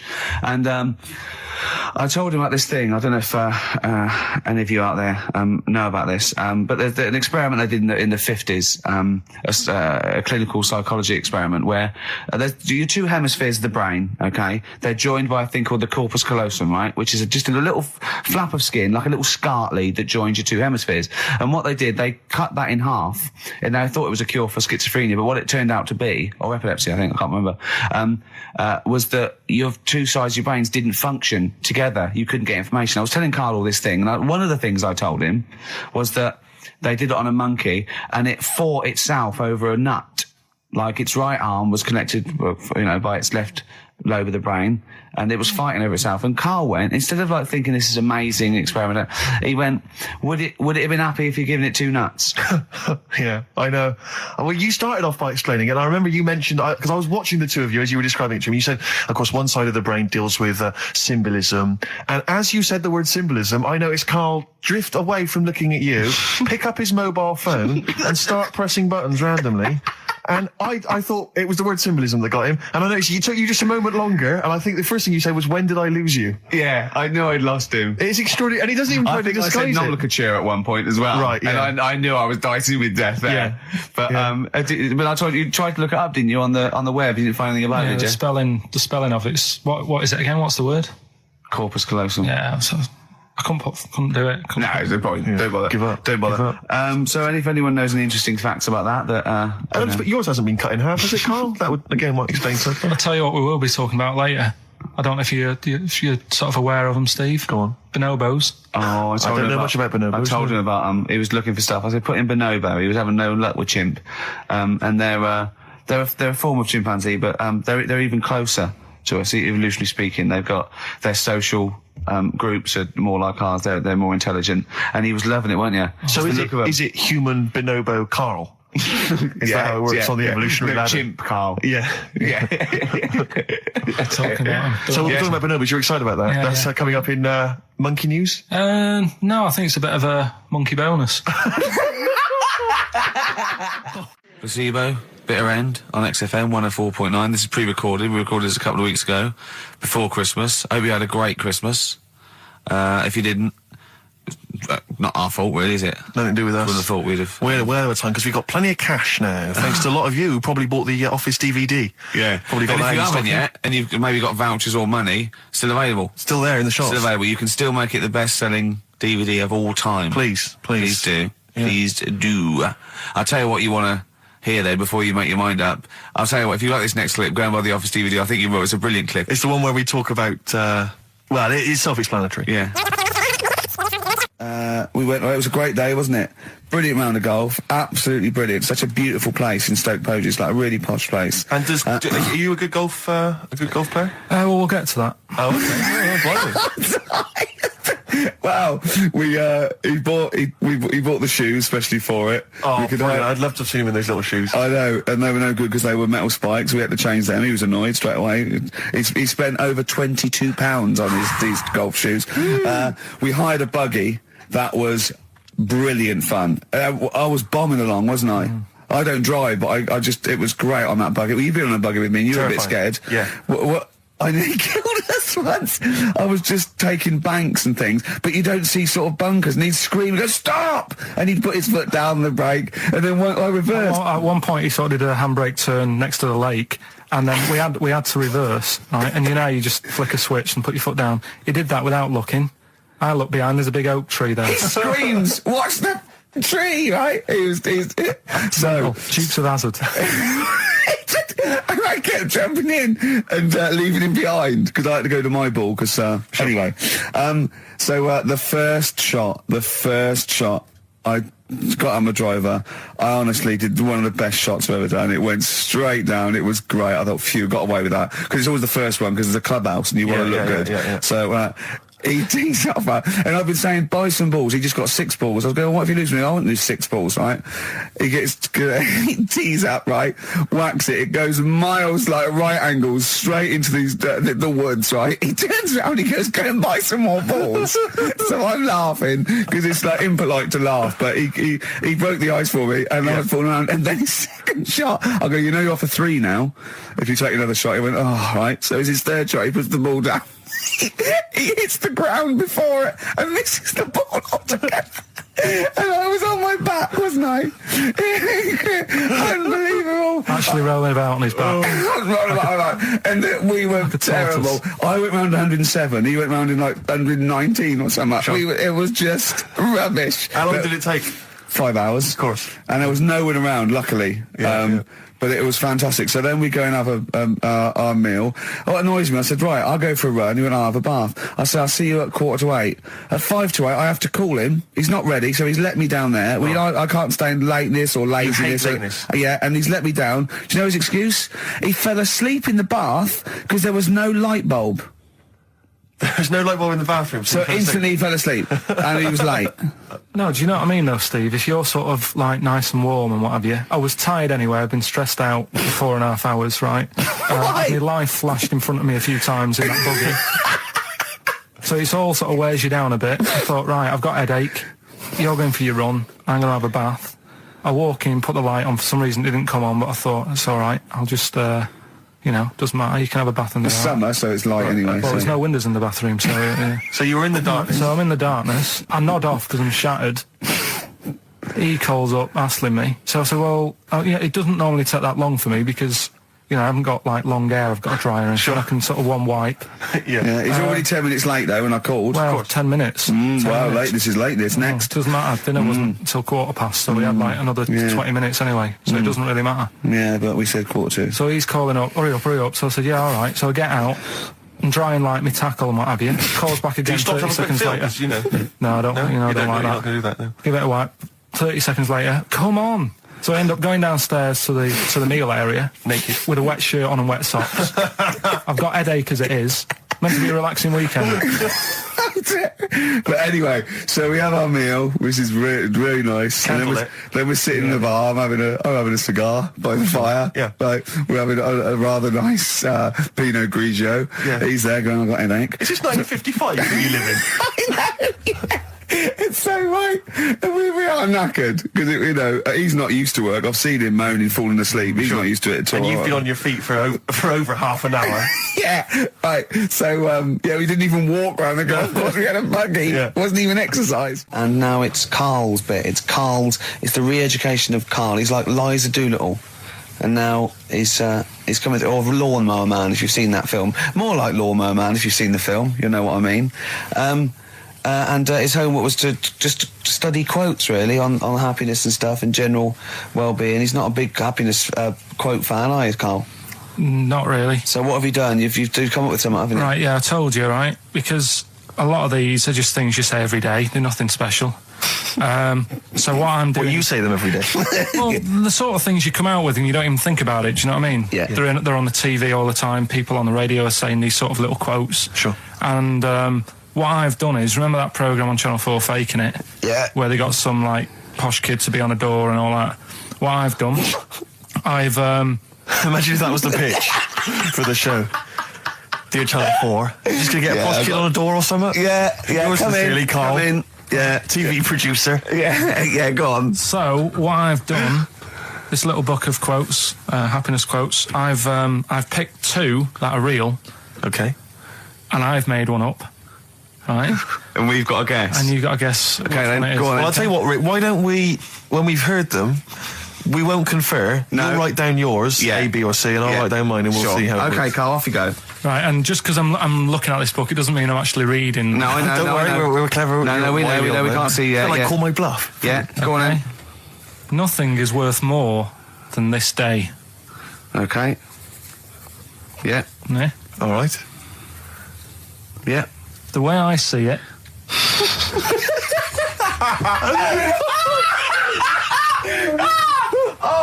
Oh God, my head's gonna burst. No, hang on. My head's gonna burst. No, this might not be Karl's. It might not be. How do you know I haven't tweaked them a little bit? Yeah, good point. Fair enough. Point. No, good point. The way I see it, if you want the rainbow, you got to put up with the rain. Yeah. Okay. All right. All right. Yeah. Okay. Hang on. Yeah. Come on. Cat food. Cat food. Come on. It stinks a bit, but if you don't put up with the smell, the little kitten will die. Steve, I don't know what to say. I don't know what to say. Imagine this in faking it. Imagine their faces when he says that, and they're going, "Oh my God." Oh. Karl, play a song, mate. We'll have to confer on this one. Well, that's just amazing, Karl. Just read them again. Two were real, one was fake. Go on in. Right. First one.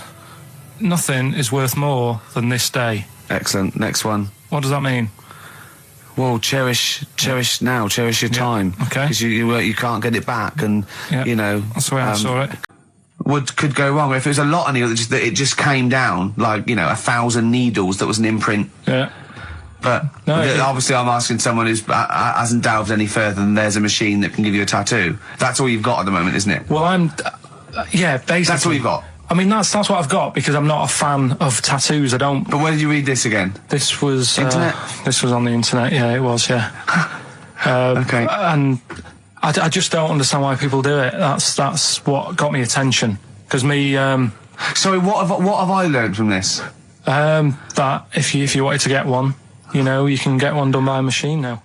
Well, you'd think it'd be Bughead, wouldn't you? What? Well, you'd think it'd be Bughead, wouldn't you? You'd think it beat... No, you'd think it'd be... Yeah. You'd think it'd be Buggered, wouldn't you?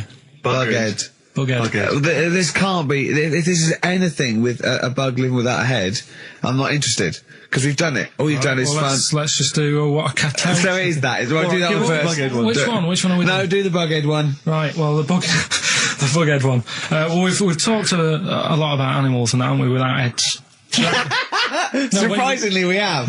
I think a disproportionate amount on it. If you're a new listener, and this is the first time you listen, you'd be surprised. Yeah, we've done all that. We've covered worms. The way if you cut their head off, it grows back. If you don't cut too high above its neck. We've covered the chicken, the fella who blinked. Yeah, I can't go into it again. Right, let's not go into it again. We've had the chicken with no head that lived for 8 months. Yeah. And we've had cockroaches living for a week without an head. Right, okay. Well, it's a bit more on the cockroach front, really. Right. They've found, right, that if you get a cockroach and you cut its head off, right, and then you find a cockroach that's still got its head, but it hasn't got any legs. Right. Right, it's not over for both of them, right? Because what you can do, you get the one that's got the legs, right, with no head, sort of running around. Get the one with the head, sit it on top of it, right. Get a little tube, okay, so that the fluids. So is this Auntie's go out of the room? Finish. This is like Blue Peter. You can get this for Christmas. Right, you get a little tube. You sit that on top, so the bodily fluids are still running between the two. Right. The head of the one on the top will control the feet of the one on the bottom. Okay. What about that? Good. And will it continue to live? Yeah. Okay, you don't know that for sure, do you? That was just a question that the Bluey wasn't expecting. Well, what do you think of that? Good, yeah, it's great. Yeah, just a primitive nervous system that can, yeah. Did you expect us to be more impressed and excited by that? Did you fall off your chair when you read that? Did you literally topple off? Snowbird from Mark Heights are part of his covers album. He's so happy that the XFM listeners understand his stupid clues, and he knows it annoys me. We've got some right answers. We'll be getting out the answers just quickly, just in case someone sort of missed one of them. I'll just quickly do them, yeah? Yeah, go on. First one, there's a load of letters. There's a load of letters there asking for advice. Put them on Claire's desk. Oh, a Merry Christmas. Ask your mum if you should. Oh, a Merry Christmas. And a couple of people were arguing in the supermarket. It was Christmas, that's why. Counter, and that's B. Okay, we'll give those answers out shortly. Yeah, right. Here's the last clues of the year. You had, there's a load of letters there asking for advice. Put them on Claire's desk. That was F. That was for foreigner. Foreigner. I don't know what you mean. Claire Rayner, she took advice, she gave people advice, so that's a foreigner. That is shit. Right. I'm sorry, that might be Christmas, that is absolute garbage. A lot of people got the right answer. I know, that annoys me even more. Number 2. The second one, ask your mum. Foreigner. Yeah. Foreigner. Second one, ask your mum if you should. That was S, that was Shalimar. Shalimar. Right? No, bizarrely, what was the clue there? Ask your mum if you should. No, we got a lot of people saying Smashing Pumpkins as the answers to that. But I don't know who's saying that to their mum. Smashing Pumpkins. Merry Christmas, Mum. Smashing Thanks Pumpkins. very much. Nice bollocks. Yeah, exactly. Oh, that's great. That's great. Right. Smashing Pumpkins. Wow, here's a bit of a turn up for the books. Karl Pilkington on the line. Right. Yeah, where you been? I'm off ill, aren't I? Right. Okay, what's the matter with you? Just, a bit bunged up and that, and got the shakes, got that sort of, that shaky thing to get. Yeah, that's because you didn't eat last time when Suzanne was at work. Yeah, well, I think that's what brought it on. Plus, she was away in the week and I put some wet jeans on. And I think that's what's caused the problem. Well, when did you put them on your head? No, they were just on the Maiden and the legs felt dry, but they just on the what? On the what? Have you got the Maiden? What was she doing there? What do you mean?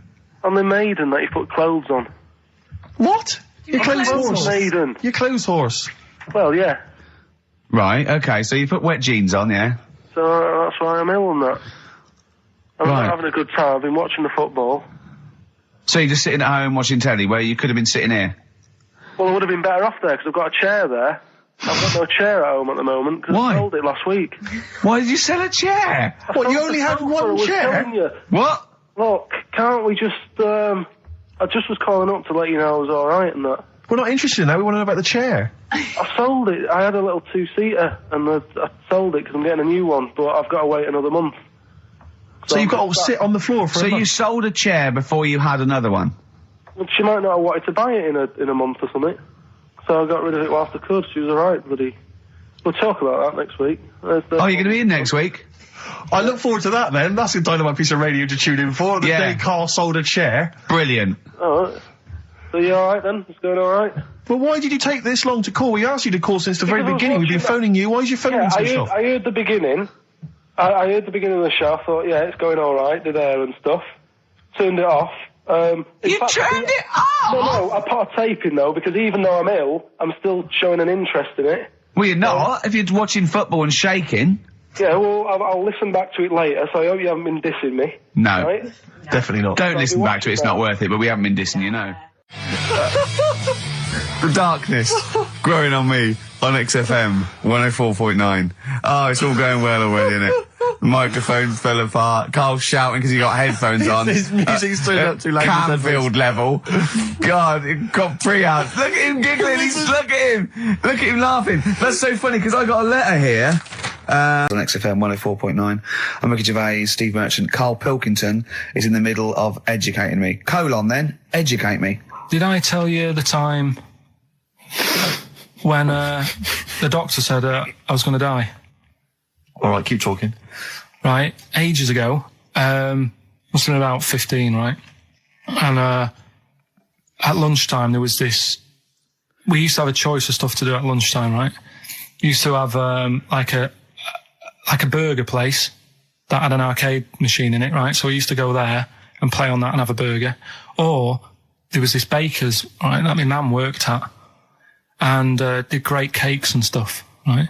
So she used to like bring some home and that, but she couldn't always bring them home every night because, you know, they cost money, and she used to get them for free. And they used to say they'd rather chuck them away than give them to the staff because there's a chance that the cream might be off.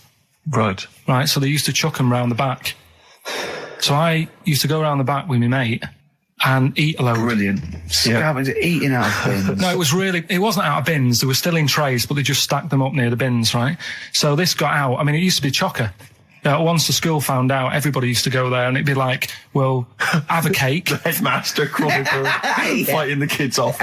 Right, so I'd have, you just eat, I don't know, 6 jam donuts or something, and then you'd spend your dinner money on the arcade machine. Brilliant. Right? So it was a good afternoon, really, right? So you'd do that, and this one day I must have had 6 or 7 jam donuts, a few Congress tarts. What's a Congress tart? I love them. It's me. I can't get them in London, right? So I'd have some of them. If anyone can get a Congress tart for Karl in London, please let him know. So anyway, this day, that was just a normal day. Do you know what I mean? You'd twice a week, you'd have a load of cake. In your life, yeah. Yeah, so normal anyway, day in your life. Were the frog boys there with the webbed hands and the big heads? And the horse in the settee? Yeah. But the day after one of these days, I had really bad cramp in my belly. Right? Okay. I was like in agony, could hardly walk. So I said to my mum, you could hardly stagger to the free cakes. So, I was in absolute agony. I said, I don't like doctors, but you'll have to get a doctor in because I don't know what it is. I can't walk. She gets the doctor round. I won't say his name, but he said, well, doesn't look like he's got long left. Blimey. So I was a bit like, hang on a minute, I've only had a few cream donuts. Yeah. My mum was panicking. Sure. He went. My dad came in from work. She said, something's really bad with Karl. I think it's serious. The doctor said he ain't got long left. So he said, what? He said that and just left. So she said, yeah. He said, I'll have to call him then. So he called him up, said, what's all this about? Karl hasn't got long left. How long's he got? So he goes, I was only messing. It's just had some bad cream. Can you believe that? Well, the thing is, I like the fact your mum didn't ask any questions. I know. She didn't go into detail. Can you explain more, doctor? No, I got a shoe off. But she doesn't. I don't want to diss you or your family, but I imagine if I was there, I'd have known the doctor was joking. Yeah. That's all I'm saying. I mean, I sound very arrogant there, but I imagine he went, what's he been doing? I had about 6 cream cones. Oh, right. Oh, wow. He hasn't got long to live then. I'll see you later. Yeah. That's what I think the doctor did. Yeah. I just like the idea your mum just let him go. Yeah. Terrified, thinking, well, I'm not going to probe him. He's that's it then. Dad comes in. Hi, honey, I'm home. Anything happened? The doctor said Karl's going to die and then left. Did he? I'll call him. But anyway, that's why these sort of things fascinate me. So we'll move on to this next one, right, which is brilliant. Dead short story. So, right, old woman, about 70 years old. Yeah. She's normally fit and healthy and stuff. Nothing wrong with her. She's having a good life. And one day, she goes for a check to the doctor's, just to check herself out, because she's getting on a bit. Yeah. He says, take your clothes off and that. So she does, and checks her out, says, yeah, you're looking good, you're looking good. Turn round. He said, oh, God. He says, you got a tumour on your buttock. Right? So she goes, oh, what can you do anything to sort it out? So they go, yeah, we could book you in for an operation. It's best if we remove this. Books are in for an operation. Operation day comes, strip her down and that. They're all stood round, the doctors. Start to operate. It only turns out it's a pork chop that she sat on 5 years earlier and it had stuck to her buttock. Right, Carl. I can forward you. Serious. Right, okay, Carl, I'm telling you now, I'm leaving. I'm never doing this show again. No, I'm serious. Honestly. You're talking, I've never had such, what do you mean? You couldn't believe it? No, when I read it, I said, I've got to tell Ricky that. This woman had a pork chop stuck to her arse for 5 years, you mental case. Of course she didn't. That is a blinding record. They've been looking on eBay for Victoria Plum. You're joking? Come here and see the photograph. Oh, God, that's fantastic. Show that. That's it. Oh, God, he got that for his mum. It's the worst piece of tat I've ever seen. Carl! Carl. Imagine how... Oh, gutted. Carl. Imagine how... Look, think of him now, right? There it is. That's the worst thing I've ever seen. I'll tell you, it looks like a Diddy man gone wrong. It looks like a Diddy man prostitute. That is... Is that the one, Carl? Well, it was a different colour. It had a yellow at mine. No, but look, how do they get... Tell them they go into eBay. So you need to log on to ebay.co.uk. I'm sure you've used it before. It's the online marketplace, ebay.co.uk. And if you type in Victoria Plum, I'm assuming that you can track this down. That's amazing. It's the worst piece of rubbish I've ever seen. Just think how cute he was as a kid, though, doing that. Just think of him, just going... just seeing that and thinking, she likes gnomes! It's the worst thing I've ever seen! I mean, to be fair, I don't know what her prize collection of gnomes looks like, but I can't imagine they're much better than that. I mean, gnomes are a fairly grotesque thing. But certainly your mum's taste and discretion is... Did you have those houses on your estate? You'd go in there and it was just loads of those dolls still in their packaging all around the room. And sort of like one of those homes that keeps the sort of packaging on the three-piece suite. Why don't you buy another one for her for Christmas? Yeah. It's $3.99 it looks, but that's £2.49 because that was $3.99. Well. Oh, buy it, Carl. No, because I've sorted out her passport this year anyway. I'll get her that next year. Right, so listen, right? Okay. John Lennon. Happy Christmas, war's over and all that. Indeed, yeah. Brilliant tune. Great tune. And I've had a great time. Merry Christmas, everybody. I hope we haven't offended you by some of Carl's rantings. Just think of what he's gone through in his life.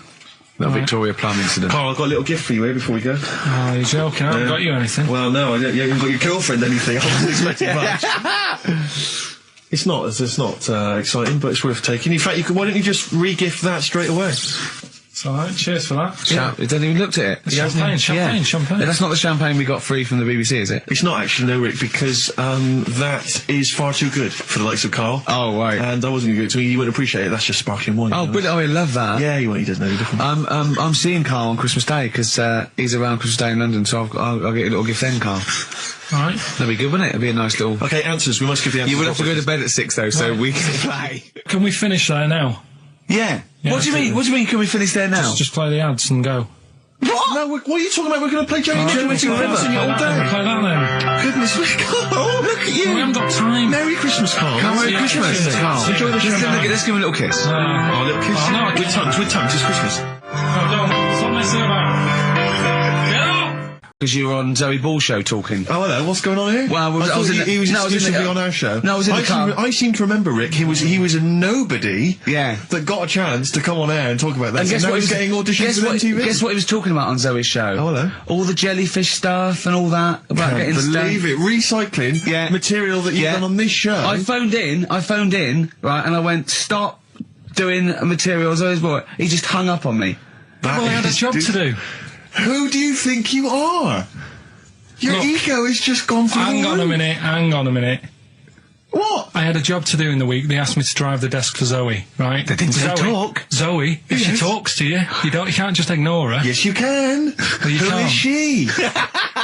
Who does she think she is? You made a promise to us, a pact, that you were our kind of monkey. Yeah. What can I do? If someone takes time off, I've got to do it. It's my job. Yeah, but you don't have to use... You're the head of production.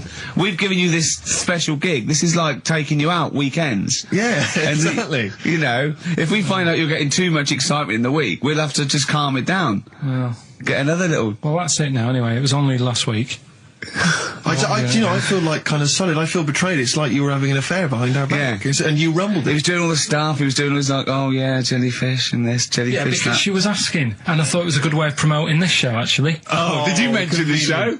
Yeah, I did at some point. Did you? What did you say? I just said more about that on Saturday afternoons. So you talked twice. I only heard you talk once. So you're talking all the time. Well, about 5 times in the week. In the full week, 5 times. Deary me. And one, it was just stuff. You could never be a monk, could you? Chatting away all the time. Right, what have we got? I blame Ball as well, to be honest. I feel Ball's slightly responsible for it. Yeah. She can't find her own, Gibbon to get on the show. She can't find her own kind of, loser, then don't start stealing ours. Outrageous. Well, coming up, right, maybe we'll get Fatboy Slim in. Indeed. Next. Yeah. Saturday, if you're listening, Slim, come in on the show. What's his name? Ernie or something? What's his name? Norman. Oh, yeah. Right. Ernie! Yeah. I don't know. Oh, that's great, Ernie Ball. Yeah. He wouldn't change his name. That's it, yeah. That's great. Anyway, coming up today, we have got Educating Ricky. Right, okay. Is this the last one? You've promised it might be. I believe there's a book out that might help me with this feature, so we'll see how it goes. I was thinking of new features in the week. I've got, wanted to come up with, I wanted to do Celebrity Fact Club.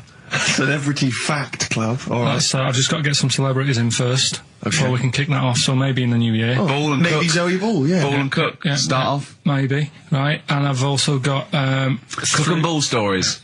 Yeah. That's nice. Good one. Cheers. Thanks, Carl. Yeah. Maybe you could sell that to Zoe's show. And I'm also thinking Through the Ricky Hole. Through the Ricky Hole. Okay. What's that? That's I'm quite... No, you just got the title again, haven't you? Yeah. Okay, play record. So, Rockbusters coming up as well. Yeah. Right? Yeah. Eminem, Lose Yourself on XFM 104.9. I'm Ricky Gervais, with me Steve Merchant. But not Karl Pilkington. No, Carl, no. He's gone back to Manchester, innit? It's better than London. Yeah. You don't know it. Manchester's better than London. Instead, Claire Sturgis. Claire Sturgis ran the calls for Claire, Thanks. Yeah, Thanks. the posses. He's coming there in sort of the camouflage gear, and is that quite trendy? Is that what the kids are wearing? It's funny. Someone actually mentioned Or that are you this on morning. manoeuvres? Yeah, I am exactly. actually, taking time out this morning from what I normally do. Sure. I missed the second half, talking like that, of Celebrity Boot Camp. I don't know what Coolio. that is it? The fella from Milli Vanilli. What, the one that's not dead? No, the one that killed himself, Steve. Okay. No, I just want to clarify for people. A lot of people don't realise that one of them is dead. Right. I thought it was important to mention it. Actually, I didn't know. I'll be honest with you, I hadn't thought it through. No. It was a piece of interesting Milli Vanilli trivia that I had, and I wanted to slip it in. But it wasn't really trivia, because it was a question. You went, what? The one who's not what dead. I'm saying, Rick, is I could have found a more tactful way of bringing up the death of one of Milli Vanilli, because I think there's a lot of people out there now upset. Maybe Claire Actually, didn't realise. people who didn't know. That's quite a shock. I didn't see, I should have sat people down. Who died? Vanilli or Milli? I think it was Milli. No, it's Vanilli. I don't know. No, but I didn't know. I'm guessing. Actually, I'm guessing. I'm not confusing Milli Vanilli and Scritti Politti, because that is a danger. Oh no, you're thinking of the fellow out of Grumple Palumple.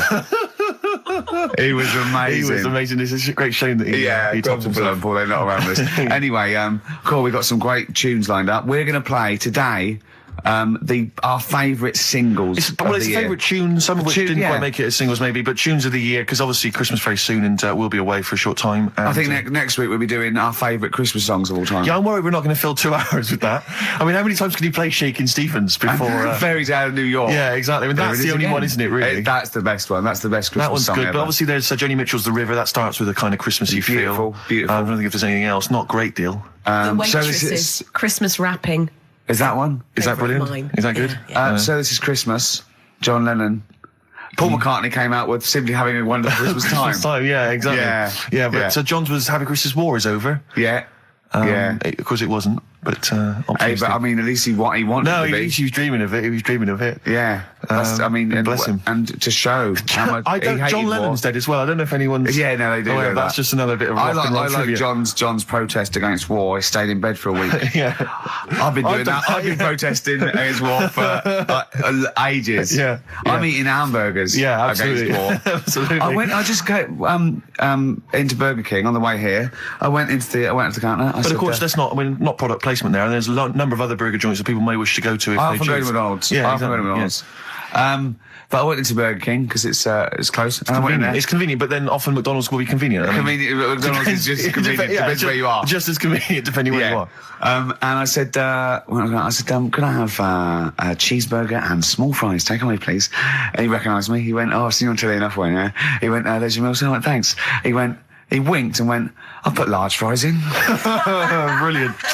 So that's so it's paying off at last. True genius is being rewarded but by the burger joints. Because I mean, there's been a couple of times where I've been with you, and we've gone to a restaurant and someone's given you a free meal or whatever. And it's the way that it's like you don't ask for it; it's just kind of offered. But I don't know what they're expecting in return. Nothing. I mean, do they think that you'll go away and you'll always think fondly of Chad? I just think they think, oh, I don't know. They make. I'm going to give him a little treat. Yeah. I know, I don't like it, but then I'm always grateful, and I never. Yeah. But the thing is, I'm slightly embarrassed. Did anyone around you hear what had happened? No. Because I imagine the resentment, just the whole room. No, they on didn't. You. I had to go around telling them. I went and said, "Excuse me, did you hear that?" He went, "No." He just gave me the free thing because I'm on the telly. And I went, "I don't recognise." I went, "You don't recognise me?" I'm terrified now that that someone could be listening at Burger King HQ. I'm assuming this is an unorthodox procedure. And that little fella's got fired. But they know it's Leicester Square now because I just mentioned it, so they know which Burger King it is. Oh my God. I don't know. What was his name? Ralph Littleton. He had a name badge. Number 342. Well, I just hope Littleton doesn't get in trouble. So, what are we going to play? That could be a sad Christmas for him. He's probably keeping his whole family afloat. Bit of Springsteen. Well, tunes of the year. I mean, I know people dismiss Springsteen, but as I say, the gig I went to see earlier in the year, I made it. Sturgis couldn't believe we were going to play Springsteen. Brilliant. I just think, leave aside what you think is cool and trendy and the fact that he's older now or whatever else. Really? Just leave all that behind and just listen to the tunes because, he remains a great musician. Lonesome Day? Lonesome Day is the current single and it's the first track on the album. Free chips. Absolutely. Well, there's the best band in Britain, in my opinion. Big words. The Darkness, Growing on Me, on XFM 104.9. I'm Ricky Gervais with me, Steve Merchant and Karl Pilkington. Have you got the album? And already, they've had an argument. Yes. Well, I mean, I don't know whether we need to cheapen the show by discussing it, but I asked for a particular track. Karl is the producer, and he failed to get it for me. He's failed to bring it up from the record library. Completely failed in his mission. He needed to get 2 records, and he failed to get one of them. A 50% error rate there. Yeah, but like I said, I looked in the system. It told me what album it's on. I brought that album up. I'm busy. But, okay, so fine. Fine, you're absolutely fine then. That's no problem. Once again, that's a great excuse, Karl. Brilliant. The show has been ruined. It's been partially ruined, but you've got a bit of an excuse. All right.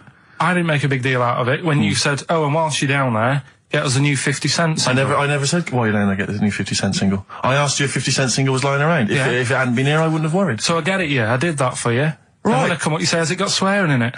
Well, I don't know. It's 5-1, Steve. I haven't got time. I've been whizzing around. You're the producer. It's the brand new single. I'd have thought it had been lying around in the XFM office anyway. But I don't have time to sit around listening to music. Sure. Well, yeah. Right? I know that you have. Now you've got an iPod that can hold 7,500 songs. I don't know when you're going to get round to loading all them on, but I haven't got the time. Sure. Busy. Yeah.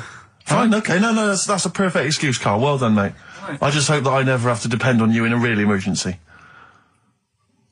I had a bit of bad luck as well. I wanted to play REM, and maybe the listener can help me here. Can you email in ricky.gervais@xfm.co.uk if you know what song I'm thinking of? It's an REM song. I think it's on the album of the last one before.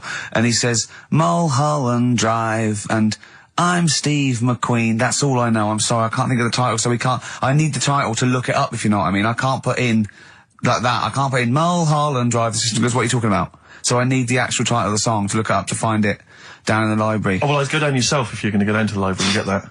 I would send Karl, because... Ricky.Gervais@xfm.co.uk. radio.co.uk. But if he wanted to, he did have time because he came in at 12:20 rather than 5 to 1. Yeah. No, I told you about that record that I wanted it yesterday, didn't I? So you had 24 hours notice. So that's not really an excuse, is it? But I did find one of my favourite songs of all time, which is Bones off the Bends album, and it was Radiohead on XFM 104.9. And here it is, because you gave me lots of time to find it. So. Sure. Yeah. Could have brought it in himself. No swearing in it. Bones. Radiohead. The Bends on XFM 104.9. And thanks to Paul, who's emailed in. There's a whole bunch of other people. Lots Nick, of people. We've got Davey, Steve, Ashley. It's Electrolyte. You know, it all comes flooding back now. We've got that. I've got it out of the library. We're going to play that. That's done. It's interactive. I've used the listener. I've shown the listener, right? I've helped them to help themselves. Sure. I've said, if you want to hear it, tell me what it is. They tell me what it is. They're going to hear it. Yeah. Do you know what I mean? Perfect. Saves going down the library and, well, we don't... Yeah, well, we know mistakes can happen if that, you know, if you have to go down the library. Yeah, and I mean, I checked it, though, to make sure it was the right one, you see. It's just a little bit of... Well, it's a good rule that, generally, if you pick something up, a CD, you know, we want to play on a radio show, a live radio show, you normally check at the back. Oh, no, yeah, that's right, yeah, if you want a job done, do it yourself. You're absolutely right, Carl. So... Anyway, look, let's all make friends. Let's kiss and make up. Yeah, touch and make up. Yeah. Let's just. Well, I'm up on Carl at the moment because it was my birthday in the week, and not only has he bought me a little vibrating thing to put on the chair because I've got about that, so that vibrates. Actually, we can hear it. Yeah, I'm gonna do it between records now. Right, what's that doing to you as you It's just, it sort of like sends a little pulse into your sort of muscles, relaxes, doesn't it? I've got to relax on air. If I'm relaxed, the listeners relax, we're all happy. Sure. He's also got me this little electronic bongos, and I thought we could do like... Oh! Chimpanzee that, monkey news, so it's like a jungle sort of thing. Sure, yeah. Brilliant. Well, that's always been one of the great jingles that even has. So I've got the vibrating... Oh, chimpanzee that! Monkey news! Dr. Fox, if you're listening, I think you'll know that's a clear improvement in this show. So thank you for those. It's alright. Yeah. What did you get him? What did I get him? I couldn't get anything. I was too busy buying myself an iPod. You're joking? Well, it's a little bit gay, isn't it, giving gifts to blokes? Yeah, it is, but for someone who's like major... Yeah. Play a record. Someone who's major? What do you mean, someone who's major?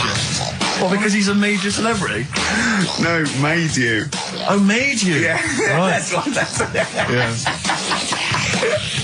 Yeah. Crazy Beat. Blur. Alright? On XFM 104.9. Brilliant. Yeah, so, I also got, Jane got me a few nice presents, including my favourite of all of them, a real bow and arrow. A real bow and arrow? Yeah. Right. And what, you know, you're going to rob from the rich and give to the poor? Yeah. When my head goes into the basket, I'm going to blink a lot. See how many times I can blink. But if you remember, when Carl first told me that, it was, I think it was Simon or Nick that pointed out. He goes, no, that's not quite right, Carl. Carl told me that he had his head cut off, and when his head was in the basket, it looked up and said, count how many times I blinked. Yeah, sure. But he believed that as well. So he was happy. He was happy with that. Sure. Do you know what I mean? So yeah, a couple of weeks ago, there was a guy, he had his head cut off, and before he had it off, he'd said, I'm going to blink to show that there's life after death, and he did 32 blinks, right? Sure. So you two were sort of pointing that down the other week. Yeah, we were sceptical of that. So I looked again on the internet at some other website. Yeah. And there's a guy... Sorry, it's the website, just to clarify, the website is the place where you bought that property on the moon, didn't you? Because it was a bargain. Right. So, this guy... Been gazumped. Look, we'll see who's been gazumped when this world ends. I've got somewhere to go, alright? And I know you'll be calling me up, saying, oh, can I come with you? Haven't you got like 2 square foot? No, I've got 80. You're going to have to stand deadly still on the moon in your 2 square foot. I've got about 20 There's no place acres. for Suzanne, it'll just be you. 12 off, love. It's all those people with big heads and web feet that've been buying it all these years. Well, listen, right. Go on. Anyway. Play a record, tell us a story after it. We've been chatting for sorry, Carl. No, let's play a record. Play a tune, we'll come back with this. What's this, another ghost story? Let's play one of my favourite songs of all time, because I'm going on holiday and getting into a lovely serene mood. Sorrento is probably from that. It's Neil Young, After the Gold Rush. Beautiful. Still to come, that competition as well. I look forward to that, Carl's quiz. Yeah. What an amazing track that is. Tune, yeah. Neil Young, Dynamite. After the Gold Rush. So go on, Carl. Sorry. Go on, Carl. Just take us back a few steps, Carl. What's the story? Right, so I did some research, Right. Let's just recap again. There was a guy you read about who had his head chopped off. He was guillotined. Yeah. He had said to the people around him, I am going to blink once I've had my head cut off to so show the brain that life, can still... or the brain can continue to work after death. Okay, so we queried that. So you weren't having any of it? Well, no, possibly for a few seconds till the oxygen stops being fed to the cells because the blood has drained away. But, nothing spectacular. So go on. Well, along the similar sort of lines, right? This is quite a few years ago. This fella sort of upset the royal family doing something, right? So they said that this isn't good. It wasn't Ben Oughton at that Jubilee thing, was it? I can't remember what it was. And they said, right, that was terrible. We're gonna cut your head off. You gotta show people that you can't be doing what you've been doing. What was this, the 1970s? When you say a couple of years ago, you mean maybe sort of... Was it the olden days when the phones weren't very good? Ages ago. Yeah. Ages ago, sure. So yeah, fair enough. Yeah. So... Very philosophical. Yeah, imagine that when you watch news story. This was literally ages ago. Yeah, exactly. Yeah, Simon Sharma's History of Britain. Yeah. Oh, and even before that, which is yonks before, when it was all mental and different. Sorry, Carl, go on. So he's having his head cut off, and he's resigned to it. It's the day before. He's kind of got it into his head now that I'm not going to have my head much longer. Sure. So he said, let's make use of this. Yeah. He said, I wonder how long, the body can stay alive without my head on it, right? So they were like, I don't know. So, who were? So... The jailers? Whoever he was asking. These jailers with one eye. Yeah. Get out, punk. So he said, no, wait a minute, I've got an interesting scientific experiment, jailer. Well, fair enough. What is it? So, he said, what I want to do, right, he said, surely it's my last right. I'm going to be dead tomorrow. Sure. So, let's do a test. He didn't draw it out this long, did he? Yeah, he said, let's test this out. He said, do us a favour. He said, it's my last day. What I want you to do is, you're going to cut my head off. Let's put a white line on the floor. Right. And see if, because there's no point asking how far he can sort of walk without an head if there isn't a line, because you don't know what to count. Do you know what I mean? If he loses his head and he's running around all over the place, you can't really count That's that. not impressive enough, yeah. So they said, let's make a white line. Sure. Yeah. Who said this? He did or they did? I think they started to join in with him and saying, well, let's make this a... Sure. You guess it, go on. So, they got Norris McWhirr down. The Guinness people. Oh. Yeah. So they said, let's get this white line. Yeah. And, dedication's all he needs. We'll do this tomorrow. And he said, all right, then I'll see you in the morning. Yeah. So I'll see you in the morning. Night, sleep tight. Bye. I love the fact that Carl knows exactly what was said. That's beautiful. Yeah, he doesn't know the story or what order it is in or when but it he was. knows exactly what was said. But he knows the intricacies. All right then, see you in the morning. Bye. Oh, kissy. Oh, I'm not like that. Oh, you joker. Don't let the bed bugs fly. Yeah. Anyway. So he gets up. Do you want a paper tomorrow? No, I'm all right. Go on. He gets up and they say, right, today's the day and that. And he said, well, I've got used to the idea. So here's a white line for you. Got used to the idea. Go on. So they go, right, you ready then? And he said, I go on. And they cut his head off. And the body walked 32 steps without a head. Wow. 32 steps. Incredible. And that's the lesson, really. Did it get as far as it walked along the white line, did it? Yeah, it stayed along the white line, did 32 steps, and then started to stumble a bit, and it just fell over. Yeah. But, it was a test that your body can still keep alive for a little bit. Yeah. When you've lost your head. Absolute twaddle. Absolute twaddle. What do you reckon you can do then without an head? How many steps? Nothing. There'd be muscular spasm, right? Yeah. It would twitch a bit. You could not distinctly take 32 steps. The body... Well, don't... Yeah. Is the doctor still on the line? Yeah. The fella that bought 6 parrots. Yeah. And, you could have got 32 steps. Right, so you don't believe that. Doing a bit of line dancing. Right, you don't believe that, but something that you do believe is that a cockroach can live a week without an head. It can. Slightly different kettle of fish there. Why? Wow, insect to human is what I'm thinking. Yeah, that difference. There's not that much difference in some insects. Do you know that a snake has a heart and lungs and kidneys and stuff? Go on. No, well, I'm just saying. So? You're making out as if they're a totally different, species. I am making that up. I mean, call me old-fashioned. Do you know what you're talking about, mate? I don't want you embarrassing yourself, Rick. Yeah, I am suggesting they're totally different beings. Yeah, that is, yeah. Now, Karl, the cockroach is a very different thing. The interesting there is that it lives without its head, because a lot of it's on, there's some of them are phototropic, chemotropic, some of them just literally have, irritation and muscle memory. I mean, they do have a central nervous system, but it's very different. So if you lose the head, it bypasses a lot of that anyway. All this is running around. The reason it dies is because it can't take on water. But it's very different to a man, right, having consciousness and then losing that, and the body's still going, no, I think I remember what I was going to do here. Yeah, so I'm going to carefully walk 32 steps along this white line. Imagine you just looking down going, oh, missed a bit. Yeah. Maybe the head was in the corner going, left, left, left, oh, he's now, ooh. Well, let's just put it out. I mean, if anyone listening has maybe had a relative beheaded, maybe in a horrendous car accident, but they got up, maybe they went for a walk, they had a little chat before they passed on. Karl. Get in touch. Karl, you are my favourite being. You are my favourite species. Now, you, Karl, may not be particularly different genetically from a cockroach. You are. Why can cockroaches do that? Why whoever made them went? Let's play a record. Do you know what? When I told him this fact, I send him little facts on text messages just to inflame his, interest. I just sent him a cockroach can live 9 days without its head. He texted back, "What's the point of that?" Yeah. What's the point of They're that? not doing experiments. These cockroaches. It's a boring last week to have. And he went, and on top of all that, you're thirsty.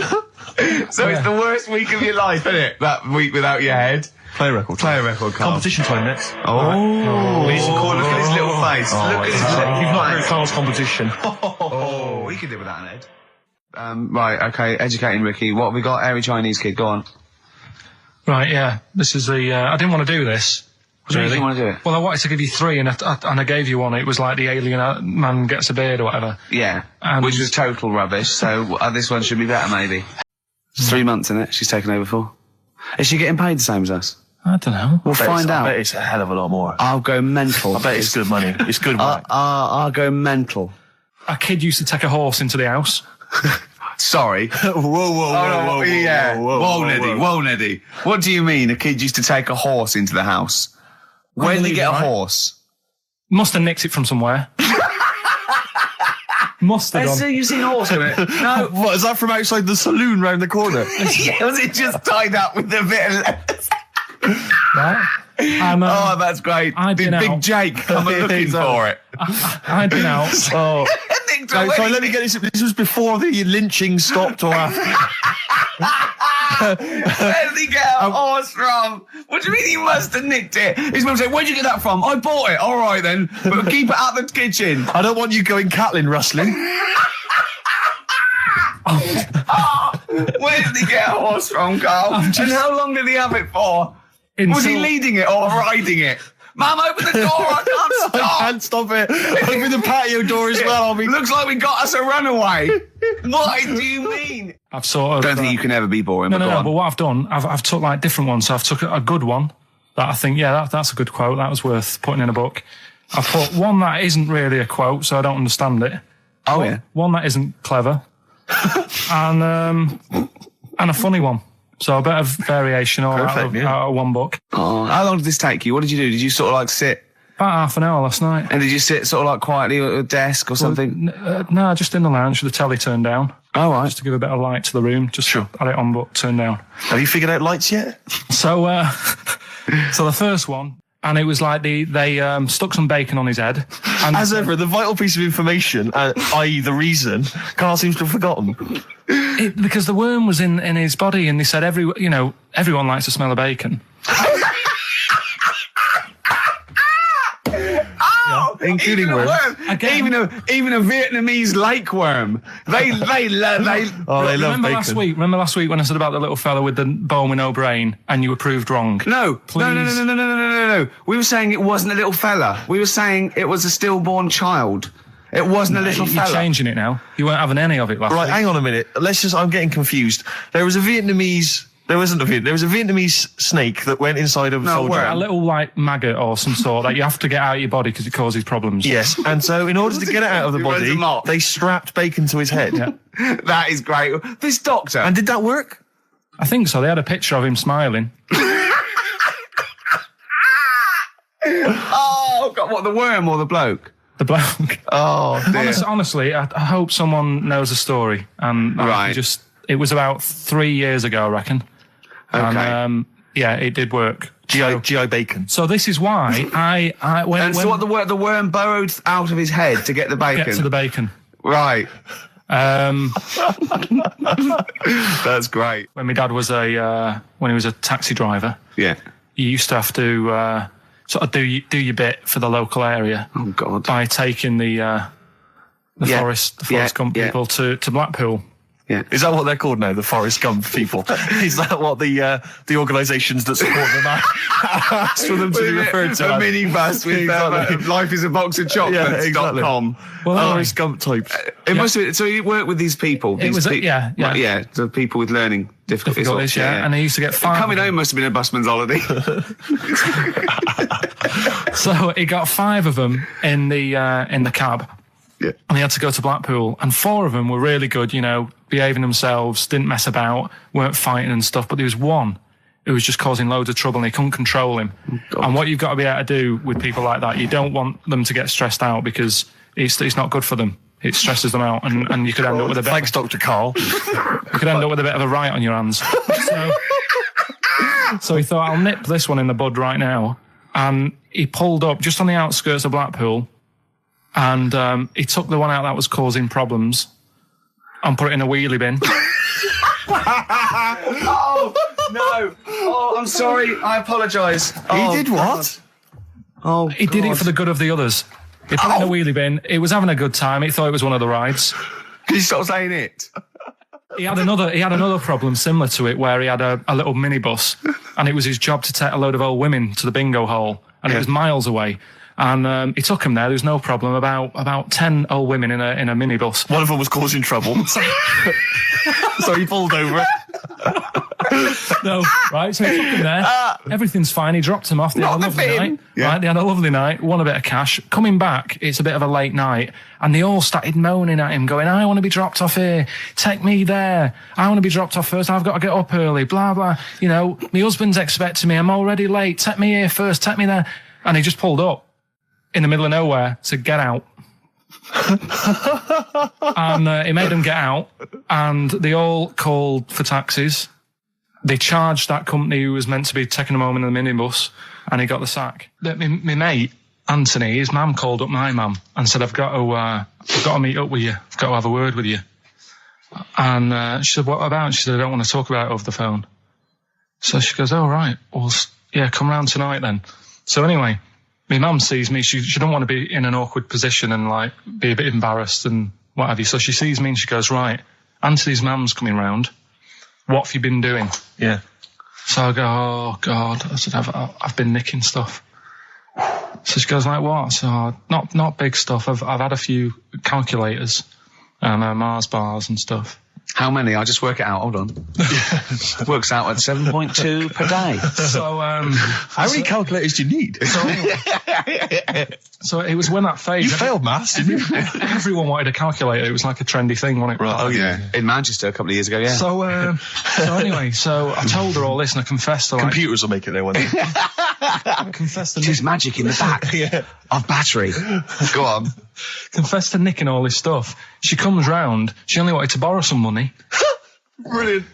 She said, oh, I don't like asking. I was a bit embarrassed to ask you over the phone, but can I borrow 20 quid? Oh, that's fantastic. And there's me. That's great.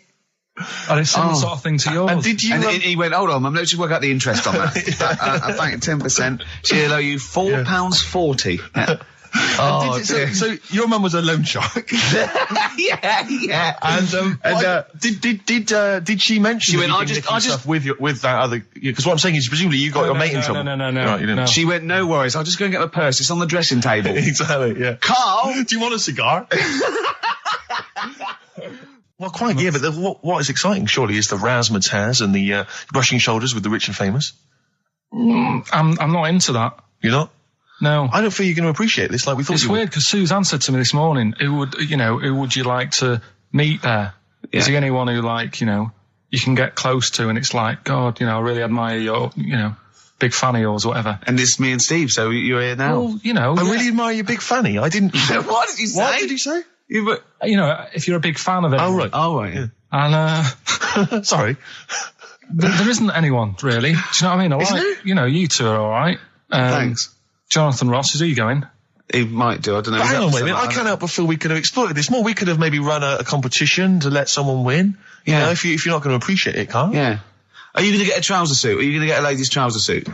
I just think then, if you go sort of like looking macho and walking down with him, they know that you're not really partners. And I just think it's a slap in the face for BAFTA. That's true enough. No, it doesn't matter what you wear though. Look at Elton John. Can't you mince a little bit? Can't you at least sort of walk a little bit mincy? Because you've got such a macho sort of mank walk. Elton John's fella doesn't look gay and stuff he wears and that, does he? Do you know what I mean? It means nothing. No, but that's because Elton's doing the work for him. No, but... By dressing as like some kind of restoration dame. Yeah. Right. Go on then, Carl. Second one then. This is a bit easier, but I still think it's a good one. So this is, we should explain what this is if you've just tuned in. It's one of those stupid lateral thinking problems. That Carl himself has created. Yeah, that was his homework. Right, this one. It's a fella. He has a normal day doing stuff. Nothing wrong with him.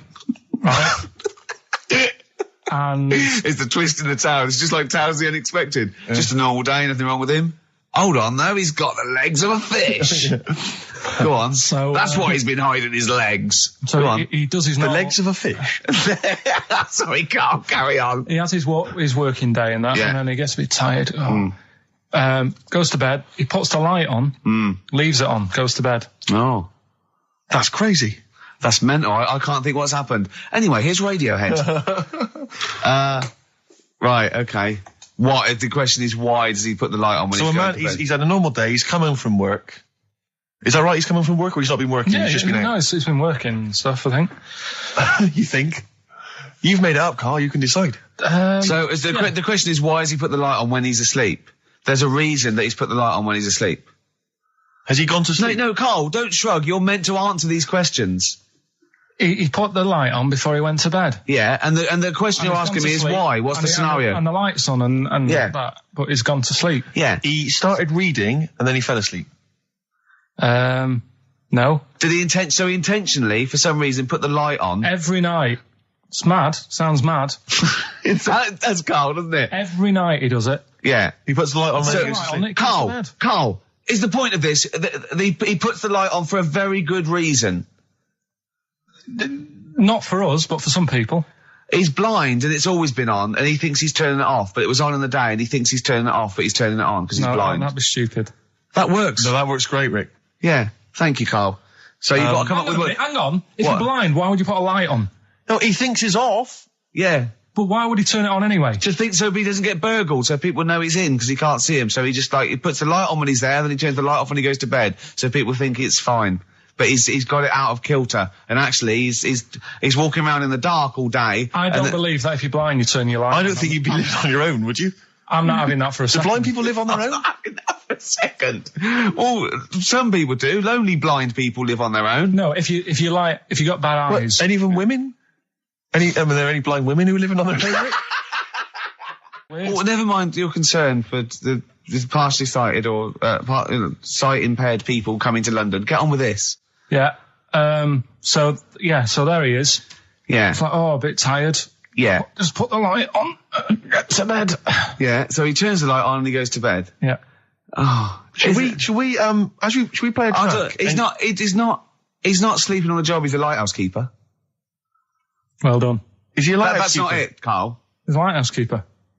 Right. Why wasn't the light on all the time? Because it's light in the day. You idiot. Play a record. What? Play a record. You're a buffoon. No, actually, the light isn't on in the day, is it? No, it's not. I think you're the buffoon. Yeah. Carl has won! Quickly recap the end there. I almost missed the end. There you go. He's in the attic, right? Yeah. His missus is still downstairs. She's not up there. Okay. Right? He's on his own. And he cleans this lamp, right? Yeah. And this fella appears out of all this smoke, and he's wearing a nice pair of 501s, and he's wearing a shirt, and there you go. 104.9 XFM, Ricky Gervais, Steve Merchant, Karl Pilkington's pressing the buttons. Yeah. We're playing some great moments from the last 3 weeks. And some great records, Steve, from the last 2 weeks. That's true enough. Yeah. We're not actually here today. What are you up to today, Rick? It's 8 hours earlier, so this is about 2 o'clock probably. Mm-hmm. So it's about 6 o'clock in the morning. I'm still in bed, mate. I'm asleep in my hotel room. Now, where are you? We're in LA. Los Angeles. Yeah. City of Angels. Yeah. City of Angels. Yeah, and so that's what we're doing. We're doing stuff like that. That's why we're not here. We're not here next week either. So next week is the best of this week. All right, so here's the first bit. Class. Rock the Casbah. I love the fact you had at least 3 minutes to get that right. I know. Prepare and get that right. I know, but my mouth was full of Maryland cookies.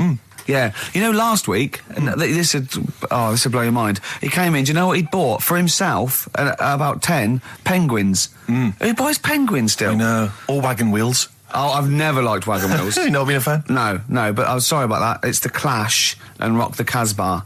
Talking about records, have I told you that time my brother-in-law, he was moving out of his place, I think moving in with my sister, and I was about like, I don't know, 13, and so he was about, 30, and I moved in, and he brought round all, his records when he was storage to leave them at our house, right? And he had all these old sort of records, 50s and 60s records, no Elvis, right?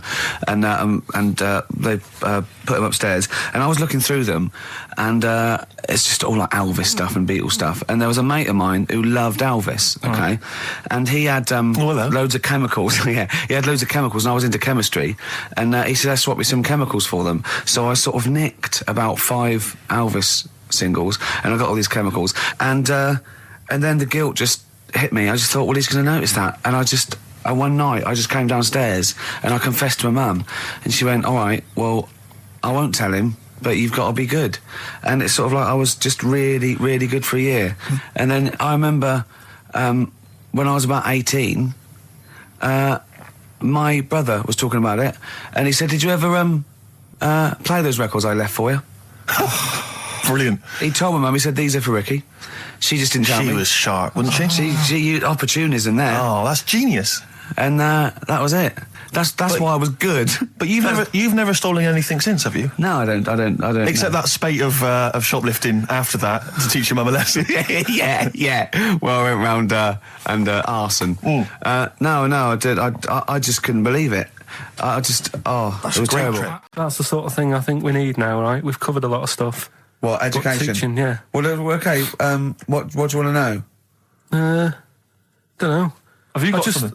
Can you educate us on anything? I've been reading bits. So could we bring back just for one night only, educating Ricky? Oh, I'm excited. Yeah? Do you think it warrants that? I don't know enough about it. You know what I mean? About what? It sounds perfect. Play the jingle. Educating Ricky. He's getting smarter. A couple of things happened in the week that I read about. Okay. Keeping up on what's going on in that. Sure. Yeah. One was about that Galileo fella. Okay. Was it about 1636? Was it? I think it might have been earlier. Bad. Go on. Did some stuff with light and that. He did lots of physical experiments, yeah. Is that it then, Carl, is it? He did some stuff with light and that. What did he do with light? What was that? Well, I think he invented the first... Telescope? Telescope. So I think it's a particular lens, though, and he did experiments where he dropped famously two different weighted balls from Pisa, and they hit the ground at the same time, showing that it doesn't matter, the weight doesn't matter, but air resistance does, and stuff like that. I think he probably explained it a bit better than that. Yeah, but I'm talking to Carl. Sure. Did they need to know He's stuff? just thinking about pizza. Yeah. Did they need to know stuff like that back then? What do you mean, did they need to know stuff like that? It's just... There weren't people going around going, I've got to drop these two things off the Leaning Tower of Pizza. I just don't know which one's going to land first. Yeah, I need to know. Why do you need to Bring know me that? Galileo. Yeah. It's for a bet. Yeah. No, but if I was knocking about then, I'd be like, stop messing with that. we need a telly. Or, you know what I mean? I bet he thinks the Flintstones is real. I know. That'd be brilliant. That's what I'd do if I was a caveman. I'd make a telly out of rock. Yeah. And a pelican and a as car a cement that I just mixer. ran along the road with. Yeah, exactly. Yeah, we need a car. Yeah. Well, we haven't really got the internal combustion engine. Can you stick your feet through the bottom? Yeah, just get me a car, for Christ's sake. Anyway, so I learnt that. And then, What? You learned his name. Yeah. Other people I learned the name of this week. Oh, if a chimp could watch telly. Go on, Carl, go on. Brilliant. I love that. That's like a ride song or something. That's my favourite one. Ride-ish. Ride-ish. Feeder. Just the way I'm feeding on XFM 104.9. Rick, quick question for you. Go I'm on. thinking a lot of people maybe are tuning in for the first time because of the advertising campaign. Sure. Should we reintroduce Carl again? I know we've done this a few times in the past, but just worried that people are going to not really kind of get the measure of him. I'm Ricky Gervais. I'm the one off The Office. Yeah. Steve Merchant. He's not the one in The Office. He's not Gareth. Some people think he is. He's got a funny, weird West Country accent that actually Mackenzie was affecting for the role. Steve wrote it with me. He's the tall, lanky fella. Carl is our sort of, I say producer, but he's the one that pressed the buttons because I was Dog's Body. Yeah, but I mean, it was just because I was too big to run the desk. Yeah. I used to have to do. Literally too big. You couldn't get behind it. Yeah. And then we discovered that, he looked a bit like a boring sort of, all right, yeah. But then when we sort of, poked him with a stick, he came up with, he doesn't realise, but some of the I think, some of the funniest extraordinary things I've ever heard. Say hello, Carl. All right. Yeah. Well, classics, I think, so far, that have gone straight to the list include, have you ever used a Y front correctly? Yeah. Brilliant. You never see an old person eating a Twix. Eating a Twix. These are sort of things. He's back on his campaign to get rid of jellyfish. Why is that, Carl? Oh, did you see the paper yesterday? Go on. There's a jellyfish, right? It's about 15 foot long, about 5 foot wide, and there's a fella swimming next to it. And the paper's going, oh, look at this we've found. There's loads of them in Japan. Yeah. And it's because the water's getting hot, so it's making jellyfish really big. Oh dear. How's the campaign going to get jellyfish get rid of them? What was your point about jellyfish? They don't do anything? There's no point. They get in the way. Yeah. It ruined my holiday because I got stung by one. Yeah. But you think the same thing about Liverpudlians, and we can't just go around, wiping out things that ruin your holiday. Well, let's do the jellyfish first. And then we'll move on to the Scousers. Yeah. But yeah, I don't know what they do, and I'm trying to look on the internet. I've been busy this week. You're jellyfish now, not Scousers. Yeah. I don't know what they do either. To sort of try and work out what would happen with the sea if it didn't work, because they say if there's no. See, this is what we're talking about. People who've listened for the first time, they've got to listen to every word you say. You want to find out what would happen with the sea if it didn't work. If jellyfish weren't in there, do you know what I mean? Because stuff like coral, apparently the sea would be in a right state if you didn't have any coral in it. Fish, do you know what I mean? I always worry about how many fish we're sort of eating. Because you go past... Sorry? No, do you know, you go in Marks and Spencer's or Selfridges... There's loads of fish in there. And there's really fancy stuff that you think they've killed that, and it looks good on the counter, pretty impressive. Yeah. But is anyone going to buy it? Yeah. Do you know what I mean? It's a big, a shark sat in ice. Yeah. And you go, yeah, they've got a lot of fish... You sure you won't go around the Tate Gallery? Do you know what I mean? I've never seen a big shark sat in ice in Selfridges. They do it. And it's you go in the morning and you can go back at night and the same shark sat there. Yeah. And it's... So you know it's the same shark, do you? It's the same one. So what, same face? Are you sure he just hasn't lost his mum? And he's just he went shopping with her Christmas shopping and he's just he's stranded, he don't know where, he's just waiting. You know I'm right. I've never seen a shark in Selfridges. Well, all right, then say maybe that's one day a week, but on other days they'll have Shark Monday. I think, Selfridges. Today at Selfridges is Shark Monday. Yeah. No, it's just that... So your point is that there's all these fish not being eaten. Yeah. So and they're being killed. They're taking them out of the sea, no one's eating them. And you're worried, that the sea's going to rise because the more things you take out? Well, we're just going to run out. Because the fish drink it, don't they? And that keeps the water level down. Yeah. No, well, you know what I mean. There's stuff that worries me. You're worried that... Was it you who said that you were worried that... Because, there's sponge in the sea. Yeah. But if they took it all away... No. Is that him? That's a Stephen Wright joke. Is that Stephen Wright? What's the joke? Sponges grow in the sea. That kills me. How deep would it be if they didn't? I love the fact that he confused you with Stephen Wright, who for a living purposely says ridiculous things. Yeah. Does that worry you, Carl? Well, think about that and play a record. What do you want? I'd love to, a classic, a beautiful song by Simon and Garfunkel called April Comes She Will. If a tree falls in the forest and no one hears it, has it fallen over? Any of those? That's brilliant. Yeah, if you leave the room, Rick, does it get quieter? Yeah, what's the sound of one leg hopping? Exactly. What we got there, Claire? Do you want some music? Or I'd love to hear it. What you got? Yeah. I've got the Vines, actually. Oh, play it. Strokes. Someday. I'm already annoyed. I've been here 3 minutes and I'm already annoyed. Yeah. I'll bring back Claire, I'll tell you. No, it's not his fault. It's the whole place. The library's shite. I tried to get... Oh, God. I had to go to Capital Riding. Chill. Fancy that. I had to go to Capital Library to get a couple of records I wanted. Right? Place is falling apart. The email's not working. It's so shoddy. He's had 2 weeks off. On holiday. I mean, they might as well bulldoze this, honestly, because for all the, It is ludicrous. And we get paid peanuts. You get paid, do you? And it really annoys me to have to fight. Anyway, just calm down. 104.9, I'm Ricky Gervais, with me Steve Merchant and Karl Pilkington. Karl, you're back. Alright. How was it? What, the holiday? Yeah. Well, it wasn't all fun, was it? Because my dad was in hospital. Oh, but he wasn't during the holiday. Not during the holiday, though, was he? You came back from holiday and then found that out, didn't you? Yeah, but it happened when I was on holiday. Did you know that, though, when you're on holiday? No, because I didn't take my phone with me. Well, the weird thing is, I got a feeling when I was sat there, because it normally happens. It wasn't a nudie speech, was it? When I first went away, you saw that old fella with his packet out. When I went to Ibiza, right, I had a feeling, and I called home. My dad had punctured a lung. When you say you had a feeling, what do you mean a feeling? Just like, I should call home. There's something not right. But this time, a very specific feeling. How did that manifest itself? How did you get that? What kind of feeling? Is that tingling thing? I'm getting a bit of a lung feeling. Yeah. A bit of a dad lung feeling. That feels like a punctured lung. Hold on. Well, anyway. No, but anyway, the holiday was good. We talked about it last week. Well, let's probe Karl about his holiday, because that's the sort of thing that audiences will stay tuned for, Rick, I'm pretty certain. Sure. Find out about you know more about this radio business than me. You hooked them already. Indeed, yeah. Well, also I'm thinking we've got nothing. So we may as well save that. No, I resent it. I used to put a lot of work in, but no, I think of the money, which is, for me, pretty shoddy. Well, you know what I mean? I don't usually get out of bed for a lot of cash. Well, exactly, yeah. And, the whole thing is, the whole setup. It was raining today. I thought, I should have a cabin. And then the sun came out, so I walked in again. Ah, dear. How are you?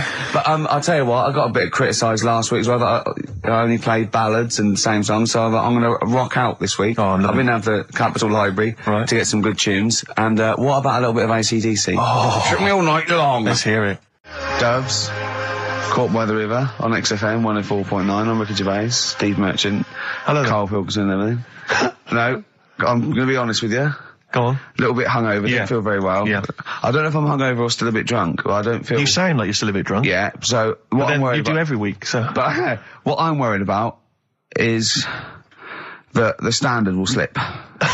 If I'm not right on the ball. And the other thing is, I haven't had a lot of time to prepare the show today. So I don't feel, 100%. Yeah.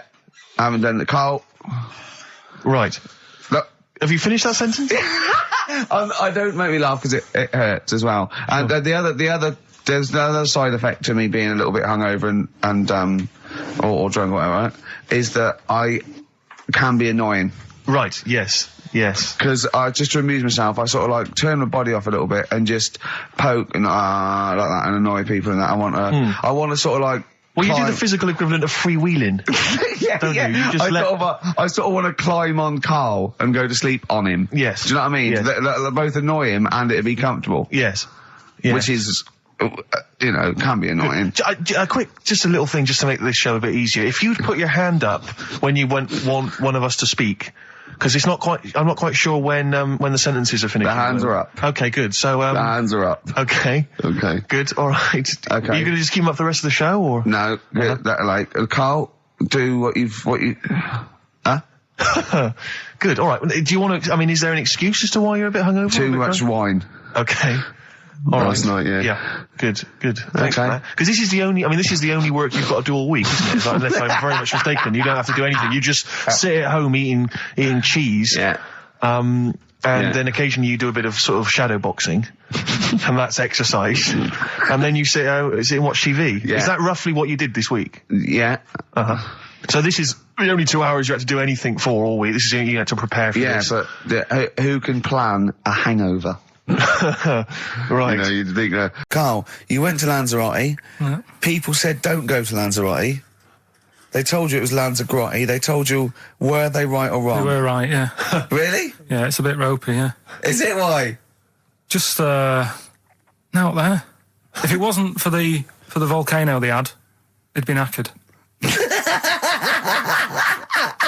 That's their big draw, is it? That's it, basically. That's all they've got going for them. When you landed, was it really hot? Initially, were you quite excited? You were thinking, this is okay? It was warm. It's just, we can't complain about the weather. The weather was all right. Sure.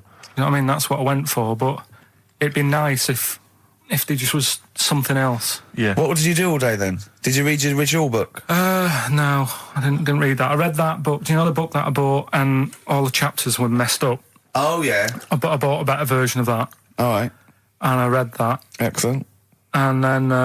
Did it make more sense in order? Yeah, a lot easier to follow. Yeah. And then we went and had a look at the volcanoes and that. They've got 36 of them to look at. How many did you look at before you realised that pretty much, you've seen one volcano, you've seen them all? Probably about 6 or 7. Really? Yeah. And then when you got to the 8th, you thought, now I know what this is going to be, Suzanne. This is going to be like a mountain with a hole in the top. Yeah. Really? But it happened years ago as well. It's like, just keep a couple, fill the rest in, tidy it up. Fill the rest in? Yeah, no, Well, getting some builders. No, seriously though. Okay, 4 million tons of concrete, please. They're an absolute death trap. Yeah, what do you mean fill them in? Do you know what a volcano is? It's just a hole, isn't it? That's happened. Well, it's more than the hole. It's more a portal to the magma in the centre of the earth. Back in 1730 it happened, and they still haven't sorted it out. Well, when you say it happened, volcanoes were made a lot longer ago than 1730. No, but the one that did Lanzarote in. Right. Sort it out. What would you suggest? Well, how can they fill it in? It's joined. It's all joined. No, but what I'm saying is... the big plates of the earth are all joined. All the magma's joined. With the trade centre thing, that happened. They cleaned it up, sorted it out, they've moved on. That's what I'm saying. Whereas Lanzarote have just gone, leave it. It happened back in 1730. You misunderstand me. How, in the name of God, can you fill in a volcano? You ignorant twit. No, but it's not just the holes. They've actually left the lava everywhere. That's what I mean. It's not just the big holes. There's lava everywhere. But it's molten rock. They can't just pick it up like they're like a carpet. Put it in the holes. The holes are there ready. Just push it all in. That's what I'm saying. What exactly is there then? Is it just a kind of moon-like kind of surround with just kind of dust and rock? That's exactly what you see. I was there when the Mars thing went wrong. Yeah. I would have just sent a camera crew there, filmed a bit of that, right, and say, here we are, this is it. Yeah. Ignore the little coffee shop in the background. Yeah. Right? This is Mars, because that's what it's like. Just loads of dust. Yeah. Holes everywhere. Tidy it up. Little round-headed aliens complaining. Yeah. Whinging. Just like Mars. Yeah. So is there what's the best bit about the holiday? Come on, pretend you're Judith Chalmers. I have been doing. I would have done all. I would have said that. Don't bother. Right. I mean, the hotel was good. Yeah. That was all right. What was that like? It's all right. Just, clean. That's all you want, isn't it? See, that's not quite what Judith Chalmers does. She doesn't go, what's the hotel like? All right, yeah, clean, isn't it? All right. What was it like? What was it? 3-star, 4-star? Did it have a swimming pool? What was the room like? Yeah, had a swimming pool and that. Yeah. Yeah, it's good. I think it was one of the better ones on the island. Okay. Nightlife? Wasn't really. And there was a bar. There was some bands playing. Yeah. Not very good. Food got a bit boring. Yeah. It was always the same food every night, but they sort of themed it and made out as if it was different. So, like, on Mexican night, it'd be chicken with a nacho on it. Right. And Chinese night, sort of chicken with a little prawn cracker on it and stuff. Sure. But that got a bit boring. Now, Carl, you haven't told us about your holiday yet. You were meant to do it last week and you didn't. You started telling us, but we didn't have time because we had to do monkey news about a monkey who was a director who cared about lighting and stuff. Is there more monkey news this week? Is it as... okay.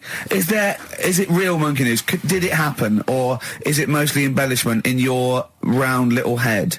It's proper stuff. Yeah. Okay. Good. So holiday. Where did you go on holiday? Sardinia. Good. Yeah, it's all right. Yeah. Nice food and that. It's important, isn't it? Yeah. And nice beaches and what have you. Excellent. Always like a nice long beach to walk down. Yeah. But so we're having a nice walk, right? You know how nudists do me head in. Sure. Right. Not a problem though, is it? It's not like being scared of spiders where they might jump out under the kitchen sink at you. You know what I mean? It's not a big problem having your head done in by nudists. Yeah, but it just annoys me. It sort of ruins the day a little bit because it makes me feel uncomfortable. Right. Take your clothes off if you feel uncomfortable. It's much more relaxing. Yeah, but well, anyway, right. So I'm walking along the beach, right? Lovely long beach, what have you? You know, watching the sea, picking up shells and that. And what are you wearing? What's your natural beach club? When he says picking up shells, I imagine he's on all fours going, yeah, like that. You know what I mean? Looking at things, just like washing his nuts in the sea to get them tasty. Yeah, going into the sea and then kind of shaking himself, and all the water flows off. Yeah. I've just got flip flops on, pair of shorts, and like a little light shirt. Right? Sure. Mm. So anyway, walking along, and Suzanne goes, "Oh look," right? And there's this woman, German, I think, coming out of the. How can you tell she was German? Underarm hair. I'll get to it. Forget the underarm hair.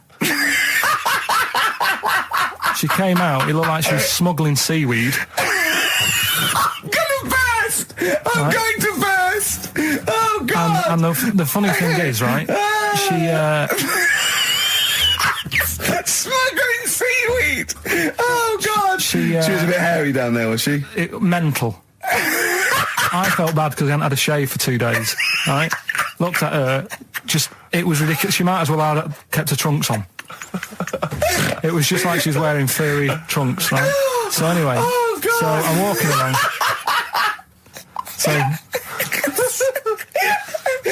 go on then. So Suzanne's like, "Oh, look," and I'm like, "Oh, not again," because every time we go away, there always seems to be one of these. Is she by herself, this woman? Well, the weird thing was, she was with her husband, right? Yeah. But he had shorts on. He was happy, right? But every time, because I walked past her, and he sort of ran off, because he's embarrassed. Do you know what I mean? There's nothing normal about it. What can he do? He can't go, "All right, mate," because he knows it's odd, right? How old was he? Sorry, how old was she? It's hard to tell when someone hasn't got clothes on. Sure. Do you know what I mean? They always look older, don't they, when they haven't got clothes on anyway. But I'd say she was about 40, 41. Okay. Right. So I walked past, and the annoying thing is, she got there on a bike, right? No clothes on, little pair of boots next to the bike. So if you can wear boots, just pop some shorts on. You know what I mean? That takes more effort for me, putting boots on. But put the shorts on, right? So anyway, the husband kept running off. I walked past, and I'm getting annoyed because I'm saying, well, we've got to walk past them again on the way back. I like the fact they're scuttling away when Carl walks past. Like when you lift up a bit of sort of iron sheeting in the woods and loads of mice run away. Yeah. It's like whenever Carl goes, that nudists run away. Yeah. Oh, right, okay. So we sort of come walking back and what have you, and I have another look and what have you, and he runs off again. Why are you another look if it offends you so much? Oh, you might as well just have a look. You know what I mean? It's just putting it on show and what have you. But the interesting thing was, I just wondered whether the husband... If the husband were nude, you'd looked at his tackle. Because remember, when you went to see those two strippers, and it was a woman and a man, and they whipped their shorts off, you said you looked at his tackle first. I think any bloke would. Wow. You would. You just check it out. It's natural, isn't it? You just go, oh, right. So it is normal or whatever. Because you don't know if... do you know what I mean? You don't know if what you've got's right until you see someone else's. No, do you know what I mean? Yeah. But anyway, so, but he got us talking, because I was, then, as soon as I saw her, sort of, day's been ruined a bit, so I'm walking up the beach. It's been ruined! Walking up the beach with Suzanne going, how does it happen? Do you know what I mean? Why do people do this? What fun are they getting out of it, and what have you? And, I just was thinking, is there any chance that fella, right, didn't even know that she was a nudist until they went away? Do you know what I mean? Because I said to Suzanne, if I met Suzanne, it's like we're getting on, yeah, everything's fine. And then you go off on holiday and you go, you haven't got much luggage. And she's like, no, it's fine, this is plenty. And I'm thinking, that's weird. And then we go down the beach and she whips her knickers off. I'd be annoyed, but there's nothing I could do. Do you know what I mean? Sure. So I'm just wondering whether that's what happened to this fella. Every time someone came walking up, he was like, oh, God, this is embarrassing. And he kept nipping off. Yeah. Finding something else to do. Look at some shells.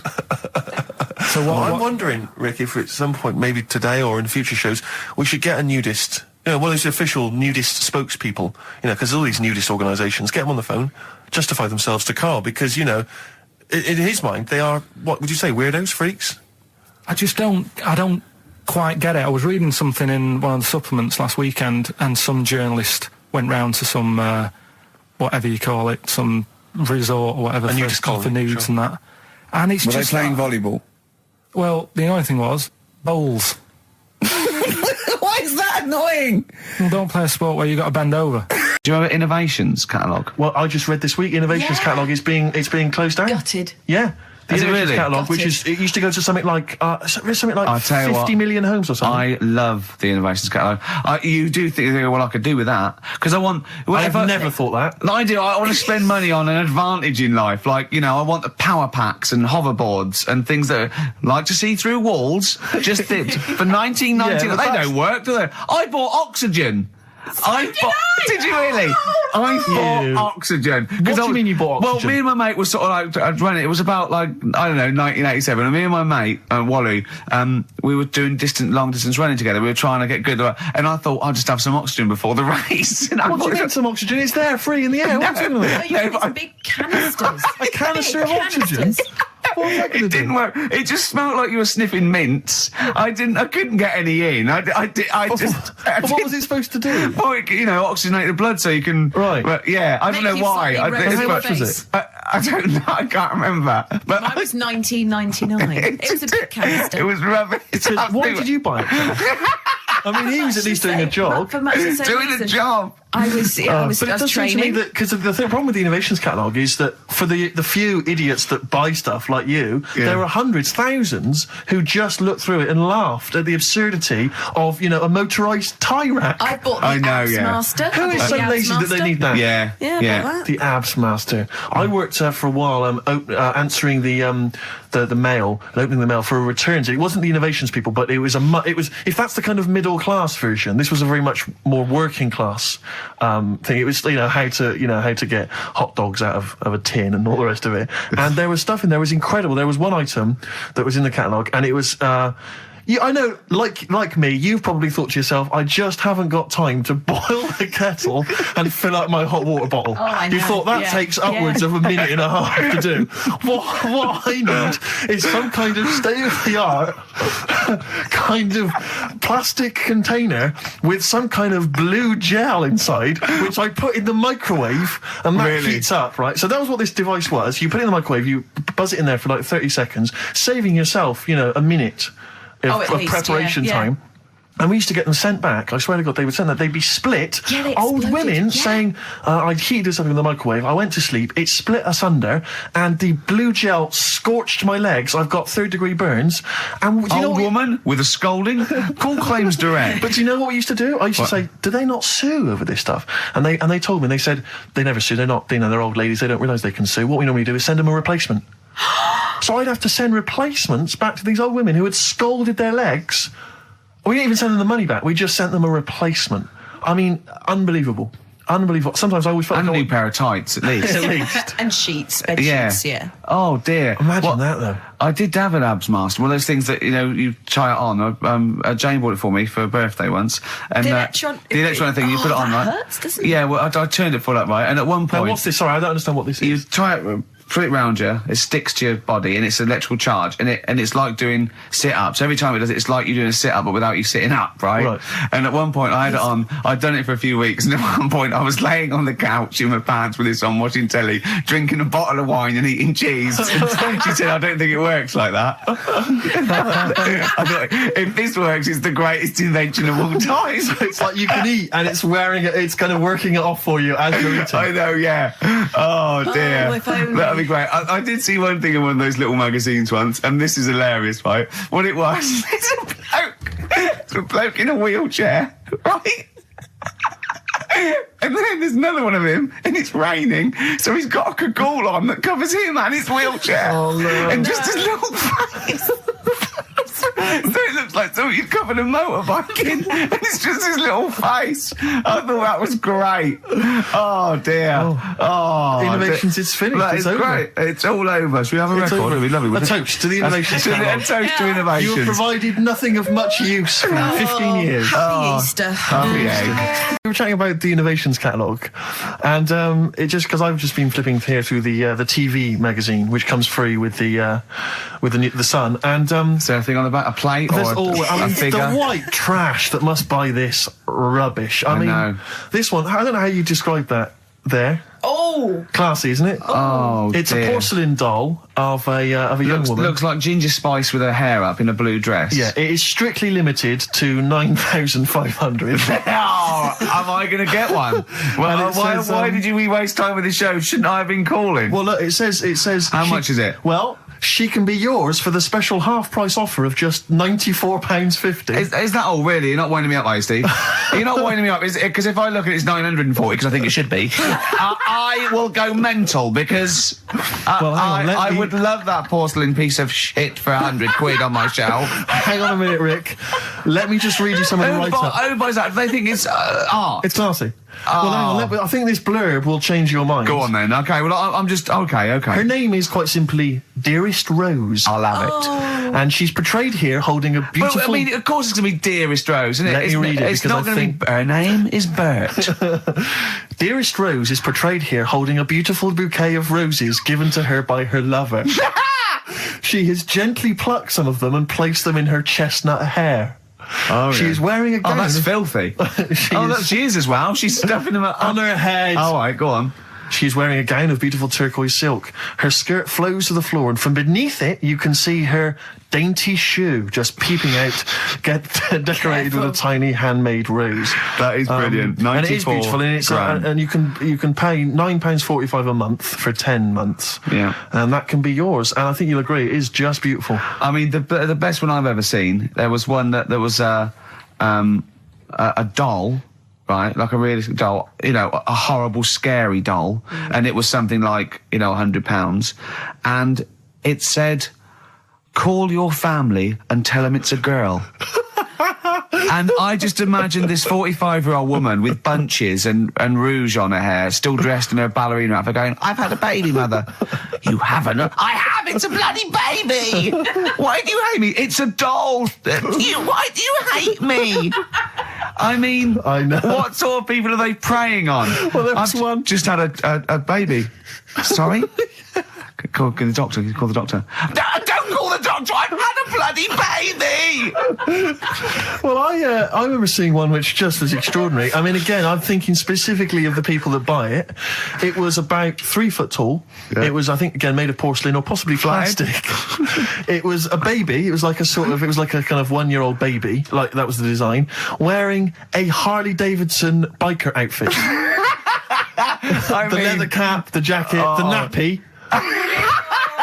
Rather like Marlon Brando did in The Wild Bunch. Unbelievable. Oh, dear. I mean, the scum. I saw recently, I was flipping through one, it was wedding rings. There was a selection of exclusive wedding rings. Imagine getting down on one knee and giving your beloved a themed Lord of the Ring wedding ring. Oh, that is brilliant. Will you be my wife?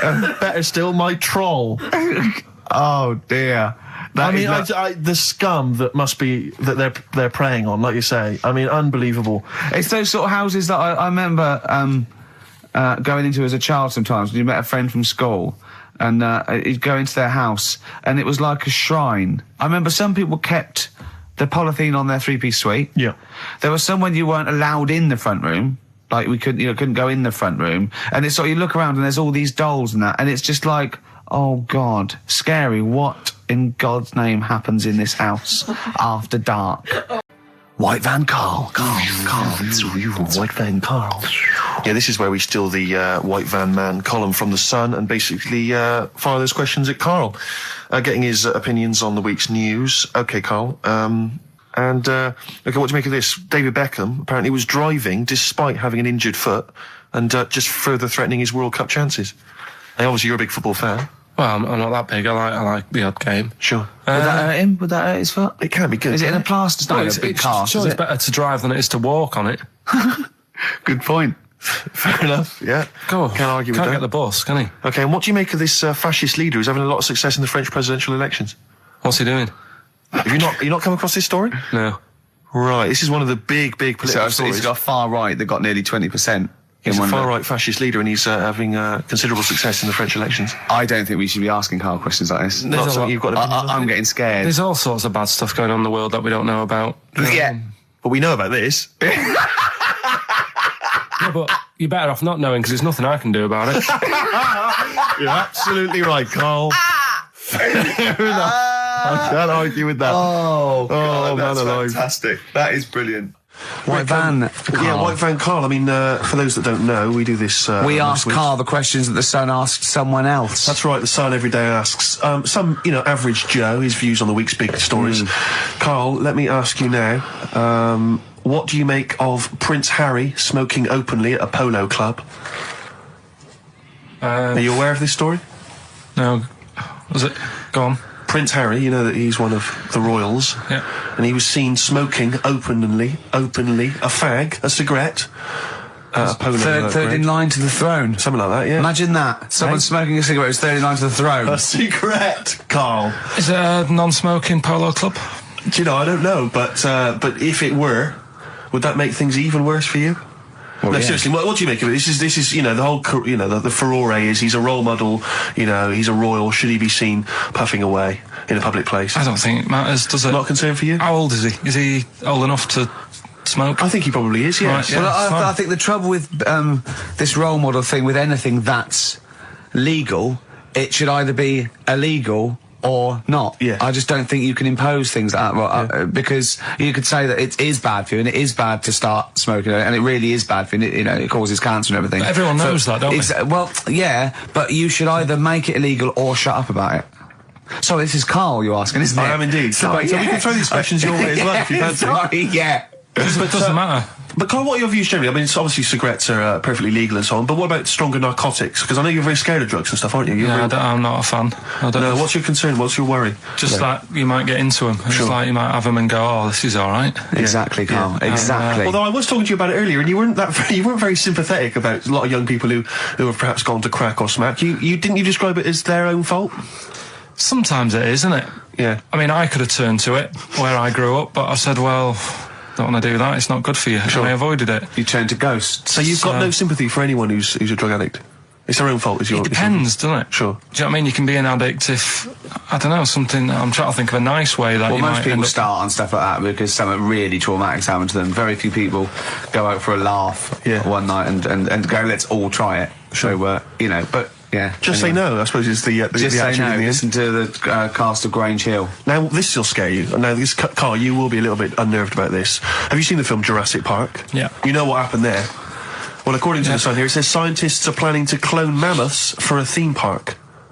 Look at his face, look at that, he looks like a dog caught in the headlights of a car, he's terrified. I love Karl. He sprung to attention Karl. there.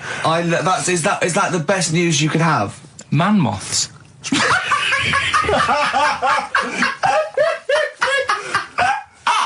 Right, yeah, man moths. I love the fact that that's why he was so excited that they bred a man moth. What is this? Yeah, it's a human being that hides in your wardrobe and eats an entire jacket in a day. Yeah. What do you mean, man moths? Mammoths. Mammoth, the big hairy cow from the Ice Age. I mean, elephant.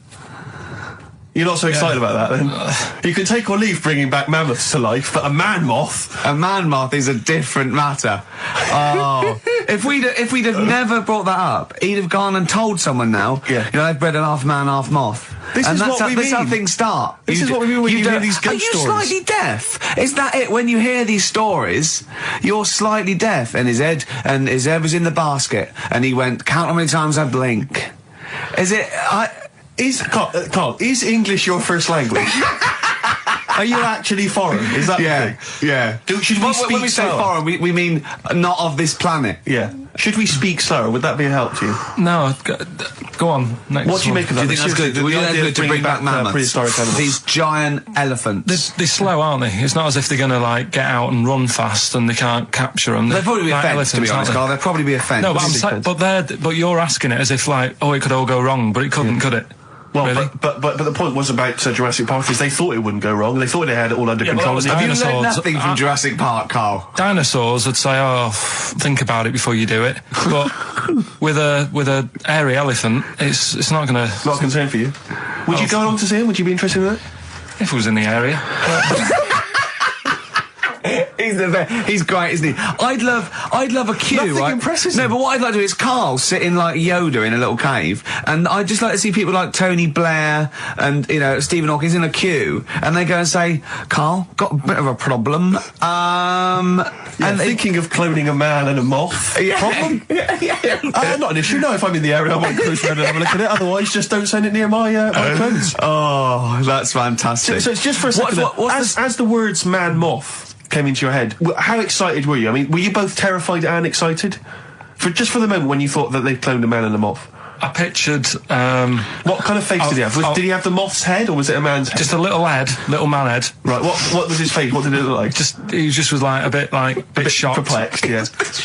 It was like he'd been grafted onto the body of a moth without his consent. And when he was asleep, he'd woken up. He just went in to have a goiter removed, and they said, "We've replaced your goiter with the body of a giant moth." Yeah. Is that all right, Mr. Jenkins? So he had the head of a little. Was it a little boy or a man? Little man. Right. Okay. And he's just bumping into a lamp. He's just bumping into a lamp. If you went into hospital and they'd done something, what's the worst thing they could do, right? What would you rather have done, right? You wake up and you've got lobster claws for hands. Right. You wake up and you've got duck's feet. Or you wake up and you've got one horn coming out of your head. The worst thing? Yeah. Probably the horn coming out of my head. Why? Get in the way. That'd be useful, wouldn't it, in fights and stuff? And for like parties, people would make points. I suppose the lobster claws would also be quite handy there. Definitely. Listen, we haven't done it for a while. White Van Man. I thought there's some interesting questions raised today, and I think it might be nice to throw them Carl's I think we direction. set Carl up again in the last hour as a person that people want to know his opinions on the world. If you're not familiar with it, on Saturdays the Sun newspaper asks a typical white van driver questions his opinions on the week's news, and we thought we'd throw these in the direction of Carl. And then what do you make of this teenage thug, Carl, Mickey Carroll, who spent 4 months in jail and he's won 9.7 million on the lottery? Is that justice? When you think of all the good people that are going hungry? And there's a lad there and he's won. Did he buy the ticket before he went in? No, I think he bought it once he'd come out. So he's done his time. He's done his time. Fair enough then, he's been punished. Yeah. Right? He's bought a ticket. He's had a lot of bad luck. Mm-hmm. Now he's having a bit of good luck. Quite right. Next one. Are you concerned that now he's got all that money, he could turn into like a sort of mastermind villain? You know, like a James Bond style villain? He's got a criminal streak, we know that. Is that a concern for you? I mean, you imagine that he could build some kind of underwater fortress. With my lawyer's hat on, we don't know that. Yeah, well. Well, he'd have to prove that he didn't have a criminal streak. I'd say you've been in jail for 4 months. Yeah. Sometimes people are bad because they haven't got any money, so he might be an angel of gold now. Or whatever it is. It's a long time since we've had any white van, Carl. For those that don't...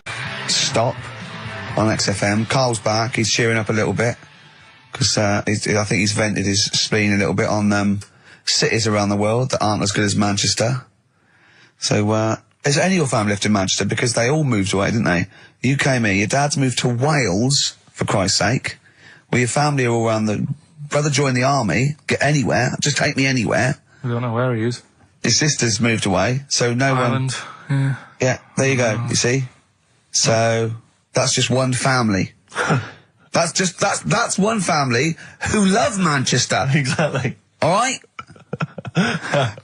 Tell you what, Steve. Go on. I did find out in the week. Yeah. World record, right? Person with the longest trump. With the longest what? Wind. Fart. Right. Right? 2 minutes 42 is the world record. Okay. Right? Well, I'm immediately thinking about a relative of yours who I'm sure did longer than that. Who still lives in Manchester. Auntie Nora. Now, Auntie Nora did it for reportedly 5 minutes, wasn't it? Star fight for 5 minutes. But unfortunately, she was the only person in the room. Whereas I think, which one's alive, Ross or Norris McWhirter? I don't know, actually. He has to be there. Yeah, I think he actually has to. He'd have to be there. Would you want to be there? Well, he'd have sort of equipment, looking at his watch, going, finish? You go, yeah. He goes, well, that was 4 minutes. Did she go from like a size 10 to a size 6? Did she show some old dresses? Like a hovercraft. Exactly. In a big dress. Yeah. Just slightly off. Yeah. So, it has to be invigilated. But again, you know, how was the Guinness Book of World Records one invigilated? I mean, who was supervising that? He said, I can fart for 2 minutes. They went, well, we've got to see this. Went round. And, he just probably let it rip. It's probably circular breathing. He's probably sort of sucking in air and swallowing it as he's going. And it's a continuous one, isn't it? It's not like, yeah. I mean, you know, that's how Nora's happened. Me Auntie Nora. She had a little bit of wind. It went on for like 2.5 minutes. Sure. That's when she called me ma'am. As it was still going on. And said, there's something not right here. I'm leaking. She said, oh, can you send, your dad round? You know, my dad. Yeah. Sent to me, ma'am. With a cork. And, with a lighter. Yeah. I think this would be the best one I want to show the kids something. He said, I'll be there in a bit, get the windows open. But what it was down to, because I was talking to my mum and dad about it. Is she the one with the split tennis ball? Yeah. Can we not talk about that again? I was talking to my mum and dad about it, saying, you know, why do you think it happened and that? And it's because she never chucks food away, right? And she'll sort of mash it all up. And she's got all these ice cream tubs in the fridge that are just full of like water. Old mashed up food. Really? And she prepares everything. Right? She doesn't work, she's retired now, she's got nothing to do all day, but everything's got to be ready Still for her. Still calls in sick. Do you know what I mean? Everything's got to be done. Even though, if you're going round to her house and you're going there for tea, it's like, what time are you coming? And it's like, well, I don't know, maybe 5, maybe 6. Yeah, you're late, because you're late when you have to meet us at 5 or 6. Do you know what I mean? That's what... So, sorry, when you say she mashes up food, she literally takes the remnants of a dinner, could be sort of some... Anything.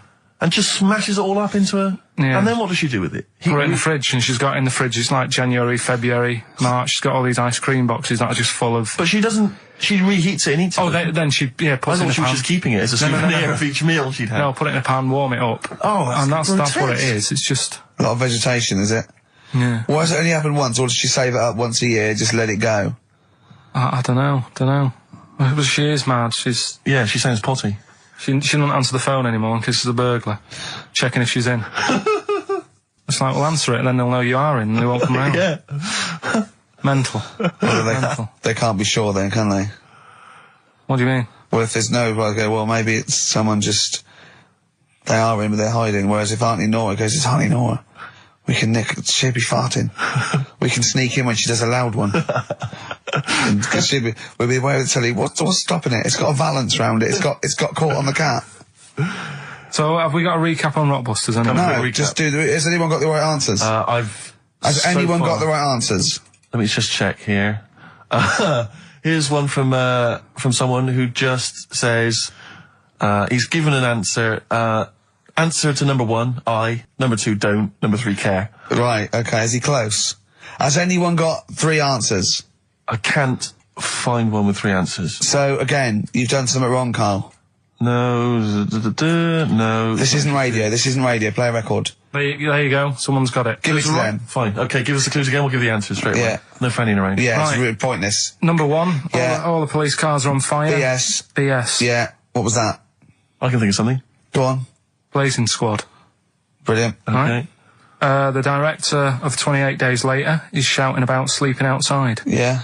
That's Dan Yell Bedingfield. Right? Danielle Bedingfield. Right, we'll never let him do this again. I told you I washed my hands of it. I know, but I just thought... Why did you let him? Why do you... Because he was grumpy. But this is what happens. Look what's happened. Danielle Bedingfield. That's what happened. The director of... So Danny Boy, so Dan, right, all that for Dan, but shouting about being... Dan Yell Bedingfield, right? What's the last one?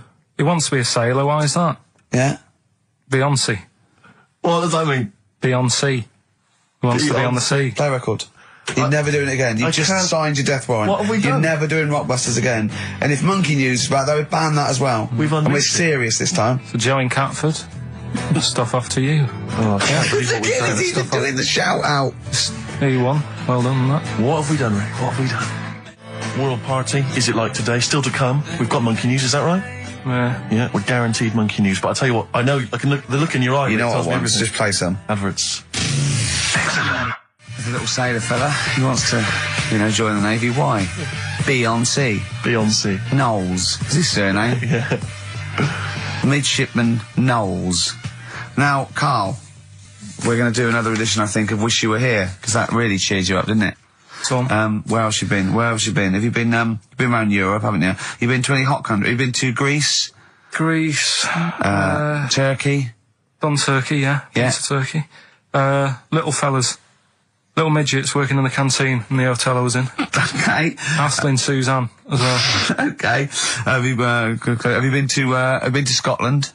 Once for the Edinburgh Festival. Go on. That's where I looked out of my hotel room, saw a traffic warden putting a ticket on some bin bags. Brilliant. Because they'd gone into the road. So that's Turkey, Scotland. What about places here? Have you been to the West Country where we? Have you been to my neck of the woods, Bristol? I haven't been. What else is around there? Bath. Been to Bath. Yeah. Yeah. What do you make of it? Once you've been, probably don't need to go again. Because it's sort of old and they don't change anything. Okay. Do you know what I mean? That'll be the Roman spa he's talking about, Right. I think. What about Brighton? Not gay people. Right, okay, thank you. Next week on Wish You Were Here, we'll go to some other places where there are gay people. Fascinating. Brilliant. Another extraordinary insight there. Carl. Yeah, I asked you, didn't I? And I said... But what I sort of questioned was, I said, well, if you're 27 today, that means last week you were 26. Well done, yeah. That's irrelevant. So therefore you assumed that I must be 28 then? Yeah. Whereas I assumed you were using, your knowledge of maths, such as it is. I wouldn't do that. No, sure. Wow. I actually got lost in that conversation because I genuinely didn't know what he meant would mean last week you were 26. I don't know what that meant. I don't know what it meant. Wow. Well, it is Steve's birthday. But he would have been 26 last week. Sometimes you genuinely frighten me because it's those staring eyes. There's nothing behind him. It's this little bald head. Looks like Davros looking at me. Genuine fear on his face when he enters into a conversation with another human being. What bit don't you understand? If he's 27 today, he would have been 26 last week, and he doesn't look 26. He didn't look 26 last week.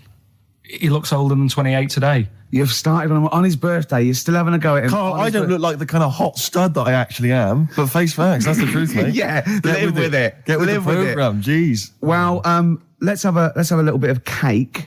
Okay. Oh, that's appropriate. See the what I birthday. But you mean the band, don't Yeah. you? Not the cake. You haven't actually bought a cake, have you? Got anything at all? Right, here's one. Christ. Ghosts and that we got talking about. Sure. And Nick said, right, he said, you'll like this one. He said, my auntie was having loads of problems. Why are you whispering? It's not illegal to talk about ghosts on the radio. No, but It's hearing this.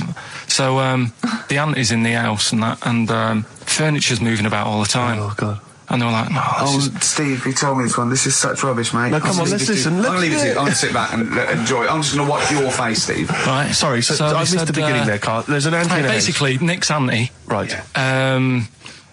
In the house, things moving around all the time. And it was just annoying every time she tidied up. It was like... It's just annoying. Making a mess. It was one part annoying to two parts scary. Yeah. So stuff was moving around all the time, and they said, right, we need an housekeeper. Rather than having the house a mess, until we sort this out. Stop it! I've got the vicar coming round. Stop moving stuff around. Oh, yeah, go on. They said That shouldn't be in the pants drawer. let's put all the furniture in one room, right? So just have one room that's a mess, and have all the others empty.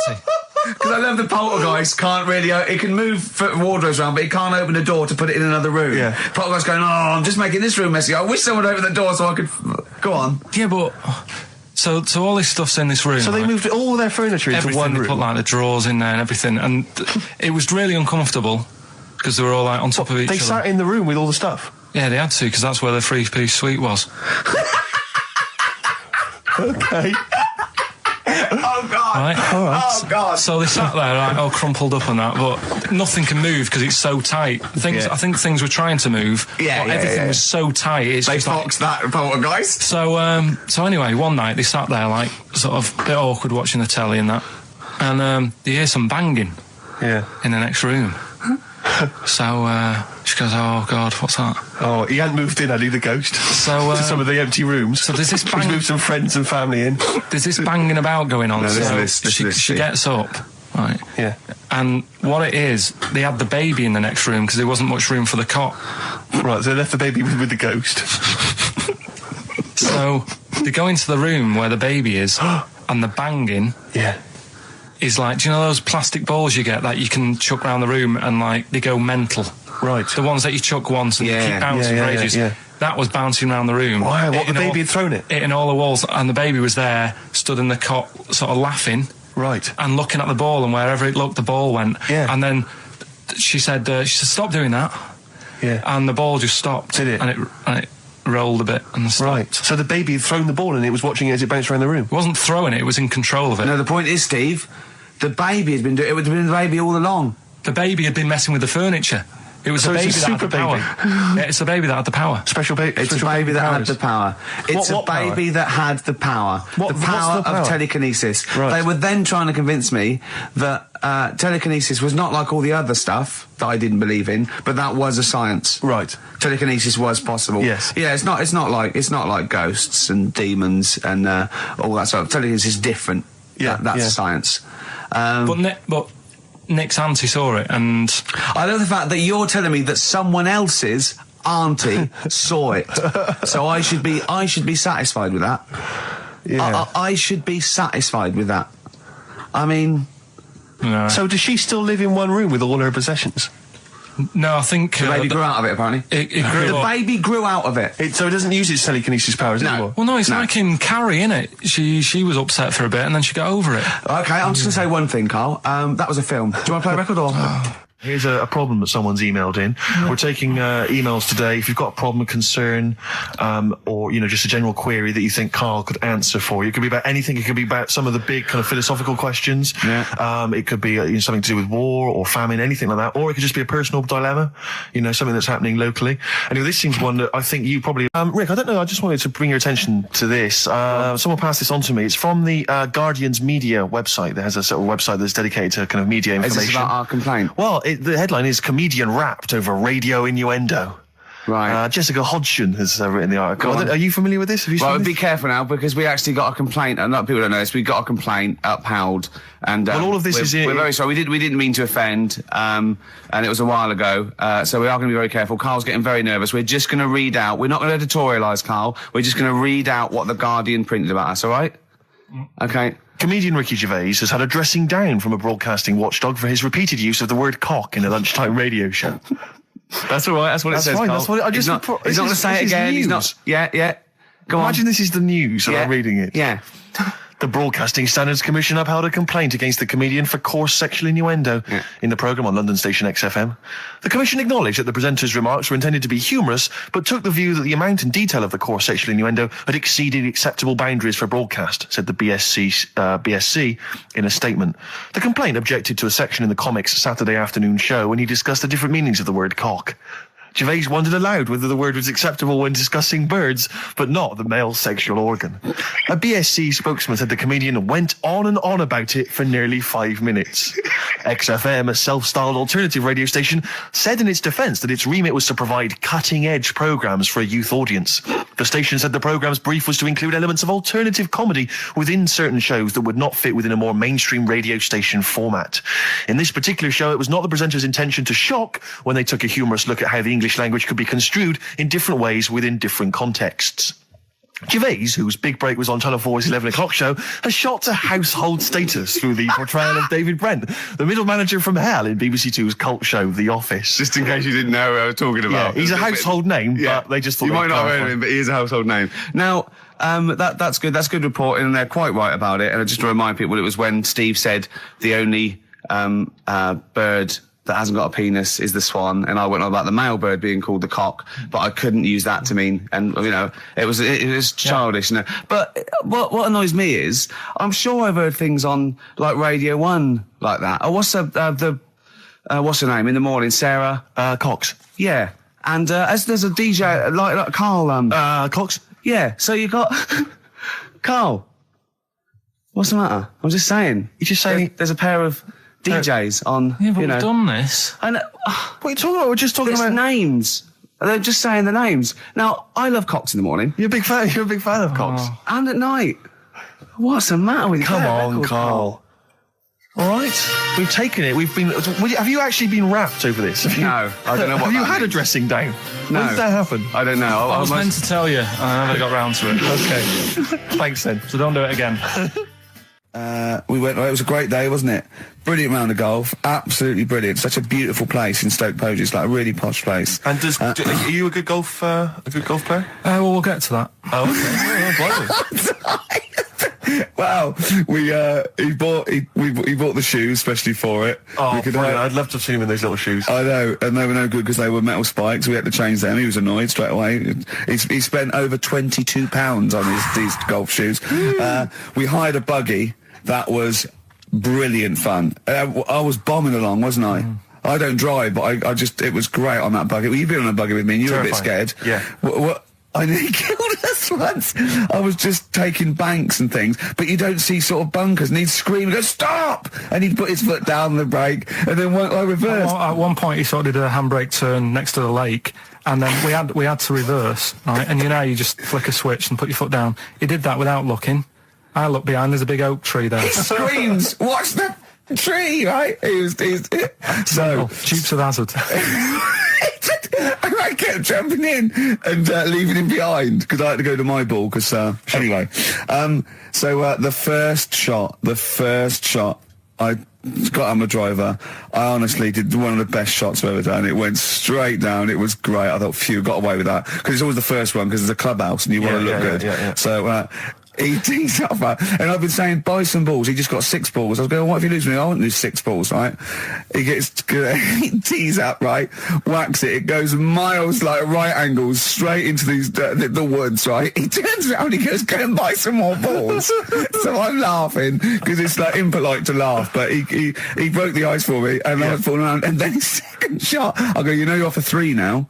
If you take another shot, he went, oh, right. So it's his third shot, he puts the ball down. He hits the ground before it and misses the ball altogether. And I was on my back, wasn't I? Unbelievable. Actually rolling about on his back. And we were terrible. I went round 107. He went round in like 119 or something. Sure. It was just rubbish. How long did it take? 5 hours. Of course. And there was no one around, luckily. Yeah. But it was fantastic. So then we go and have our meal. What annoys me, I said, right, I'll go for a run. He went, I'll have a bath. I said, I'll see you at 7:45. At 7:55, I have to call him. He's not ready, so he's let me down there. I can't stand lateness or laziness. You hate lateness. Yeah, and he's let me down. Do you know his excuse? He fell asleep in the bath because there was no light bulb. There's no light bulb in the bathroom. So instantly he fell asleep, and he was late. No, do you know what I mean though, Steve? If you're sort of like nice and warm and what have you, I was tired anyway. I've been stressed out for 4.5 hours, right? My life flashed in front of me a few times in that buggy. So it's all sort of wears you down a bit. I thought, right, I've got a headache.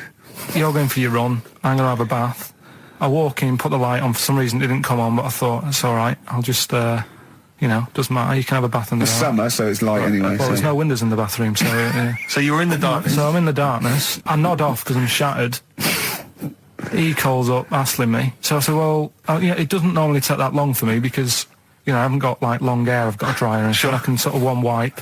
Yeah, he's already 10 minutes late, though, when I called. Well, 10 minutes. 10 minutes. Late. This is late, next. Doesn't matter. Dinner wasn't until 7:15, so we had, like, another 20 minutes anyway, so it doesn't really matter. Yeah, but we said 7:45. So he's calling up, hurry up. So I said, yeah, all right. So I get out and dry and, like, my tackle and what have you. Calls back again 30 seconds later. You know? No, I don't, I don't like that. Not gonna do that, no. Give it a wipe. 30 seconds later, come on. So I end up going downstairs to the meal area. Naked. With a wet shirt on and wet socks. I've got headache as it is. Meant to be a relaxing weekend. 9.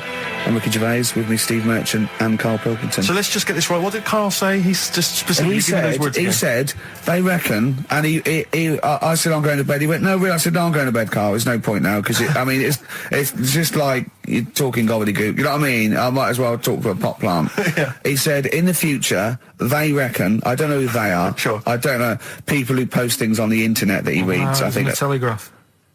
Anyway, complete the sentence. They reckon that in the future you'll be able to wake up. I love it. There's always a little scenario, an embellishment, like this little.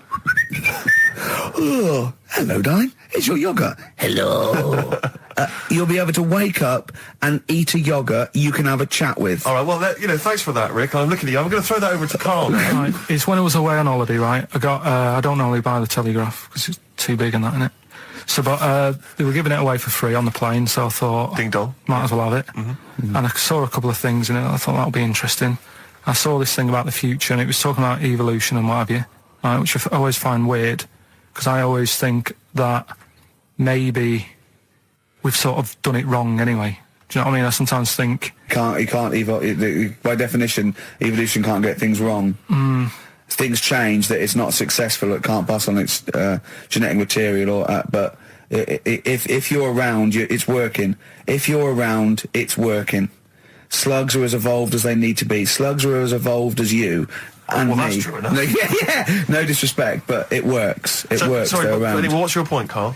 No, I mean, I think we probably would have been better off staying as a fish. Just because there's more water than land, isn't there? Right.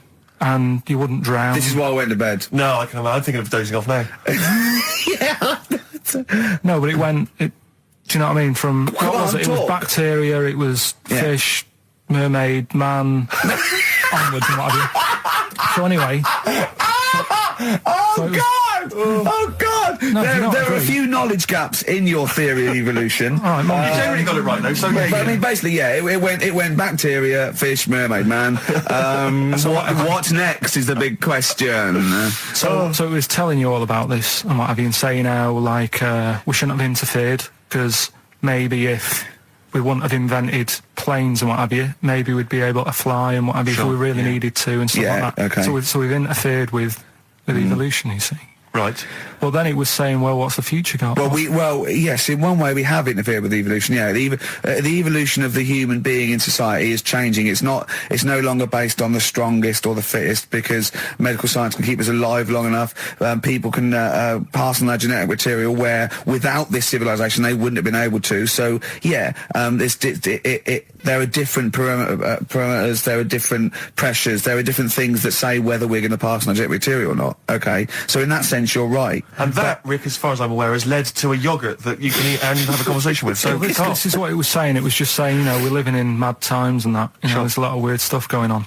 One of which is... And the fellow was just saying, with computers and stuff like that, the way it is, we'll be able to wake up, go on, have a chat with your yogurt and have something to eat. What do you mean, have a chat with your yogurt? Because of the amount of...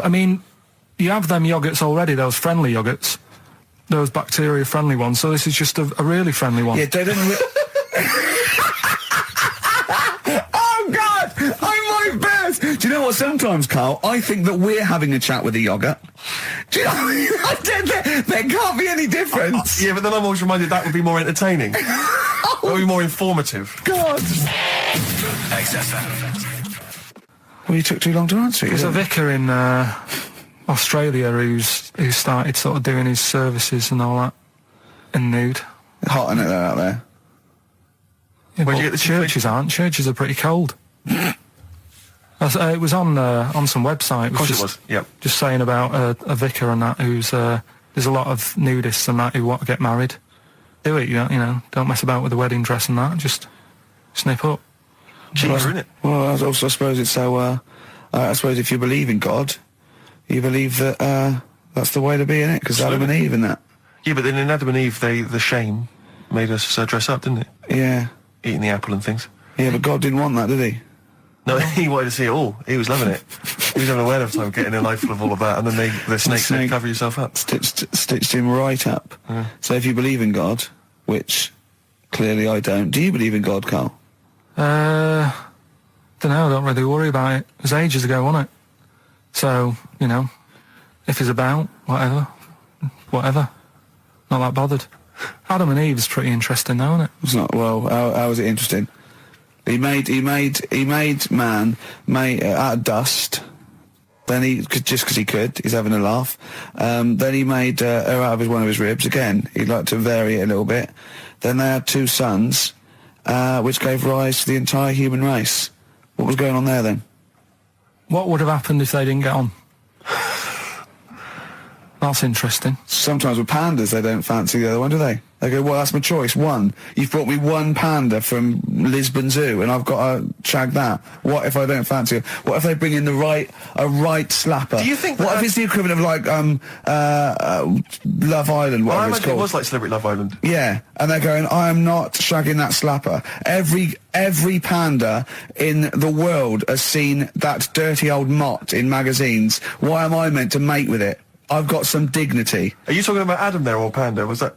Either is fine, I suppose. No, pandas. Do you think that Adam had any say when God was making Eve? Was he saying, "Can make the boobs a bit bigger, would you?" And then, I'm a blonde guy. I'm into blondes, really. I mean, I don't know. Did he have any input, or was it just? I don't know. Well, I suppose it was one of his ribs. I know, but he's probably restricted. You go, well, I'm working with a rib, Adam. Give me a break. There's only so many things I can do. Well, he was probably in kind of intensive care, wasn't he? With the whole. They go, well, I can't just keep making the boobs and things bigger because their legs will get shorter. I don't mind short legs. Yeah, make the legs longer. I don't mind no legs. As long as the boobs are sizable. I tell you what's weird though, Steve. Right? Everyone's heard of like Adam and Eve. Yeah. What's the surname? Yeah, where'd they get their post from? Unbelievable. Wild Horses by the Rolling Stones on XFM 104.9. Well, I think the listening public would have enjoyed knob news there. Oh. So, I mean, there was a lot of knob news this week. I was surprised. You know, I would have thought it would be hard sometimes to get knob news together, but... I would have thought it would have been part of a bigger news programme, but, I mean, I don't think we'd dedicate a whole sort of, like John Craven's news round. Yeah. A whole 5 minutes to knob-related news. Yeah. There was other news, was there, in the week at all?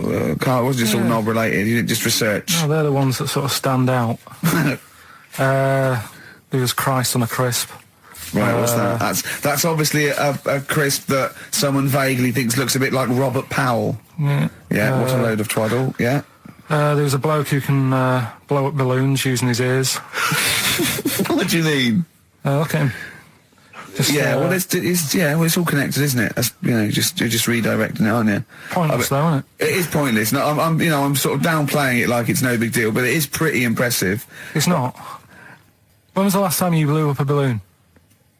Oh, I don't know. That's what I mean. It's not needed. It's not impressive. That's what I mean. That's why. But you could say that about any form of sort of like bizarre entertainment. I don't think you have to hang yourself from hooks, but a lot of people go and see Jim Rose Circus. I mean, I wouldn't. I don't see the. But would you go and see that?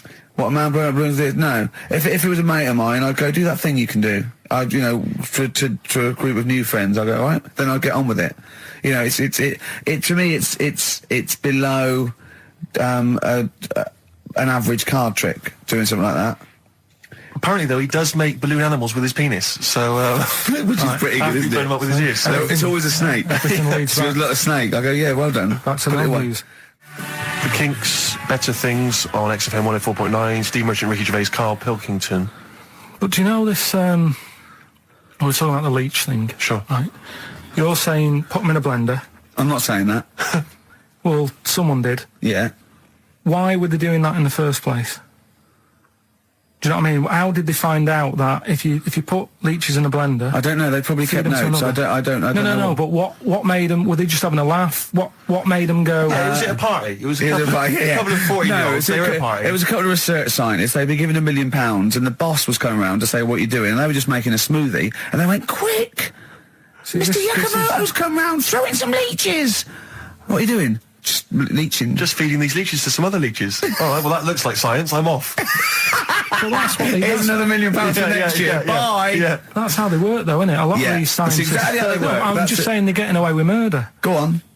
Well, just the way They do sort of spend loads and of you time. can't say anything in front of him because everything's got a point with him. You can't have a conversation with Carl. I woke up this morning, feeling fine. It's not a blues song, and I turned my phone on, and it was from Carl, and it went, "Forget it, I've made my mind up," and I thought, wow, what is that? And I forget it, I've made my mind. I went, Carl, what is it? He went, oh no, it's about the text I sent you last night. I went, well, what was it? I just got this text. He went, I was just wondering, I was thinking last night. He said, supposing you had to have your hands removed. Sure. Right? And the doctor said, well, you can either have them stay like that with stumps, or I can sew feet there. What would you have? And I was bleary-eyed, and I went, the stumps? He went, yeah. I went, all right? He went, yeah. And then what was his follow-up text to that? And then I got the text, it was obviously before it, and it went, and it was like quite serious. What would you do if surgery not doing your hands? Would you have stumps or the feet? Right? Now the way, when I said he's made his mind up, and I went the stumps, he went, yeah. I think secretly he decided on the feet, but was too embarrassed to tell me. There's a little bit of what would you do? Because But why did you think of this? Why did you think of this? Girlfriend's away, right? Yeah, no, that's not why you start thinking bizarre surgery devices. Right, I'll let you into my little mind, right? Last night, I had some beans on toast, right? She was away. It's good already. She was away, she had some beans on toast, she went wild. Yeah. Right? Now, I was stood up, I live on on a high street, right? So I'm washing up, I'm looking out the window. First thing that had my attention is, I can look into other people's flats, right? Yeah. And it was weird how all these different lives were going on, I was watching them, and everybody had the telly on and was watching Volcano, right? Which was on last night. Right. And I thought, oh, that's weird, right? I can see them all watching it. And it was like a little Chinese lad who was dancing around in some underpants.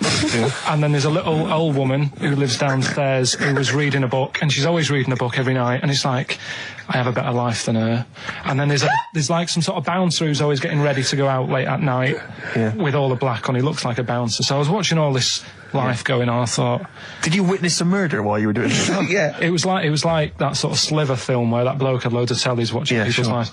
So that was going on in my mind. And then I was washing up, and I picked up the plate, and I thought, oh, it's amazing, isn't it? The human body, the way you can just sort of, I want to pick that up, and you do. Yeah. And the way your hands work, right? Yeah. You've got 5 little digits, but it's just the right amount to do to do what you've got to do, right?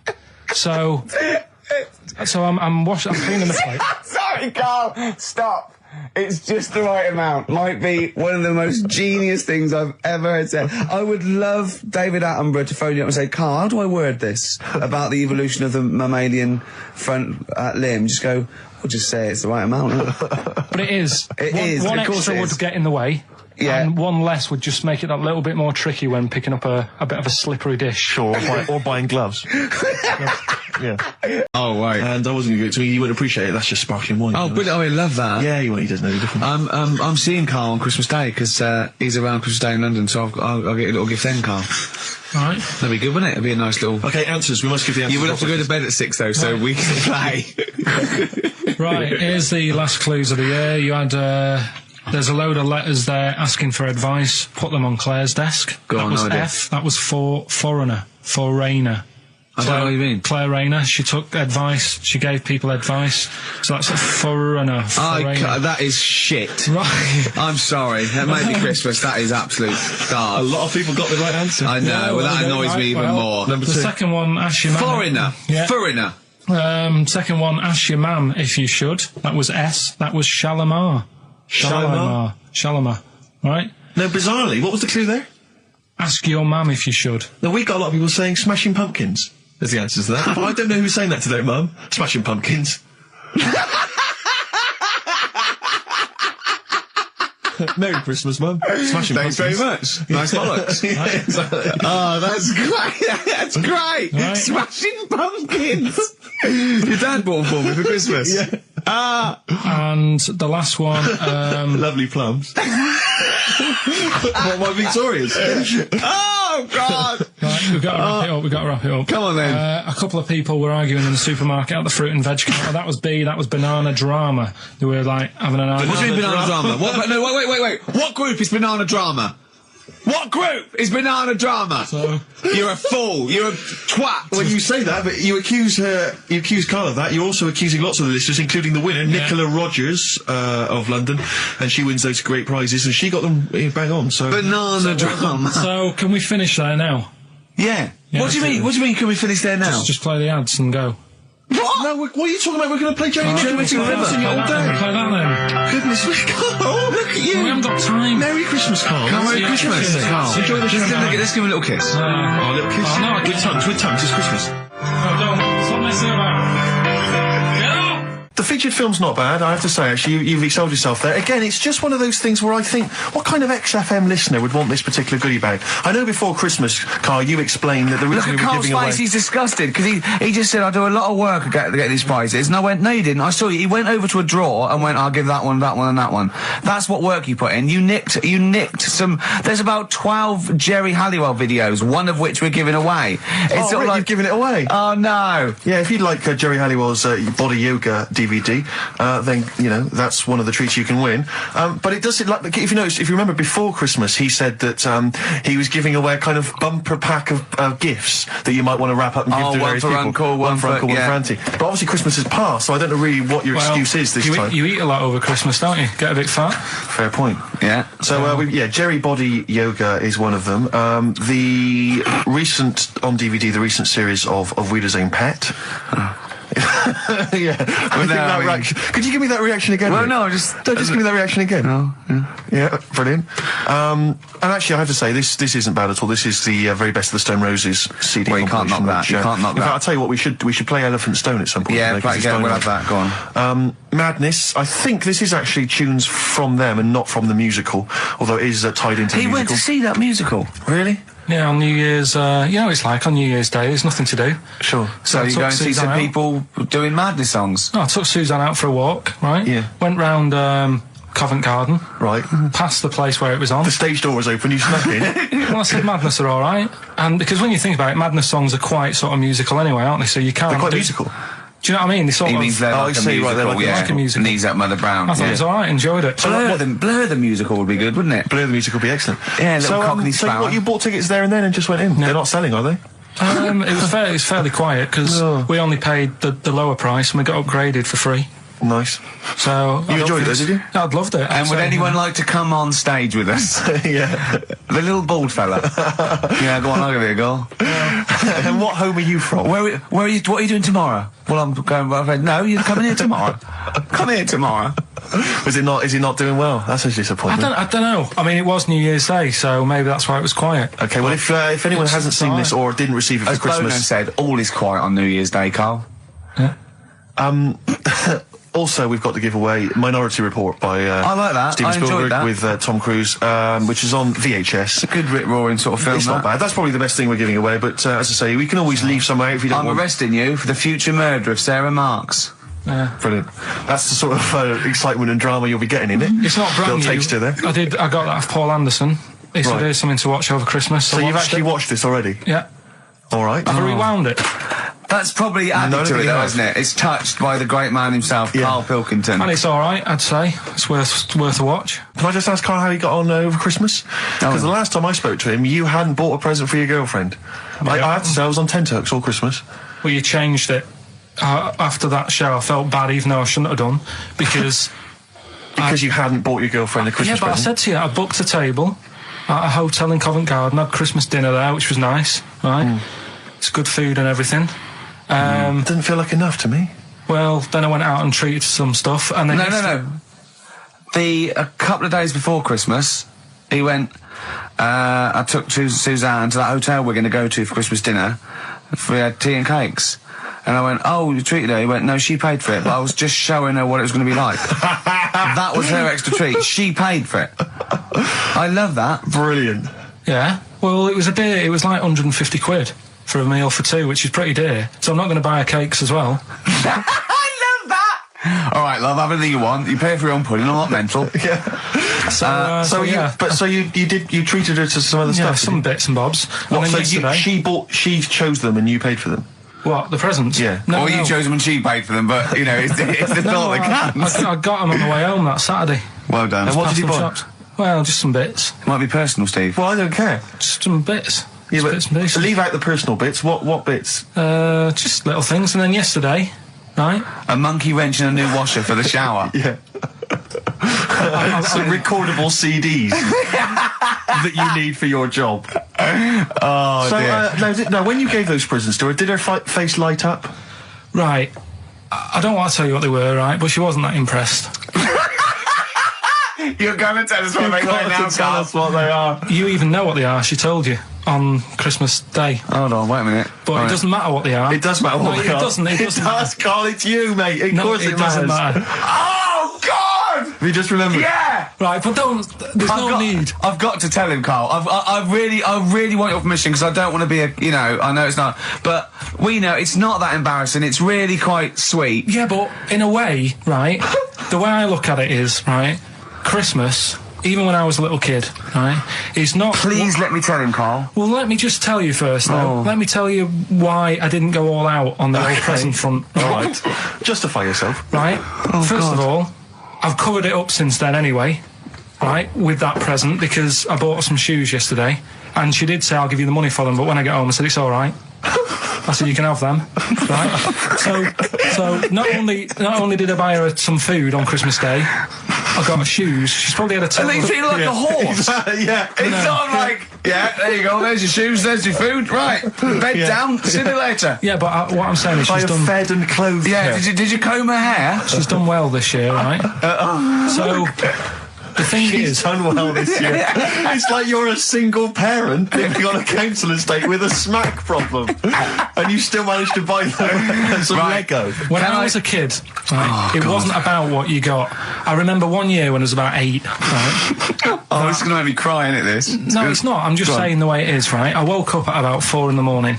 And I was like, what I forgot? And I couldn't sleep. I was that on edge. It's the excitement of Christmas, isn't it? It's like, what's wrapped up? I need to know. Sure. And it's the fact that people are saying, no, you won't know until tomorrow. Yes. Sure. That annoys you and winds you up. Okay. So I got up at 4 in the morning, opened my presents, and then went, right, I know now, went back to bed, had a great sleep. Yes. Right? So it's nothing to do with the excitement of what you get. It's the excitement of not knowing what